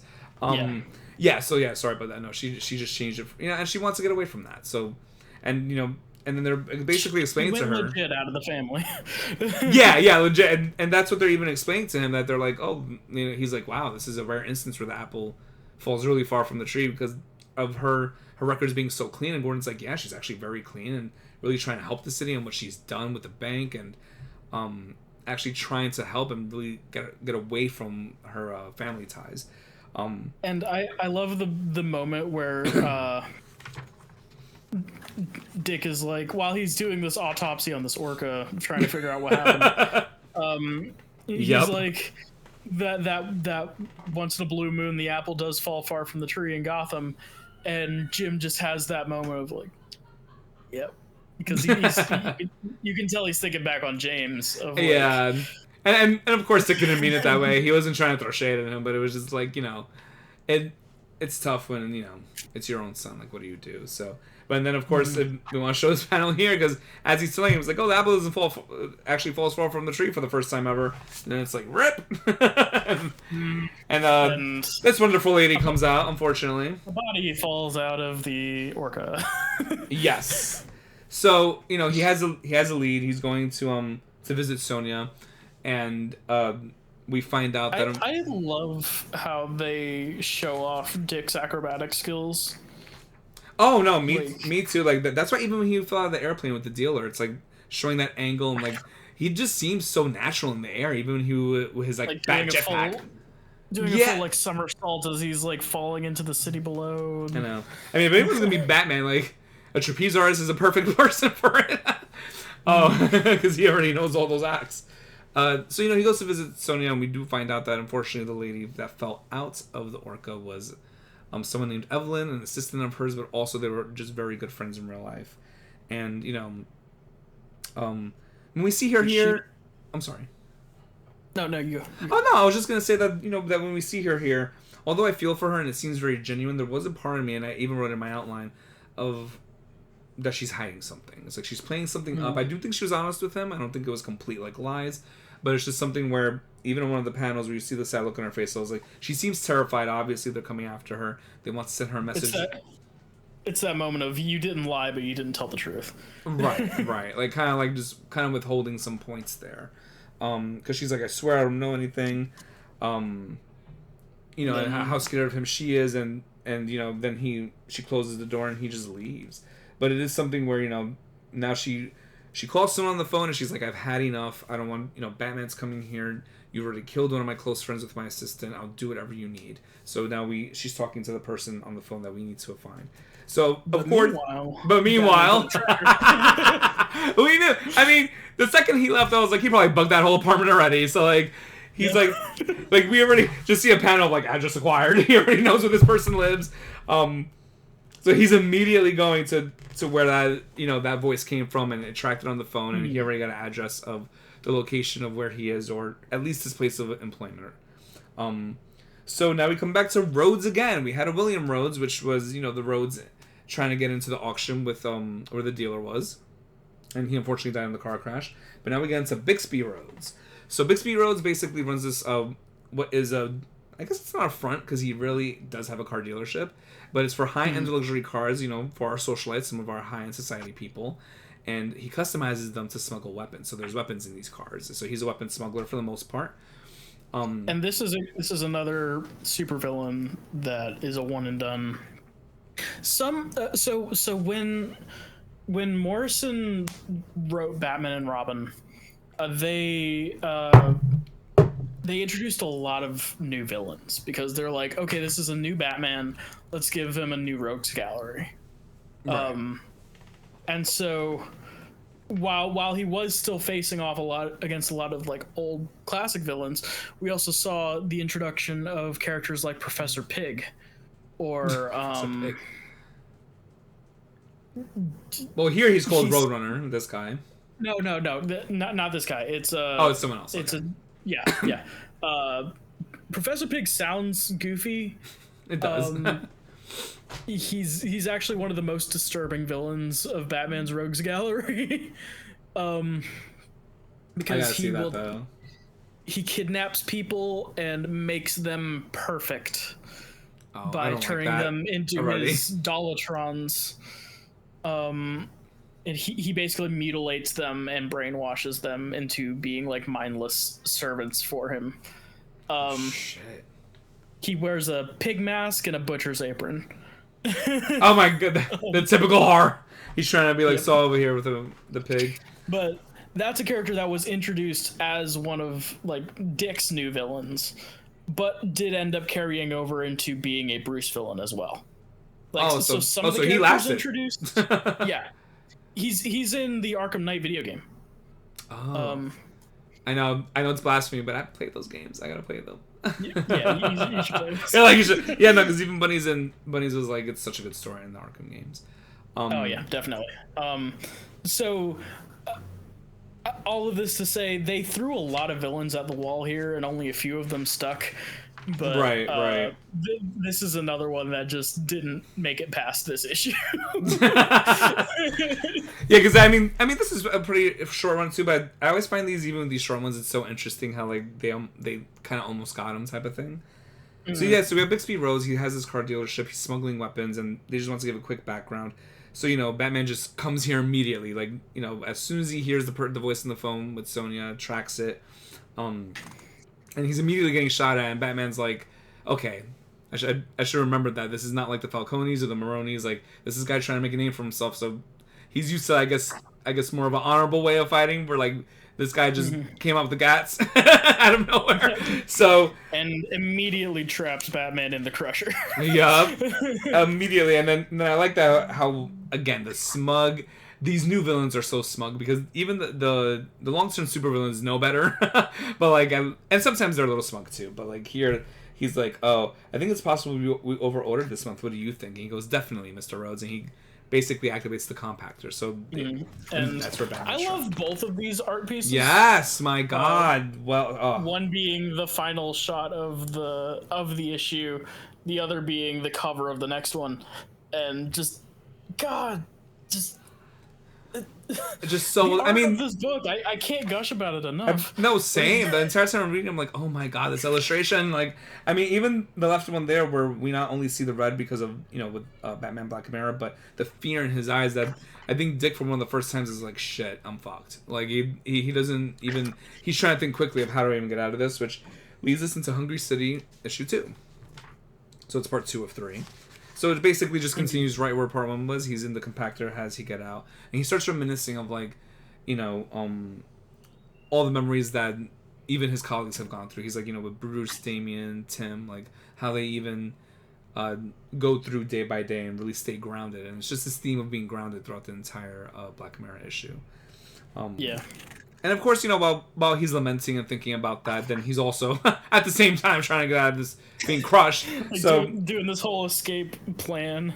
Yeah, so he activates the car battery. He was having a hard time with that. Explodes out of the compactor. But he uses the taser that he used in the he went bat tase. I love that it keeps coming out because I love this finger taser.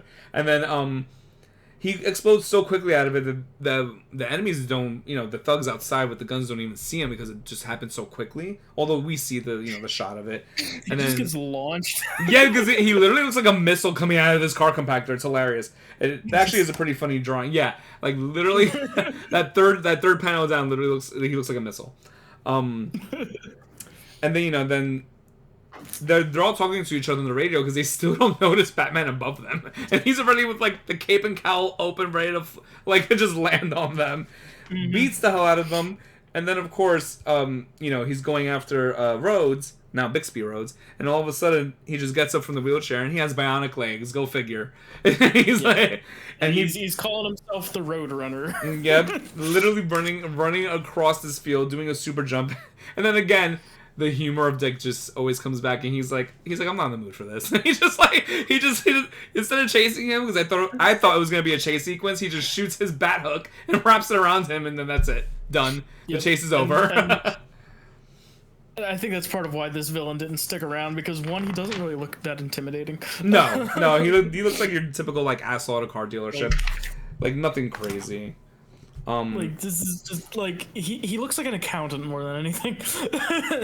No, yeah, so and just to skim through this part. Oh, sorry. Yeah, just his abilities aren't that interesting. It's just like this was a one and done villain that was not going to stick around. Yeah, and then he just goes into how he worked with the guy Detective Flass, basically how he runs his business. Detective Flass helped him with the car dealership because they would plant things in cars. It would be like a kilo or two of coke. The cops would bust them, which Detective Flass would be on it. And then when you take them to a police auction, those high-end luxury cars are sold for a third of the price. So of course those cops would be in the front line ready to auction and buy the cars. So that was the again, and we see this many times in many animated series comics where the GCPD is in on it with many of the villains. So a lot of the dirty cops. I love how he tells this whole monologue about going to Metropolis. Superman. Superman just shuts him down immediately. He's like 7,000 feet in the air all of a sudden in like 2 seconds, and he's like, he shat his pants. And then he's like telling Dick, he's like, you're just a man in a costume. He's like, why should I be scared of you when I went against Superman? And then crush. Like, you're still talking to Batman. Yeah, like, dude, like, I don't think you know anything about Batman, man. So, crushes his bionic leg immediately, and you just hear crunch, and I was like, oh shit. He's like, please. So then, I love the whoops, my bad. You were saying? Yeah. Oh no, what a klutz I am. Here, let me help you out. Oh my god, I love him. This is why Dick is probably my favorite member of the Bat family, because like he's competent, but he's hilarious. Well, what's funny here is that as he keeps asking about Sonya Branch, which he doesn't seem to know much about at this point with Bixby Rhodes, he doesn't still really tell him anything. Even at the end, after he crushes him, drags him away, he meets Commissioner Gordon on the rooftop. It just gets straight to that. He defeated Bixby in question mark, but it's just like there was nothing. It was almost pointless. Like there was no information that he got from this encounter. The dude was essentially just a middleman with some bionics, and once he broke the bionics, there wasn't really much left of the guy. Yeah, and then unfortunately, as he's talking to Commissioner Gordon, he says, I don't trust Sonya, I think she's hiding something, which in my head, I was like, I said that from the beginning in the first panel that she appeared.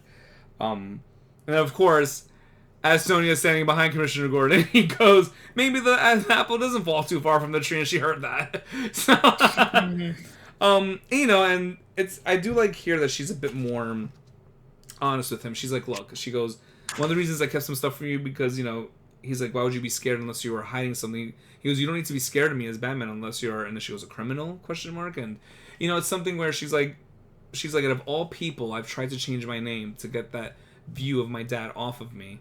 And once I saw you, I was like, the person that's going to judge me the most is you. I mean, he killed your parents, and she understood that.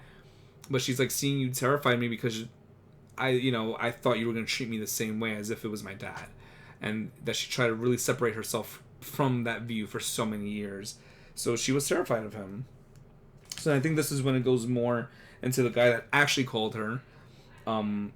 Which is interesting because if he scanned the call and it led him to Bixby, because she's like, oh, well, the person that's really been like threatening me is this now another villain after we just had the Dealer and Roadrunner. Mm-hmm. Now it's Tiger Shark. Now at least the others we got names. We had Etienne for the Dealer. We had Bixby for the Roadrunner, but Tiger Shark is just Tiger Shark. They don't ever give a real name. And I don't know why they used that, because there's a Marvel character named Tiger Shark.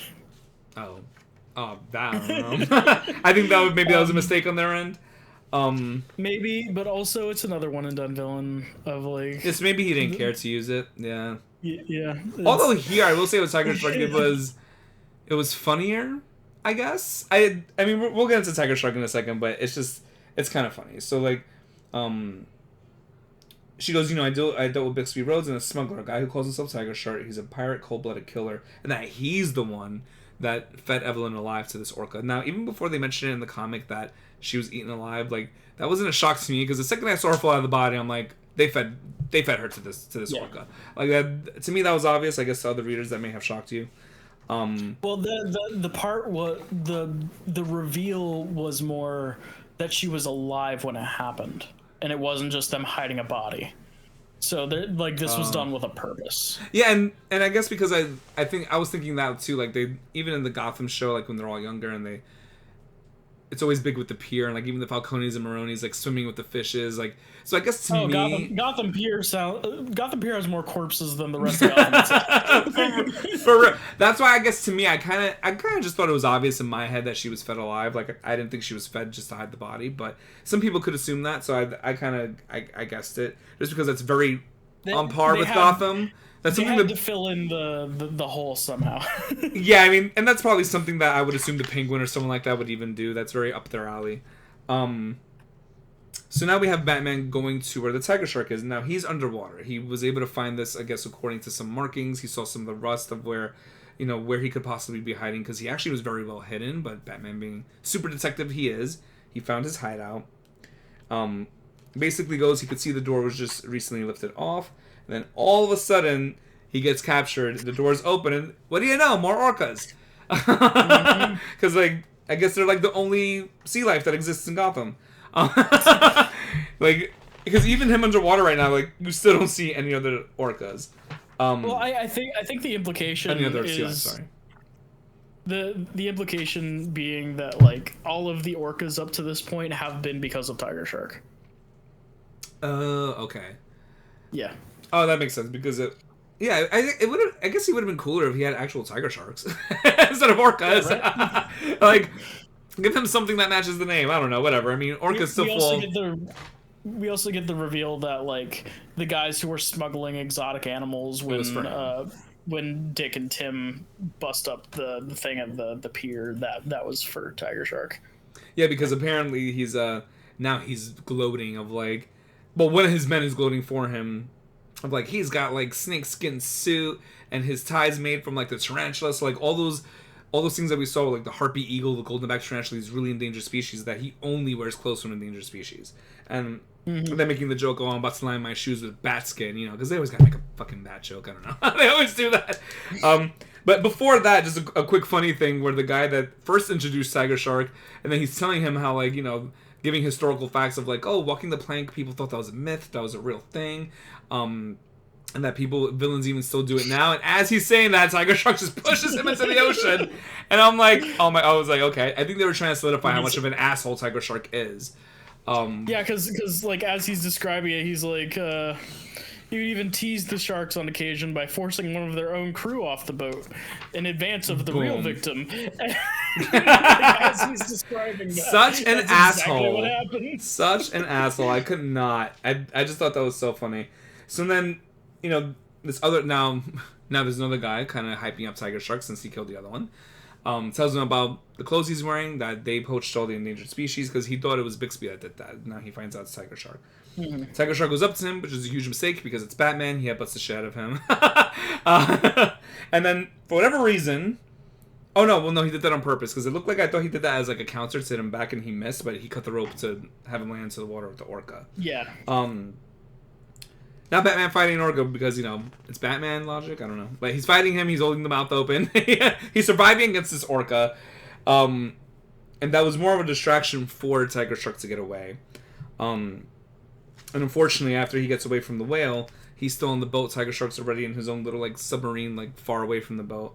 And he explodes it. Now, what I like here is that we see Dick's the personality always coming through, where Bruce would never admit something like this. Maybe he would at some point, or he would say it in a different way. But he goes, you know what? Like, Dick's like, I want to say something, but the explosion that got me, well played. Like, he actually gives his props to Tiger Shark because he's like, I did not see that ahead of time, and he fucking got me. Like, he goes out, he's like, I don't even know how to escape this because it's not just the explosion, but Tiger Shark, the way that he methodically did it, like on parts of the boats, I guess, where he had the bombs, the water's rushing in so quickly that Batman's like, a normal man can't get it. The current's coming in too quickly. Like, a normal person cannot swim out of this. Like, this was really well planned. So, I was like, oh, he's actually giving props to a villain? Like, so, you know, so I think it was just funny. Of course, Batman makes it because it's fucking Batman. But, Yep. Also being a trapeze artist, and I'm sure, because Dick does mention, I don't think did he mention it now? No. He mentions it a little later, but he does mention again one of his father's friends that was in the circus with them that was a diver. So it is possible, besides the trapeze act, that maybe Dick had a lot of practice with swimming and he knows how to hold his breath. I think he mentions it here that he knew he was coming on this mission to find Tiger Shark, so he had to make sure he could get out of the water if needed. Also, like, the Bat family are some of the best athletes, just period, of like anyone. Oh no, yeah, I mean, even with holding their breath, like, they're like Olympic level, like, it's crazy. So then he forgets that he's like, because he was about to, you know, he's telling Barbara, well, he's either speaking to Barbara or to Tim. Sometimes I can't tell on the intercom. He speaks about phone. I believe he's talking to Tim because he was talking to Tim at the beginning of it all too. Okay, so it's Tim this time. And you know, Tim's like, "Are you okay? I have some signal again. What's going on?" And he's like, "You could, you know, they put into words how he's gasping for air because obviously he barely made it out. It was like a 7-minute swim to the top, so he, you know, a normal person wouldn't even last that long." He goes, "I'm fine, just hurry." But then he's like, "I have an appointment to keep." So this is when, as you know, as you guys know, back in the diner, James is like, you know, just make sure he doesn't block me. Yep, now we see James. So, and we see him older, a bit more. We saw him older in the diner, but I think they had him under, like, a younger light. Because I have to say here, and maybe it could be the difference between Jock and Francesco. It is. But because here he looks much more aged. Like, he looks like he's in his 40s, where in the diner he looked much younger, even though it was the same time. He's supposed to be younger. It's because Francavilla drew him in the diner, and in this issue is drawn by Jock. So. Oh, okay, yeah. Because in the diner, I was like, he just looks like an older version of he was as a boy. But here, he's so like long face, like Sarah Jessica Parker, like that horse face. I think they're both supposed to be in their 30s. I mean, at least Dick looks like that. James is looking rough, but well, he's being drawn rough, I guess. So yeah, I thought that was a little weird too. He looks younger on the next page once you flip it. Oh, okay. So yeah, so again, the reason that he's meeting him, we go back to the diner part. That's where he's like, please, you don't have to put in a good word for me. I know he thinks of me. I just don't want him to block me. So this is now that meeting finally occurring. So be like, Gordon, I'll do you the favor. I'll meet with James. And so they're reminiscing. They're going down memory lane because he's telling him about the job. He's like, look, I am trying this medicine. I want to turn my life around. And they talk about some guy named Ben Wolf that I think Barbara either used to date or she was friends with him when they were younger. And that, I think if he pushed him to the ground or something. Because they mentioned so many different incidents. I forget who did what to him. He took your glasses and buried them, and Babs pushed him in the pond for it. Yeah, and then that's when, like, Dick is like, man, what was Babs thinking, like, even dating that dude? Like, it was just like... He's like, yeah, I just bumped into Ben the other day. He's a pharmaceutical representative now. I know, and it's just like, and then yeah, we're gonna get to an even more interesting part. No, which is important, yes. So the conversation kind of ends there, and he's like, during this talk with James, the light bulb goes off, and he's like, oh shit, I gotta go, and then he confronts Sonia. Yeah. So again, even as a reader, when I first met Sonia, you guys could tell me if you're listening to the podcast now before you read it, then we'll be spoiling it for you, but still, like, it is something that even when I first read about it, I doubted her from the beginning. I didn't doubt her to the point that she was like her father. It was just more like she's hiding something. I don't think she's definitely anywhere near that, level of bad. But that, maybe she's not fully straight, maybe a little crooked herself. And, it's something where he confronts her and he goes, she goes, Batman? And he's like, it was you, wasn't it? And even I was intrigued because I was like, when the light bulb went off with James, I was like, what did he find out? So then he goes, you killed the video footage of Tiger Shark's men placing the whale in your lobby. The whale with Evelyn's body inside. So, again, I don't think she would have killed Evelyn. Obviously, that did catch her off guard. But she must have done it for a certain purpose. Like, I don't think she would set up her friend like that. Basically, she manipulated Batman into going and taking down these two big, like, threats to her. Yeah, and on top of she's not even really doing anything bad per se. It's just she just wanted them out of the way, so she used Batman to do it. Yeah, and he's basically saying, obstructing the law, that maybe Evelyn could still be alive if you didn't do something like that. But of course, she never admits to it. She's speaking, kind of beating around the bush, So it's something where she's like, well, you took down the criminal, so what? And even if it was for her gain. Which is understandable, because that's why with Bixby, like, there was nothing at the end of that, because now it's explained here that, like, he just had, it was really just Tiger Shark, like, Bixby Rhodes had nothing to do with it, and unfortunately they couldn't even do anything, because Gordon tells him, he's like, well, you trespassed on his property, and the car crusher destroyed all the evidence, so we can't pin anything on Rhodes. And then here, it's all Tiger Shark, so, she goes, they were harassing me to launder money for them, they killed my friend. So, at least we know here that it wasn't as far as her killing Evelyn. They obviously did kill her friend, but she's like, if I do it this way, Batman can take both of them down for me. And honestly, I mean, you guys can come up with your own opinions on that, of how you even feel, but yeah, does she obstruct the law? Sure, but honestly, I mean, if those villains have to go down anyway, I don't see the biggest flaw here. I think it's fine. I still don't see Sonia as, like, that she's just like her dad or reverting back to that. It's like, yeah, she should have been more upfront with him, and maybe, I think Batman just doesn't like being used, obviously. But, it also wasted some of his time, because some of the time that he wasted on Rhodes could have been used to help someone else. Because that was, like, just a wild goose chase with Rhodes.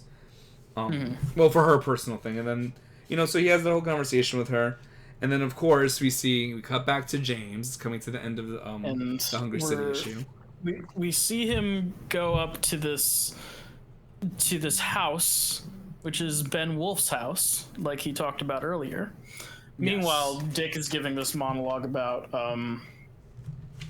as you were saying before, the guy he knew who was a diver who would like, that he would, because so basically the diver friend is someone that would jump off like this crazy 80-foot tower into like 3 feet of water, and then even Dick to this day still doesn't know how he did the trick. He's like, how did you do that? But then here he goes, he did that forever. He even taught me not to underestimate yourself.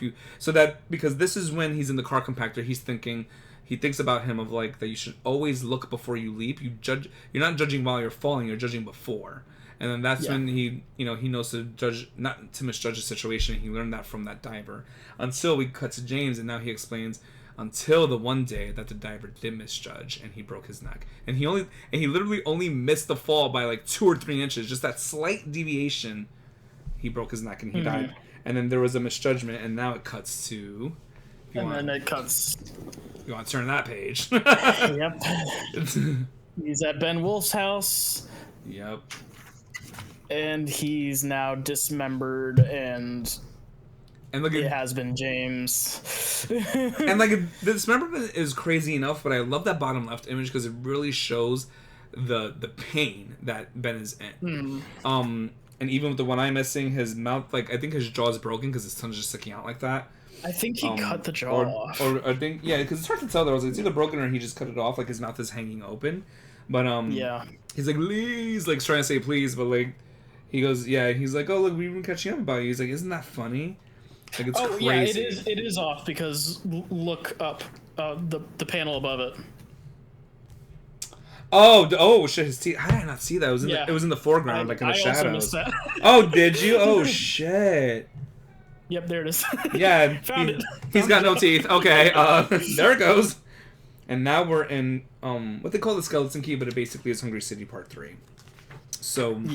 Yeah, and that image is one of the most iconic images from this comic, because it's not only being the reveal of James is still, but James is a villain.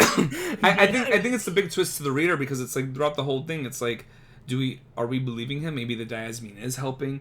He did it, and what I like too, and he seems like a nice guy every time he shows up, but then we see these flashbacks and like.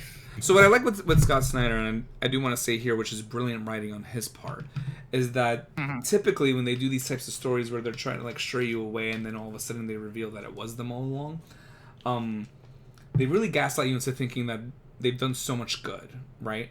Now Scott kind of did that here too, like they kind of show him.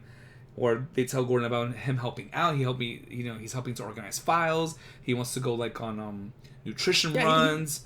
The job he's going for is to like help out in a charity medical thing. Yeah, so like Scott is doing that. Like Dr. Leslie Tompkins, who is who for a long time was who Batman went to get patched up. Like that's why her name's. I was like, why is her name familiar? I was like, yeah, she's practically a member of the Bat family, and and so he's helping her, and it's like, oh, okay, so he's doing good, and then we get the reveal of oh no, oh god. Yeah, no, like, and that's crazy too. But it's just something where it's Scott's writing, where they usually just try to paint them so good.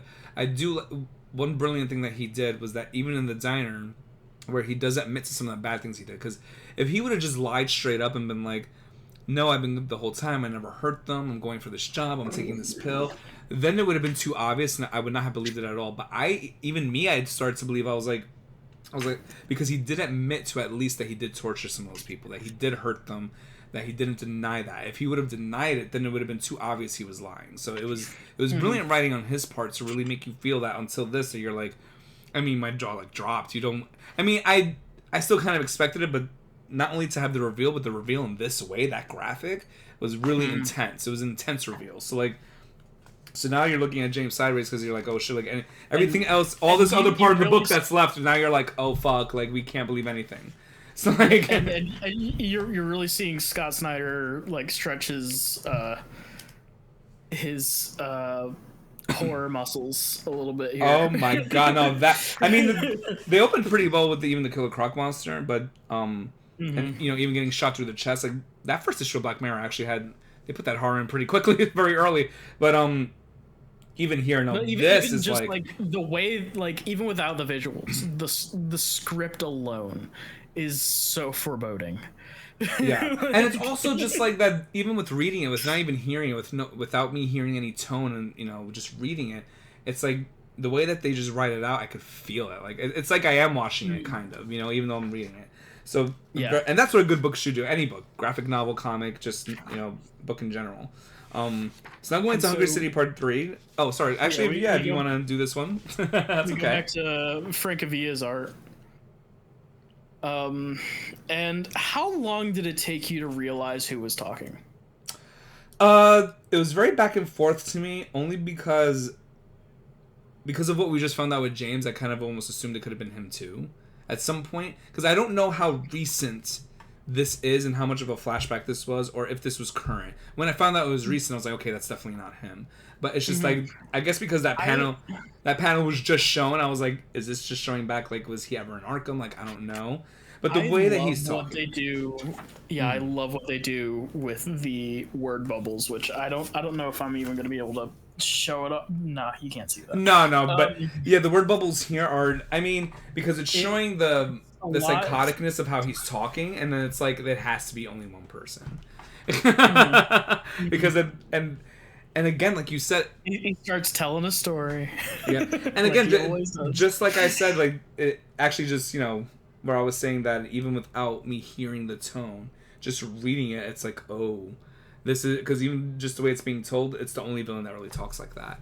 So it's just like, oh and shit. As he's talking, you realize it's Joker behind a mask. So like, of course the Joker appears. And he's being restrained in Arkham. So what I like, the way they do his text bubble, it's like, rather than the uniform text bubbles that a lot of other people have, it's like all jagged. Yes. And like just the font of it and how it looks handwritten and not just like, you know, the typed out text. Yeah.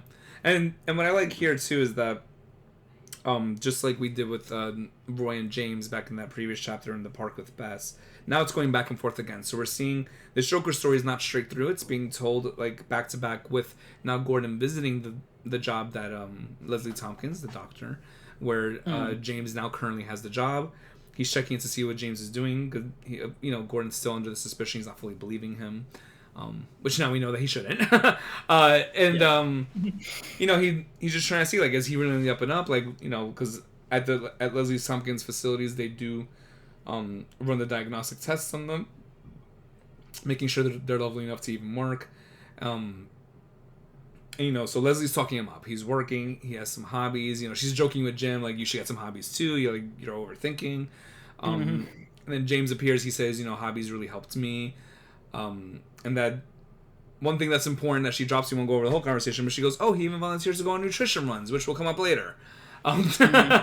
So, and again, as this is happening, it goes back and forth with, you know, the Joker story. And also, Jim finds his like desk. Yes. And pockets one of his pills. So smart. I love that Jim did. I can't even say how much this book, I mean, and I've always liked Gordon. I mean, who doesn't like Commissioner Gordon? But it's just like having this, like literally the focal point of this entire story is more him than probably even Dick, is so good. Like I love seeing it from Gordon's perspective. I think that's why like even the Gotham show and all those things worked so well, because like I think like just seeing it from like this human in Gotham that's not Batman, you know, like that's really like almost on his level just without the money. I mean, a lot of Batman Year One, which is like a very classic comic, is centered around Gordon. Oh, I should read that then. Batman Year One. It's a sort of prequel to Dark Knight Returns. It's in that universe. but also a lot of it was like adapted into pretty much every origin for Batman. Yeah, it's a really good comic. I think we'll cover it at some point. No, I'd love to do that. Yeah, but you're a Batman. I'm joking. But I mean, there's a lot of incredible Batman comics. It'll probably be the character we hit the most out of everything. I would not complain about that, so I'm okay with that. No complaints from me. I actually think that would be pretty cool, honestly. But yeah, Gordon goes to Barbara and is like, look, I talked to him. He seems like he's doing okay, and I found one of his pills, and it looks like it's what it says it is. But I want you to run a diagnostic because I don't trust it. Yes, and I absolutely love that because it's something where we want to be sure, right? Like even as readers, we're like, okay, maybe he just didn't take the diazepine, maybe it just never worked to begin with, and this is a clinical drug anyway. But now we have like actually running diagnostics and. Barbara, this is a family thing. This is a Gordon family thing. So Barbara being so heavily included.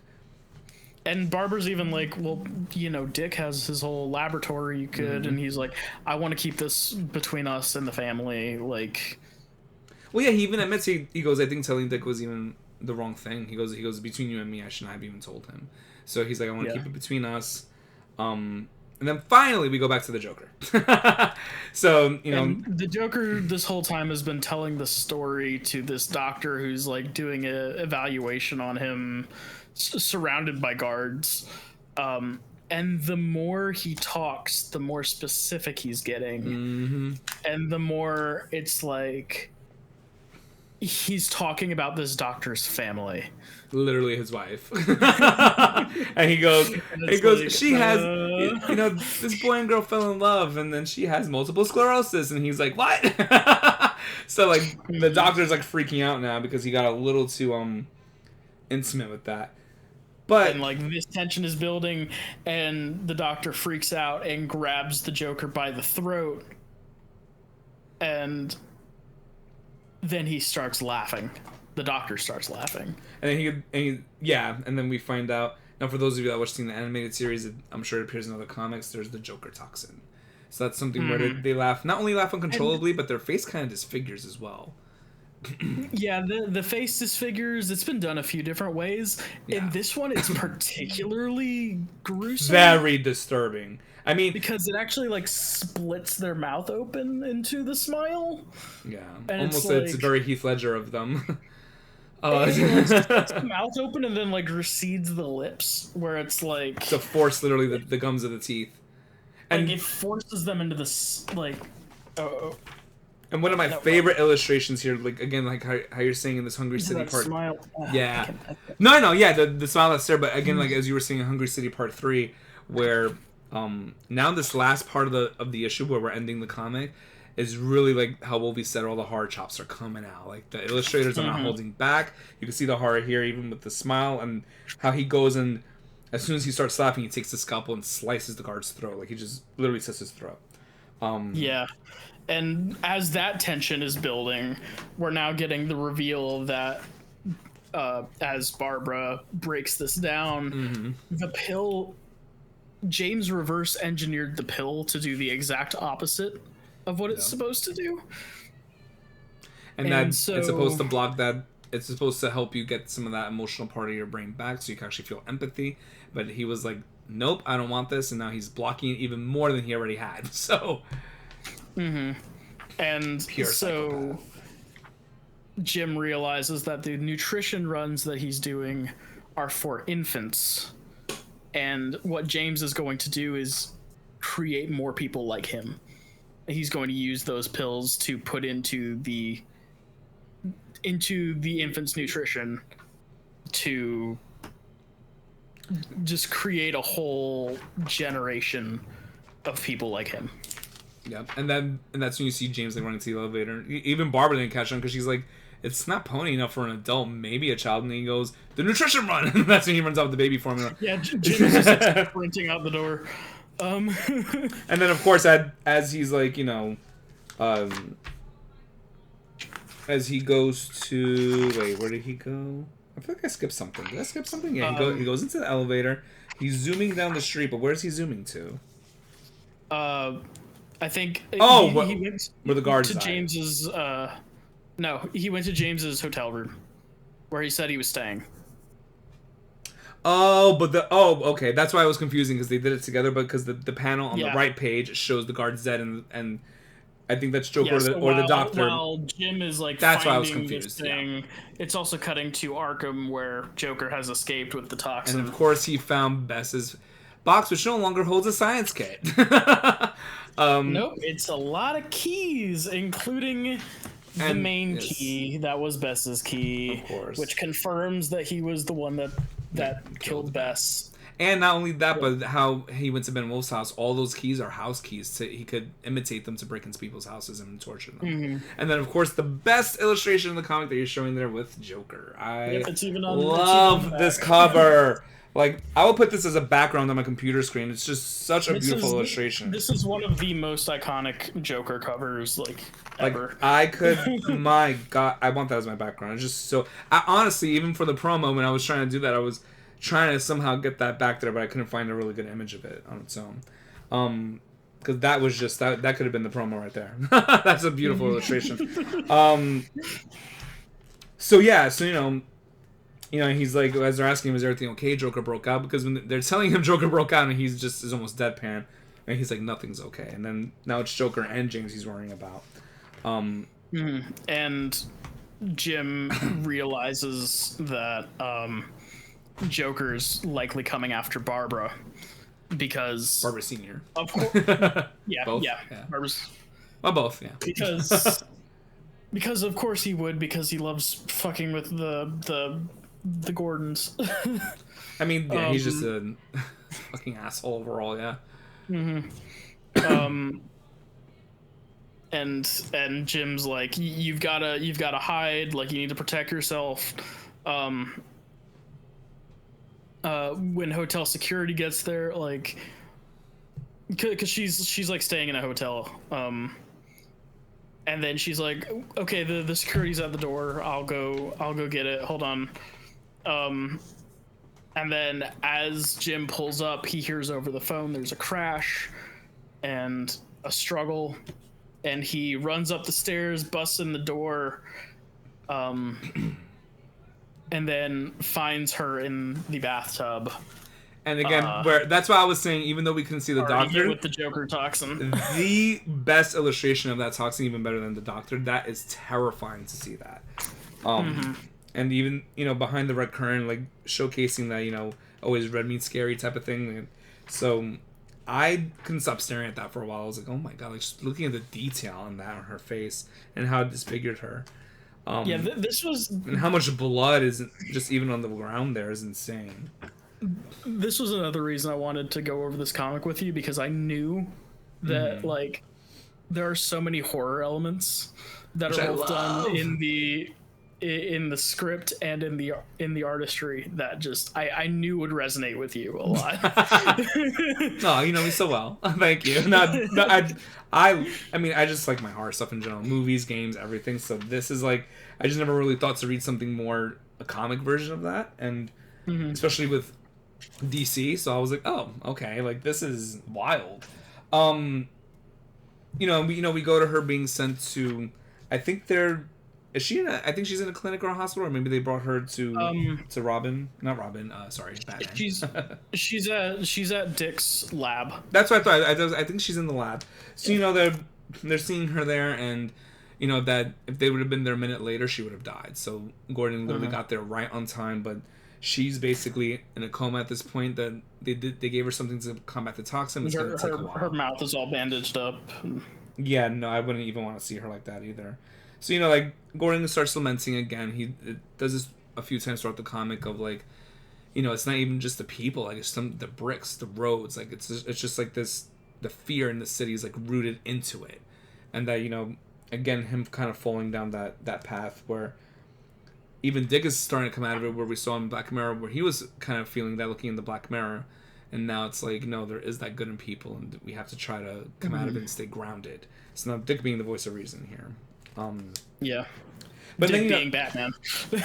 Yeah, and then so they come to find out because how the toxin thing even happened, because even as a reader, when you're looking at that Joker story, you're like, damn, he turned instantly, but he didn't. Typically, Joker would try to spray you with like a flower to have the toxin in it, something that would make you breathe it in. It's like, how did he get it to secrete into his skin? And it happened instantly. Yeah, because he mentions that as the breakout's happening, of like oh, he's telling this story about like a bird where they'll have like a poison on their skin, and then they realize that's how they got it. And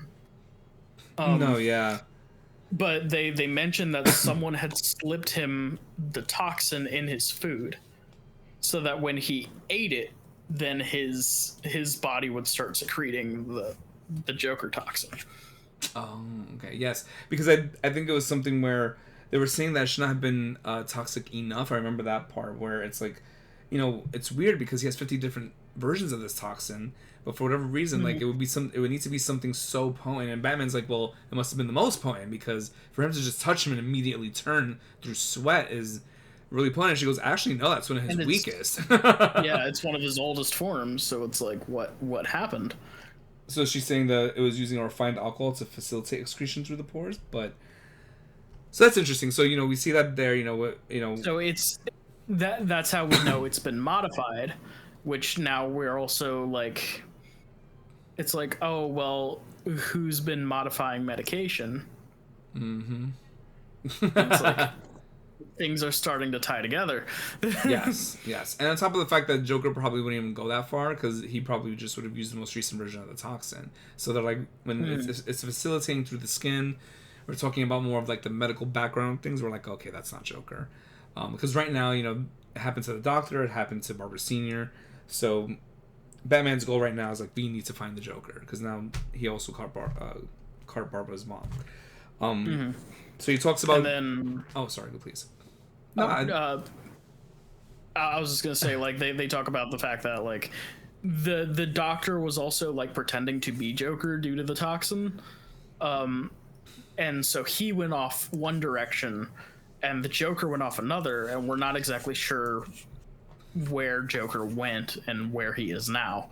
Right. But Batman goes into the sewer to go try to track him down. Meanwhile, someone shows up at the, I think they call it the Needle. Yeah, so that Needle is where they keep showing the constant picture of when he jumped out there from his first conversation with Barbara. And Barbara sees someone in the elevator and is like, oh, Joker's here, I'm ready for him. Like, yeah, she's probably been waiting ever since that thing with the door. She's like, I'm ready to fuck him up.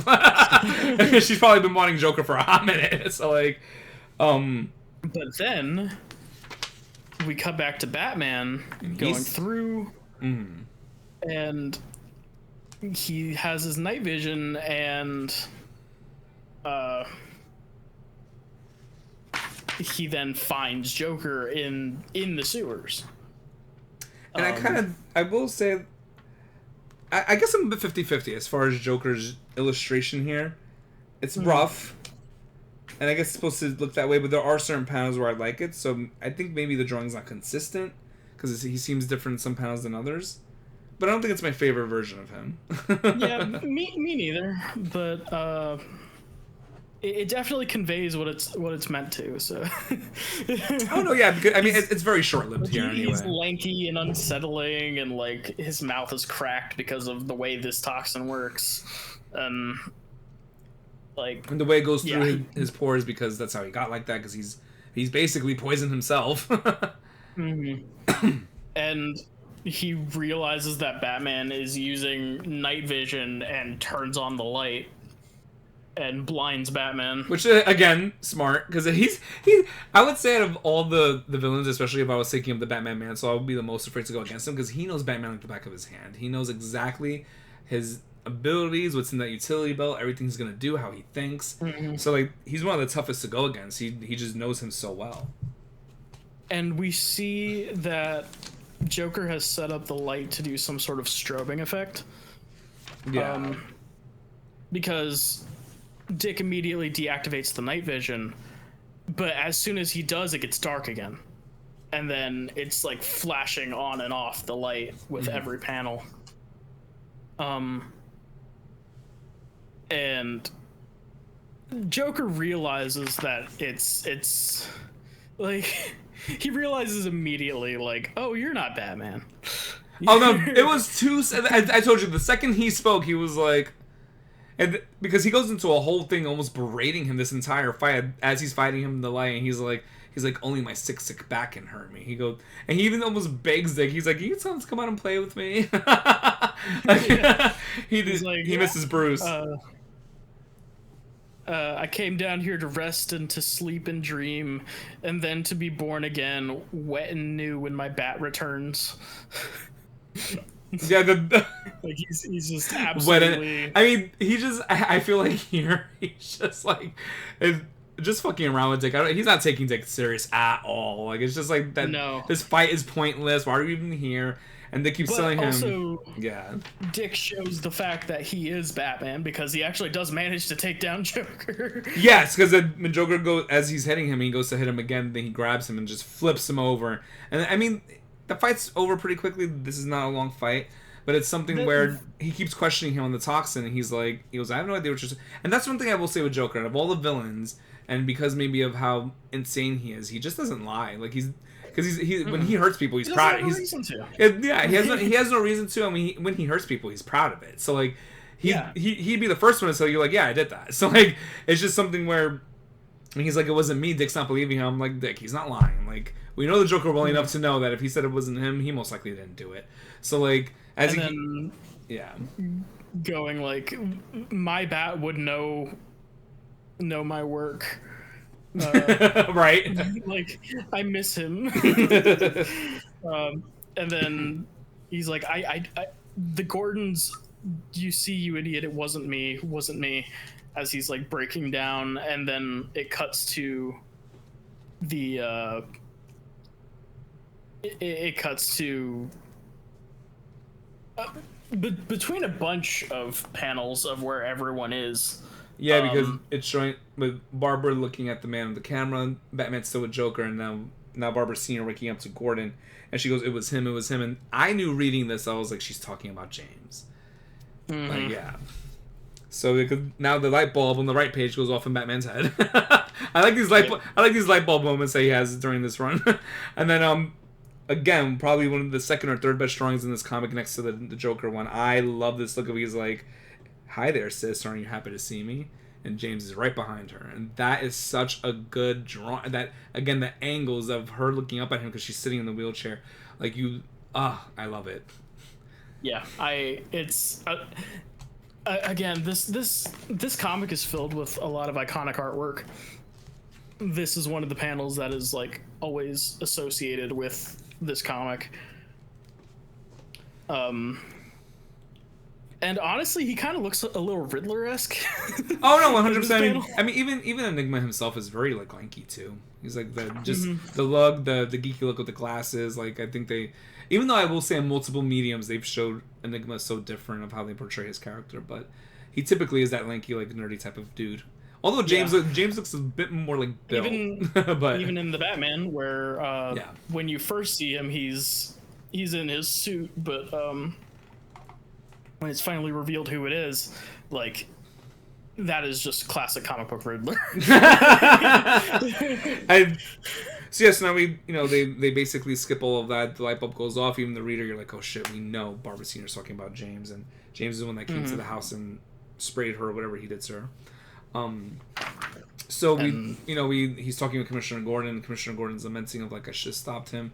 I didn't believe Barbara after all these years. She knew from day one, because they see the empty wheelchair and the blood that's like that much blood. Like, and Dick is trying to calm him down. He goes, we're going to find her. Like, because in Gordon's head, he's already in the image of she died. Like, Barbara's gone. So, but I think Dick realizes almost immediately, like, if he wanted her dead, he wouldn't have kidnapped her. Like, oh no, yeah, 100%. And I will say that I know sometimes we've seen some of the 2-page spreads. Sometimes it's one full page, but I like it when we go to the next page here. They did it just in 2 panels, and I like that look of James's face. Like, again, the illustration of his psychoticness here and how insane he is so. Even as a reader, I'm like, it's like he's looking at me. Like, it's terrifying to look at. I love the colors. Yeah, so that's what I meant on that right page where it shows the 2 panels with his glasses. That I love that. The contrasting red and blue is just like, again, I cannot praise this artwork enough. I know. Showing it through the camera is not doing it justice, but no, not at all. Like it's crazy. It's so well done, and so he has her captured, and just like how back to Roy, where he said the only time he was scared was looking in James's eyes and being terrified. James actually admits that he has been terrified only once in his life, and that's the first time he ever met Barbara. Again, he is adopted here, so they're more like half siblings, and. He's like, you saw right through me from day one. You knew that bad in me that is out here now. You saw it before I did. Like, you knew looking into my eyes, and I didn't fool you even for a second, and it scared him. But he also said he was relieved because he felt like he didn't have to hide himself around her. And I like even, like, the story here where, I mean, we saw the cruelty, obviously, in that comic. He was chopping Ben up. But even just, like, early cruelty when they talk about his first ever, like, vengeful attack on Shanice, the bus driver, and that he put razor blades on a matchbox, and even he said, he goes, big deal, I put 2 razor blades on a matchbox, like, what's the big deal? And she's like, yeah, but you did it in such a way that the cuts were so close that if you were to sew one up, the other one would open up, so you made sure that she couldn't heal from it. So, like, just showing, and I love that she says this here where, you want to feel bad for people like this sometimes, but I like that she throws that at him as, like, you were doing these vengeful things, like, it's one thing, like Dick, for instance. Tony Zuko killed his parents. That's what if he mutilated him, he probably has a decent reason for it, right? He killed his parents. I mean, going back to the origin of Dick, he was about to, like, was about to go down that path of, like, darkness. The wildest thing about all of the Robins, like, a lot of people like to make the joke of, like, oh, Batman's just, like, collecting orphans.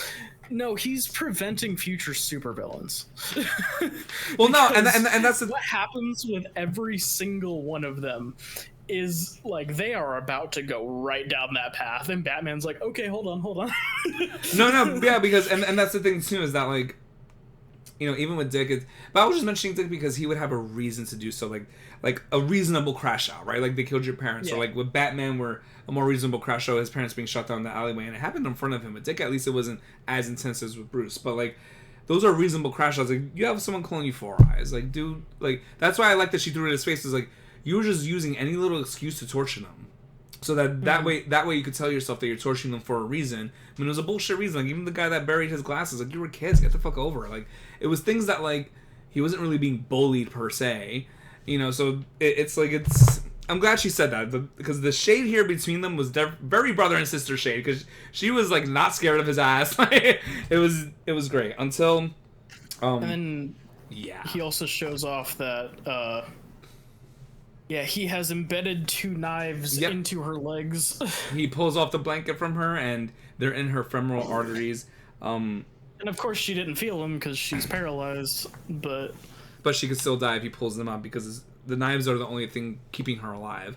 It says that she'll die in a few minutes if he pulls it out. And then he says a joke that, and depending on what you guys think, once you guys read it, you can let me know. Movie, you can let me know what you think. But I kind of believed it here when he actually has a callback to The Killing Joke, where he's saying that he's the one that gave Joker that idea of being in the cell, because that did really happen when he, and Barbara, says that she remembers that, like, him locking him up, I guess, to, like, scare him straight, whatever the fuck he did. And that he just didn't know that his cell happened to be right next to the Joker's, and that he said something about, like, putting her in a chair to slow her down a bit. So then, like, she has that terrified look in her eyes, and she goes, "You're lying," because she knows him so much, so well. So I tend to believe Barbara. Maybe he was lying, but it wouldn't surprise me. Yeah, I think he was just trying to torture her psychologically there. To, like, fuck with her. But I like that they called back to it, which is insane, because, I mean, he knows what happened to her. I'm sure he does. So, she kind of goads him, saying, "You're no different from all the other villains, because you're just scared. Like, they would have tried to kill me by now." And of course, as she's saying that, to prove her wrong, he takes one of the knives out. And I love how quickly he does it too. Like, they really show it, like, in a crazy way with the blood. Like, well, you can see, it's hard to see there because the panels are also red in the background, but the blood's, like, just flying into the air. So I think they were trying to show how quickly he went and just took it out of her leg. So he did that very forcefully. He goes, "No, sis, you were right. You've always been right. But this time it wasn't about her." So now, we go into some comms with Batman and Tim. So, Dick and Tim are talking. And as they're talking, he's on his way. They're kind of scouring the city looking for Barbara. They're having a very hard time finding her. They have no idea. He's hiding his location really well. And then James takes over the intercom, and he's talking directly to Dick. So now we go into James's whole background with the Dasmy and why he even bothered to invert it. So he was sitting in the clinical trials. He did want to help himself originally. So that wasn't a lie. He actually did want to, and he goes, it actually did work. I started to feel the empathy. But then, just like going back to the dealer where he's like, that empathy is like a weakness, which is a theme in here where it's like, we're superior because we can be evil. And this is where that superiority comes back in with James as well. Where he's like, you know what? I took the drug, it worked, but I decided to reverse engineer it because I think psychopaths are the future, and our way of thinking is the right way, and the rest of you are damaged. And I like that he uses the word damaged, like it's like that damage, mentally. So, and then he was saying like we're more highly evolved, like yeah, and that's why I'm trying to make the future psychopaths as well. But then also seeing Batman on TV and a quick overview of him hating Dick Grayson is because he's like, you're like the antithesis to my theory. You're absolutely what I hate and what I think because, he goes, at least with Bruce, he did it more out of like a methodology, of just trying to be like, maybe he's just trying to save the city because of not only for a vengeful type of way, but maybe, just for a kind of repenting, things like that. Like he just does it to... It's not really him trying to do good to be good because Bruce doesn't... And I could kind of agree with James. Bruce doesn't really come off that way. But like with Dick, he's like, you're doing it like solely because you actually care and you're selfless. And he's like, I hate that. So that for him, he wants to get Dick there that if he, kind of crushes him out of the picture, then he could get rid of that thought and kind of just move forward. So he saw Batman on TV and lured him in. He started his plan, and then that's where we see everything from the aviary. What ties in the original Black Mirror story with the dealer, and how every little step has been James the entire time. He even saved Dick from when after he jumped out of the building, he was the one who pulled him to safety. And he was also the one who sprayed Barbara with the Joker toxin. Yep. And that's why all these attacks have been using like older versions of like villain gadgets and such. Is because he was literally the one getting it from the dealer to then enact his plan here. No, yeah. And then, even from the dealer, he said paying the Arkham Guard and, like, trying to find Barbara Sr., getting it to Joker, which made more sense because there's no way Joker would have had this, like, to facilitate it through the skin. Like, he wouldn't have thought of that. So, from the very beginning of the aviary up until then, it was fully planned out, and that's when Batman does call him out of, we found out about your plan for the baby formula. And he's like, how do you know I didn't already do it? He goes, I planned everything else that's happened to you so far. I could have been done that already. And I think that's and even with the whole ending here, that's where it's, still like both him and Gordon kind of thinking, did he or didn't he? It's hard to know because he could have done it already. But even he said, he goes, I would just have to wait 20 or 30 years, but they'll eventually be adults and I'll get to that. I'll get my world of psychopaths or whatever. But then as he's doing this, and what did he say? You'll just have to wait a decade or two and see what Gotham looks like then. Yeah. Like a decade. So and then as he's doing that, he's so busy, trying to reminisce with Dick of how he planned this whole thing the first time he saw him, what he thinks of the drug, and that he doesn't notice that Barbara crawled away. So now he's like, where are you? Let's play hide and seek. And then I love that just panel of her just punching the shit out of him. She cracks him good. And, like, you could even see the impact. That's not a punch. Oh, no, not the punch. The, wasn't that like the taser? She stabs him in the eye. Oh, the stab. Yeah, I forgot because... she takes one of the other knives. It's not the one that's in her leg because it shows that one's still there. So you have the one that was on the floor, I guess? Yeah, she just takes the knife and stabs him in the eye with it. Which I love. Yeah, it's a great She said, "I'm done." Panel there. Oh no, dude. She wants to murder him. Like she doesn't even do anything with her dad or with Batman. She's like, "Fuck that." She's like, "I'm killing him." So like, he falls to the floor with a big like thwump. Crazy last fight. Francavilla's art. The way he illustrates the knife being in his eye, fuck, his I could see it. Still on the other side. And the eyeball's being pushed to the side. It's like in his socket. It's insane. Mm-hmm. It's this literally bottom panel here. It's a little hard to see, but yeah, that. My God, it's insane. Like, that is so good, so good. And then of course, you know, and he goes. So when she does that to him, she goes, "Oh, he wants to play tag, not hide and seek." So he's ready to like. Now he's ready to stab her back. And he's like, and then go ahead. Hey, Junior, can I play too? I love that. Just boom, decks the shadow in Brian's stomach. God, I love when Batman has one-liners.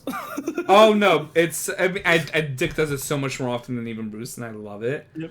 And then you know, so he takes Barbara out of there. That's the end of that scuffle. However, because he's so worried about Barbara, James does get back up, and he thought he knocked him out with that punch, but he did not.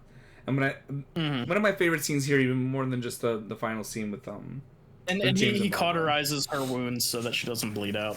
Yep. Again, you know, with this lovely bat taser, it's been so useful. his finger like torch or something to cauterize the wound. I don't know, but No, he pulls out a gadget for it. Oh, it's a gadget. Okay. Yeah. So yeah, now we're showing, and I guess they did the blue again to kind of show more of maybe a harsh reality. Like, it could be a harsh reality, but maybe more like we're getting to the end, like the victory point is coming. Because usually in the orange, it's like really like the evil part of it, but like we're coming to the because we went so deep into the red and orange that it became like almost black, and now we're back into like the blue. Yep, we're back into that blue, and he gets out of there. And he feels like he escaped Batman because he's busy with Barbara. He leaves with her. And he's like, "See, freedom," and then boom! And I love that, like him getting shot right through the thigh there. And Gordon does not hold back. Even before he could really talk, he's like, "Dad, another bullet through the other thigh." So like, it was so quick, and I love that he did that because I've always said that, like they should do that more often in movies when they're chasing someone. Like, shoot him in the leg so they can't run. So like, you know, especially that most people are usually wearing bulletproof vests, so the leg is always a good place to shoot. And Gordon's a sharpshooter, so he could easily.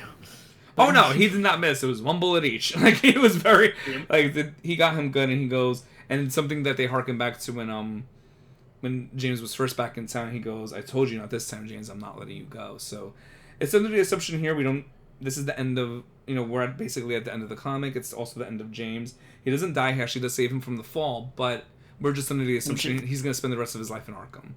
And James doesn't show back up again until 2016. Oh wow. Okay. So yeah, so we're assuming he's in Arkham. He's not going to run away this time. Maybe after that. No, it was after that. It's like 2020, 2021. Yeah, and basically, we'll talk about that in a minute. no, and that's okay. Yeah, that'll be more of our ending there because we are basically at the end. We find out that the crime lab is being shut down. Dick did try to find some people to take it over. No one wanted it, and he doesn't blame them. So he's like, I need to do something with this 4,000 feet of office space because originally, you know, again from the beginning of the comic, they always have one foot out of the door. That's why he didn't want to put pictures up. He's like, he didn't want to even sleep there in the Wayne Manor, and now he's finally like, I'm going to stay, and even stay as Batman. And Gordon's like, you can't leave now. So, you know, it's just everything, you know, again, lamenting with the place like swallowing them up, but now seeing a more positive side and going to this positive light. And like how what we said with the blue coloring that we see here, that shows more of like, not only going back to normal, but I guess in a way of, yeah, maybe victory is not the right word, but positivity, I guess, is the right way to say it. Like kind of things looking up, although it never is fully positive in Gotham. And then it even shows like when it goes, you know, that we're both here for the long haul, and it goes, well, all that's up to do is hang our hats, belly up to the bar, and be ready for what comes next. And it says the end, and it shows a close up, a zoom in of a baby, because it's supposed to show that, you know, this last panel here, the last two panels, the last two pages, Gordon and Dick do go into that, you know, they're both like kind of going back and forth. Did he or did he not actually poison the baby formula? And they don't know. Yep. They're like we're just gonna have to see.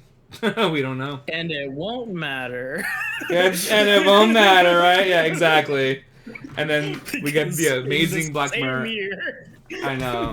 In the same year, it's gone. This is gone. Like there's no more of him. Yeah, the entire universe is gone. Yeah, I know. And then getting that Black Mirror image there, but. Yeah, I love this book. It's one of my favorite Batman stories. So thank you for everyone that even came to. I know this might be a longer one, but honestly, I don't think this was even one of our longest. We're not wrapping up yet. We got no. I mean, no. We'll talk about a few more things. But I mean, thank you just at least for this part because it's something where we've had longer podcasts. I think one of our first with Mr. Miracle was probably the longest podcast that we've had actually, because that was a lot to cover. Yeah, that was a lot to cover, especially that a lot of that, like unless you know who he is, there was no background, so we had to do a lot of backstory explanation. Or you did because I didn't know anything about him, but yeah, this was absolutely amazing. I know we have Court of Owls next, but this is something where with Court of Owls, I do like to at least right after that, so I'm excited to read that as well. And then I also bought Absolute Batman, but the illustrations I think is what really kept me engrossed into it. Like it's not even just the wording, which the writing was phenomenal. I mean, it really kept you on the edge of your seat of like, you know, is James Transfer Leaf, did he really do all those things? Maybe, you know, them bringing in the Joker, even with the dealer showing all the other like villains, types of different weapons that they had. So it just throws you back and forth where you're never really sure on what's going on, but not to the point that it's confusing. The writing's well done where it's not all over the place and you just kind of give up reading it. So it engrosses you enough, and it looks like a lot, but it doesn't feel like it just because it's like there's something happening on each page. And again, the illustrations really keep you into it of like you feel the, you know, when one of them is getting hurt, you feel the pain, you can see the sorrow when they're lamenting and really like kind of falling down to that rabbit hole. I think I don't know, I don't have any negatives honestly. Like this is like for especially not my first Batman comic, this is not even that long ago. There's much older ones like I'm sure I could read. So I'm definitely excited for Court of Owls. So I don't know if what you thought about Black Mirror.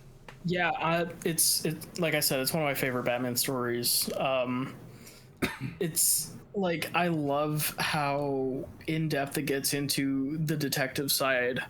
I mean, they do that more in the comics than others, but like this is a well crafted mystery. And even though it has like a bunch of characters that either show up like only here or maybe like one more time later on, like you are invested in this story from start to finish. And that's one thing I really love about Snyder's work, and you'll see again in Court of Owls, where it's like these characters are only going to show up a handful of times. Yep. But you will be absolutely gripped and invested for this entire thing from start to finish. But I kind of like that too. I think because no one's overstaying their welcome, it's like, ooh, who's the next person? Like, there's always something new happening, that it's not just the same villain throughout the entire thing from beginning to end. And something new, like, with James, like, I just forgot that he existed. So it's like, oh, cool. Like, having this, like, main villain here for the story. Mm-hmm. And I have a hot take about this specific Batman. Okay. I think Dick makes a better Batman than Bruce. Honestly, in some ways, I could agree. Because as much as I love Bruce, I mean, that's what we know. But it's like, there's more of a personality here. And again, just like James said, he cares, he's more selfless, he actually wants to see this change. Where Bruce, for a long time, and I don't think James was wrong about his assumption about him, even though he doesn't know Bruce that well, of just kind of just being more doing it because of a routine or to kind of escape his own head. So he's devoted to the mission, and the mission is to make sure that no one ever has to deal with what he dealt with of being a victim to crime in Gotham. Right. But in doing so, it creates a lot of his character flaws of, I have to do this myself. I have to push everyone else away. Yeah. Gotham is all I care about, and that's all I can do. Meanwhile, the rest of the Bat family is like, bring it back in. Yeah. Oh, and they ground him. I mean, if he never met them, he would have stood like that forever. Yeah, and I feel like Dick not only has he proven that he can lead, having been a leader of a team since the 80s, 70s, like, but he lives up to everything that Bruce set as an ideal without also having that, like, that character flaw of, oh, I have to do this all myself. No, yeah. Like, he leans into his family, he leans into his friends, and he knows how to, like, how to not only be Batman, but also bring in everything else that he's learned into this experience. And, like, sorry. Yeah, that's why I think Dick makes a better Batman than Bruce. And I think Bruce has even said before that Dick is better than he is, just as a person. Oh no, he's actually said that. Yeah, he has. Yeah. I mean, and that's one thing with Bruce. I will say he's never been like so egotistical. Like, he knows, you know, he's very, because he's more methodical in his way of thinking. I mean, even in Justice League, you see it there too. That's just his personality and his way of thinking. But with Dick, you need that compassion. Yeah. And no, I mean, I think that's why it made me enjoy it more. I honestly, and maybe it was because they didn't have an appearance, but I just kind of forgot about Bruce and Damian because it was just so easy to focus on Dick and Tim, and it was like, even though that Red Robin, I guess I'm glad the Zoo 52 came in because that suit and that logo was not it. Not liking that at all. But like, I like his attitude though. I think Tim is just, you know, that's why in the beginning they do the story so far. It's like the decidedly different dynamic duo because they still have that, but now Tim's a serious one and Batman's dicking around, I guess, as a pun. But normally it's Dick and Damian, but they just decided not to use Damian for this story. Yeah, because Damian. Oh yeah, because like they did say even in the story so far that Damian's the Robin and he's just Red Robin. Like at this point, Tim's his own hero. Like, yeah. That's why I thought I didn't think I would see him in the Robin position. I didn't think I would see Bruce, but I thought Damian might at least pop up. Yeah, but no. we'll probably do something Damian related at some point. So I'm actually he glad doesn't we exactly have a whole lot of major appearances. Like, I'm actually glad we did this because we did everything in like in one go. Honestly, like I was like, oh yeah. I was even telling you I was like, maybe I have to split it into two and like. But I knew from I think I thought that in the beginning, but I knew from reading I was like, it's possible because you could flip through this pretty quickly and kind of summarize it. But Court of Owls I'm a little iffy on because this might be a little harder to summarize. But well, I think also next time I won't have to do all the backstory. Like, this was the backstory for leading into right. Oh, very true. Because now we have a continuation direct, so. We could just kind of jump into chapter 1. Okay, that's true too. Also, Court of Owls was meant to be a jumping on point. So. Oh, is okay. Because that was the whole thing of New 52 was like, oh, all these characters have these long backstories, and the readers are like scared to jump into the like they don't know where to jump in. So let's cut all of that down, and all of the heroes are like new, and like this is like their early days in a brand new universe, and it's like, okay, sure. Right? Fuck this book. They're over it. But no, I'm excited, especially that I have Absolute Batman, which even if we don't cover it in a podcast, I'm gonna definitely read it on my own time. And when this book came out, it was like people really loved this book. Oh my god, why is it this big? Sorry. I was like, yo, Jesus. As you read, you'll realize he needs to be. Oh, okay, because I was like, oh my god, like I mean, he's always had a good physique, but damn.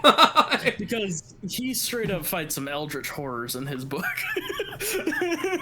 Oh wait, does he have like bat claw swords things? That looks so cool. Yeah, so slight tangent into Absolute. I know, because I'm like looking at this cover, I'm like, he looks so crazy. What he has is, rather than like a full cape, he has like, you know how bats have fingers in their wings? Yeah, it's in the wings, yeah. He has that, but they're like metal hooks, that he can use as like stilts or to climb walls, or in some cases just to throw somebody. Okay, I'm excited to read this. That's crazy. I'm like flipping through it real quick. This is a short one though.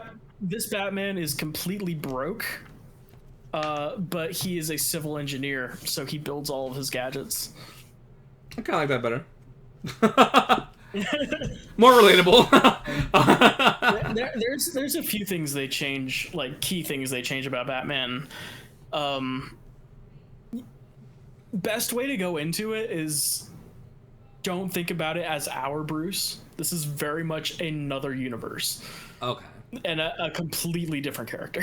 No, I mean, hey, I liked it with the Grayson here, so I'm down for like different personalities here. Even with Court of Owls, I'm excited.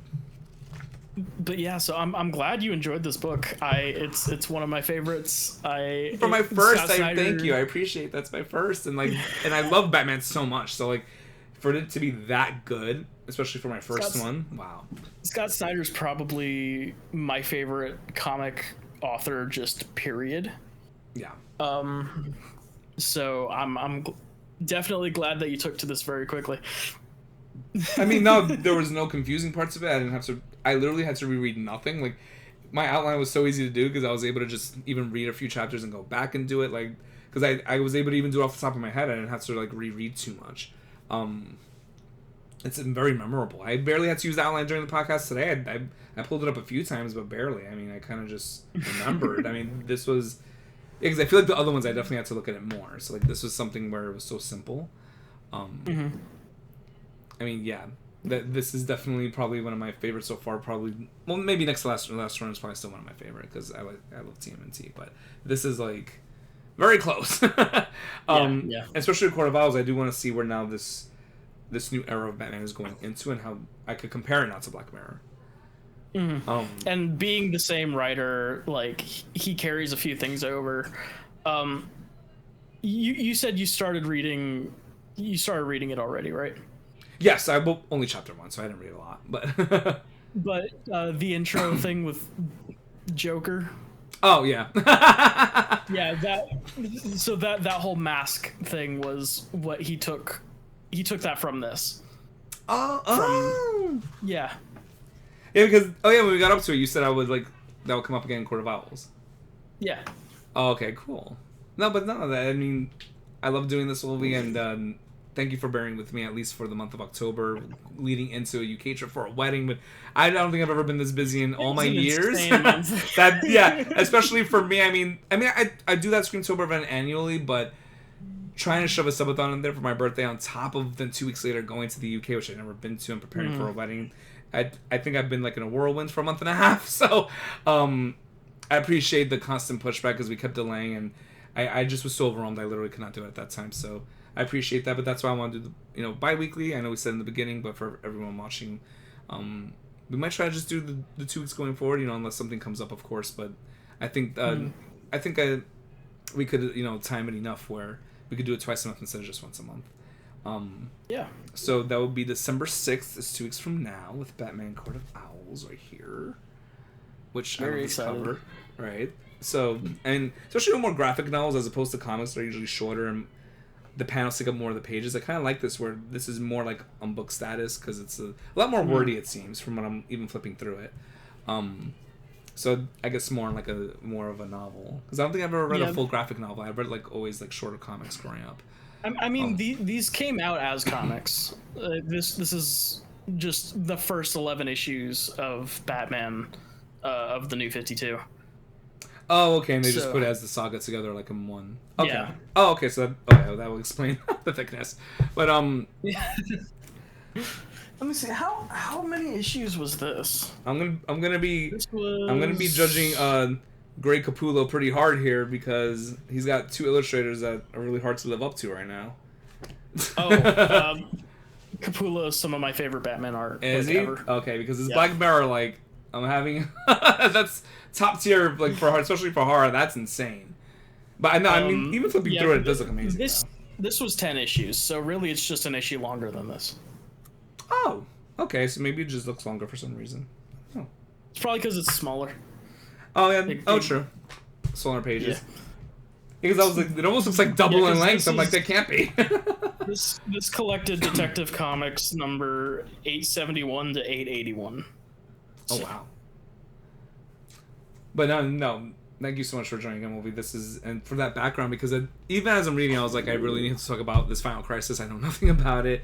But Jason Todd, I already have written down that as well. So at least next one, we can go right into it. Jumping into what is essentially the final chapter of the post-crisis era is like, okay, we got a lot to talk about before we jump in. Yeah, and then even if we don't cover it in a podcast, I'll probably just try to read some of the actual Final Crisis on my own time.